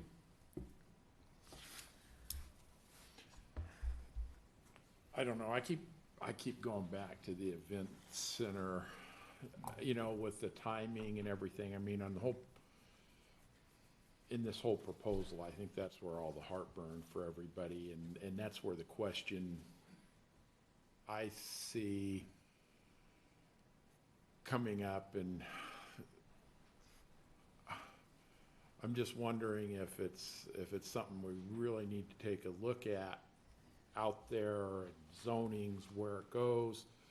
I know there's conditions on this one for the amount of time, but overall, I mean, anybody coming in could be asking for the 365 days a year, and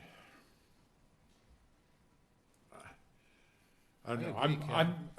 The event center seems to be the real generator of most of the concern, be it noise or traffic or anything else. Seems to be tied to that. I agree with Ken too. I think I'm sort of leaning. I'll make a motion, you know, for this, but I would want to break it out into a couple of things, and I think, you know, separating you know, maybe the nursery and is one, and then having the bed and breakfast and extra cottages is another one, and then the event centers is a complete separate, because I think if we sort of rolled it up, I don't think it might not. So Ken, maybe that we would have a proposal that would say approve or disapprove several sections of their proposal, and then the event center would be a separate decision we would make on that. Yeah, that's what I'm saying, is separating it. Because I know when I was reading, you know, the findings for approval and stuff, everything's sort of lumped in like it's a all or nothing, And the event center, which is referred to here as a community center, right? And the community center's definition is relatively new as to actually what a community center is these days, right? It's only been within the last year or so that we've changed the definition of a community center, expanded it, or whatever. Like, no, there was a rule. The definition of community center has been in place for many, many years. And it hasn't changed at all? No, it has not. Okay. What was it that did? The letter that you sent out. Yeah. Because of the concerns that have been raised from the community, as the planning director, I made a determination that community center applications typically are considered by the zoning administrator to assure the highest level of public involvement. I made the determination that community center applications should be considered by the planning commission. Yeah. Is that called passing? You know, one other aspect of this that's a little bit troubling to me, and that is, while the current owners seem to be great people and, you know, trying hard to accommodate the community and be honest and good neighbors. The thing always bothers me that a year from now they could sell it to somebody else, and you don't know what you're going to get. And that's the thing that's the most painful for me. And I would like to agree with Ken, I think, that maybe we need to parcel these things out a little bit and somehow treat different aspects of it slightly different, because the full-fledged community center is a little big to bite off yet. And maybe there's some way we can tailor it so that they get a reasonably good shot at what they're asking for. But the community center would be the last thing that came in somehow, or maybe they'd have to reapply later on and demonstrate that traffic and noise and other things weren't a problem. And then we could reconsider that issue at a later time. I understand, you know, you can't make a living farming, but I'm not sure that that somehow a community center just doesn't quite fit the. I guess the thing that that I question there is, now the community center seems to be a building, but the other part of it is the activities that they're talking about, weddings, and you know, it's pretty common for people to go up to the pine trees and have a wedding, or to go to other settings where they want to have a wedding. And so I guess my question would be, when we're talking about event centers, are we talking about eliminating the opportunity for 59 days of activities, or are we talking about specific activities, or what are we talking about there? And then, you know, the idea is that the house becomes part of the bed and breakfast proposal, and so would that be able to continue there too, or what exactly are we talking about when we're parceling it out? I guess we need to. I guess mine, it would be the event center and what goes on, because if I'm not wrong, I mean, doesn't anybody have the right, like if he wanted to do an outdoor wedding and stuff, there's a certain amount. I mean, could he do 6 events a year on the special event permit or whatever? Property owners are permitted to apply for temporary outdoor events.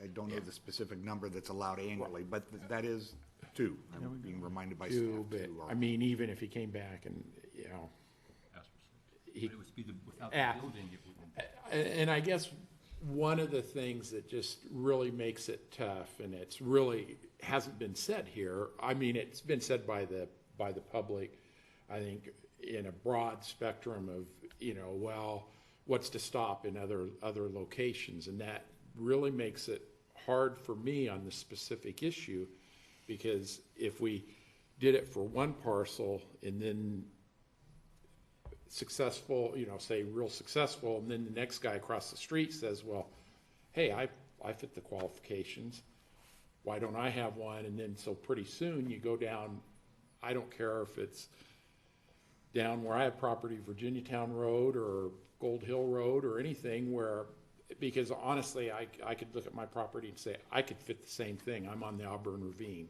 you know, and it's real beautiful, and I could do the same thing and use it to generate income. And I don't know, I think it's something that needs to come back, and I don't know if we really need to look at, like, zoning. I mean, I sort of looked at the event center and the agricultural community as something that, be it retail shopping centers or whatever, I mean, all of a sudden you're taking something that's an event center 365 days a year and dropping it into anywhere. Yeah, just anywhere. Well, like, you know, in a follow-up to Ken's, on page 15 of our staff report, where it's talking about community center structures, they talk about the ravine and this and that, and in the last sentence, and I'm in complete disagreement with this sentence because of all the things that have been discussed. It says, because of such circumstances, the strict application of the zoning ordinance has been found to deprive the subject property owner of privilege enjoyed by other property owners in the vicinities and other identical zoning classification. That's getting back to what Ken is saying. We approve one, how are we going to say no to the other, especially when we're don't really know the impact of a particular. Yeah, I'd like to just make a comment. I agree with what Ken's saying is parcel it out, because I think the bed and breakfast, the nursery, and all the other stuff that's related to ag zoning or agritourism and stuff like that, but the event center is I think in the wrong place, and it's way too big. And we also have, I guess, already a process in place where if you have something that's going to cause a problem where you need to get a permit, you can get a permit. I mean, I live in a 1/4 acre in Roseville, and I've only had one wedding at my house, and we had it all indoors because in the middle of winter it was raining like heck. And we had about 45 people in my little house.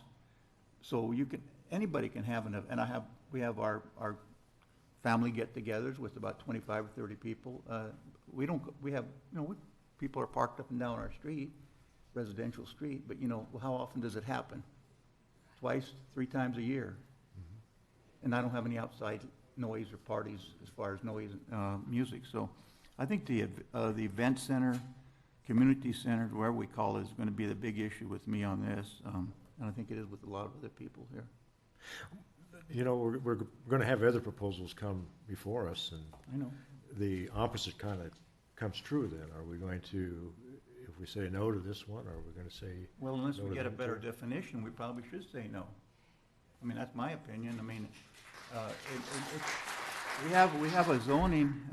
We really don't need the applause either way, but we have an agricultural zoning that has certain permits in it or certain uses, and other things that we mentioned today from the Ag Commission that's got to be related to agriculture and this and that. Well, there's really no nexus between, other than if you're going to bring a lot more people in there and they can maybe go to the other businesses, the other agricultural businesses in the area. It's basically a commercial enterprise in a non-commercial zone. We mentioned last time, and it's in one of the, I don't know, I guess it's in the ag. No, this is another comment. Anyway, about 2 other event centers, the Flower Farm in Loomis and another one, what is it, Newcastle Wedding Garden. They're adjacent to commercial, and they're on major arterials. I mean, there's the difference there. Those are probably located in the right spot. I don't think they're commercial, but they are on arterials. I know, but they're on major arterial, and they're adjacent to commercial. They are? That's what it says here in the memo. I don't know. But anyway, but you can get the kind of the feel. You have a major arterials where these other 2 are located. I don't know what their zone is. Maybe it is ag. I don't know. But it's right next to commercial where your impacts aren't. All right, anyway, that's my comments. Anybody? Okay. Well, I guess the question then would be, would we be permitted if we wish to break out separate items to be approved and disapproved?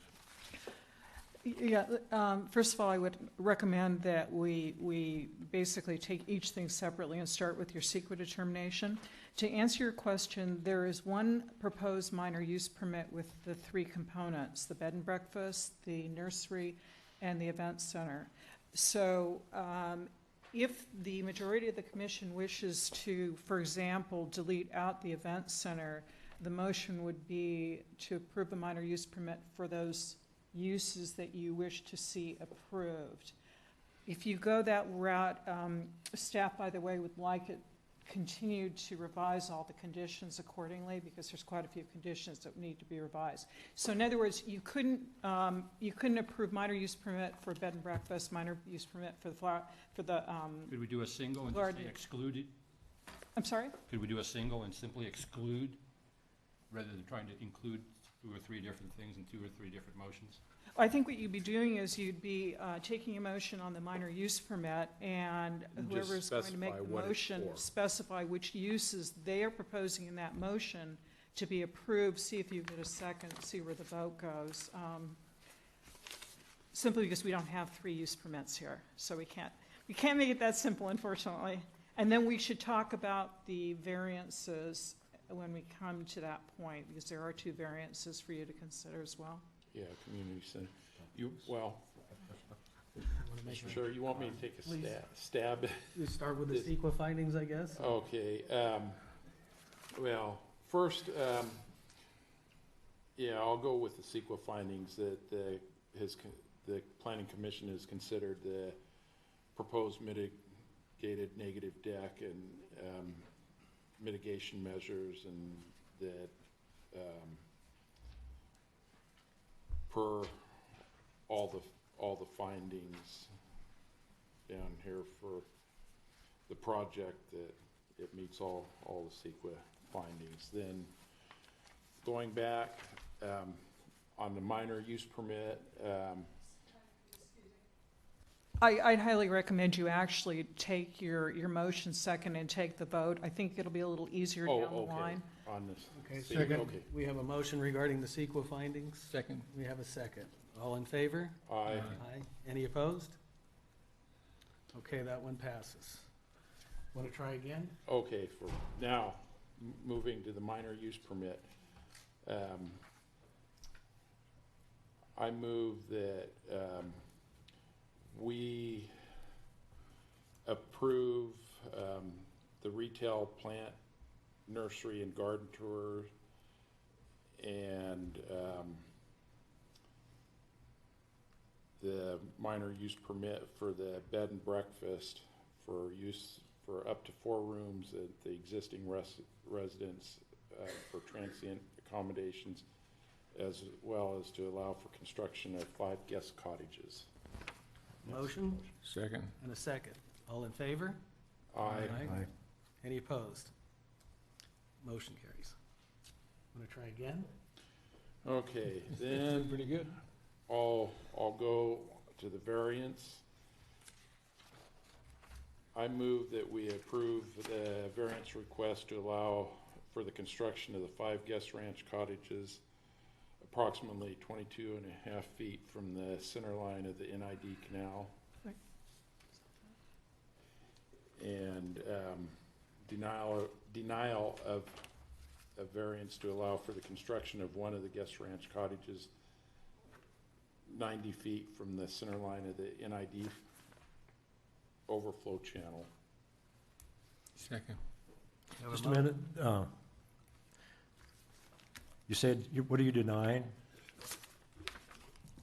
The 5th cottage? Yeah, there's one, I guess, that's too close to the channel overflow portion. Oh, so there's only approving 4? Yeah. Yeah. Huh? It needs to be shifted over so it meets the 100-foot setback. Okay. Okay, so that was my motion. We have a motion. We have a second and a second. All in favor? Aye. Aye. Any opposed? That motion goes. One more time. We got more, I think, don't you? Trying to catch his breath. No, I'm trying to think what, let's see, that one. You have a variance for the community center. We don't have, we're gonna leave it out. No, There's no motion. We don't, okay, That's a separate item. yeah. we're hoping. We're striking. Mr. Chair, based upon the discussion of the commission, I believe what you may be looking for is a recommendation for denial without prejudice of the minor use permit and variances for the community event center. Yeah, that's what I heard you say. Exactly what he was thinking, I could tell. We just forgot the without prejudice. Second? We have a motion and a second. Yeah. All in favor? Aye. Aye. Any opposed? Aye. Roll call, please, Kathy. No. He's not sure how he felt or what his name was. Yeah. Yes. Yes. Yes. Yes. Mr. Chair, consistent with the direction from County Council, staff would recommend that you refer this back to staff to modify the conditions of approval consistent with your action. We will bring this back as a consent item on the December 13th agenda. And we need a motion and a second vote to do that? So moved.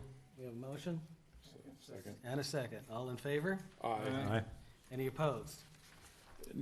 So be it. And one thing, I think with the event centers, we definitely need to have that looked at, or maybe some different. Come back here and take a look at the event center issue again as a whole, globally? What staff will do, staff will bring this item up to the board for its consideration, the issue of event centers. Right now, it's not part of the planning staff's work program, and we would need direction from the board to do so. But based upon the discussion here, staff will bring that forward for discussion by the Board of Supervisors. Yeah, you know, I think just to maybe emphasize that, recognize the supervisors, it seems like if we're gonna have a lot of these proposals coming through, and, you know, we favor some and we don't favor others just on anecdotal basis, that we're not being even or fair until we really get a better dial in on what these things really are and what's permitted.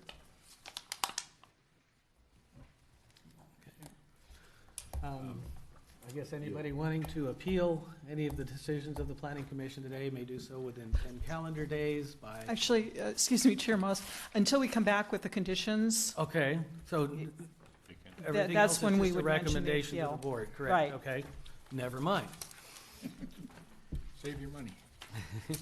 And with that, meeting adjourned.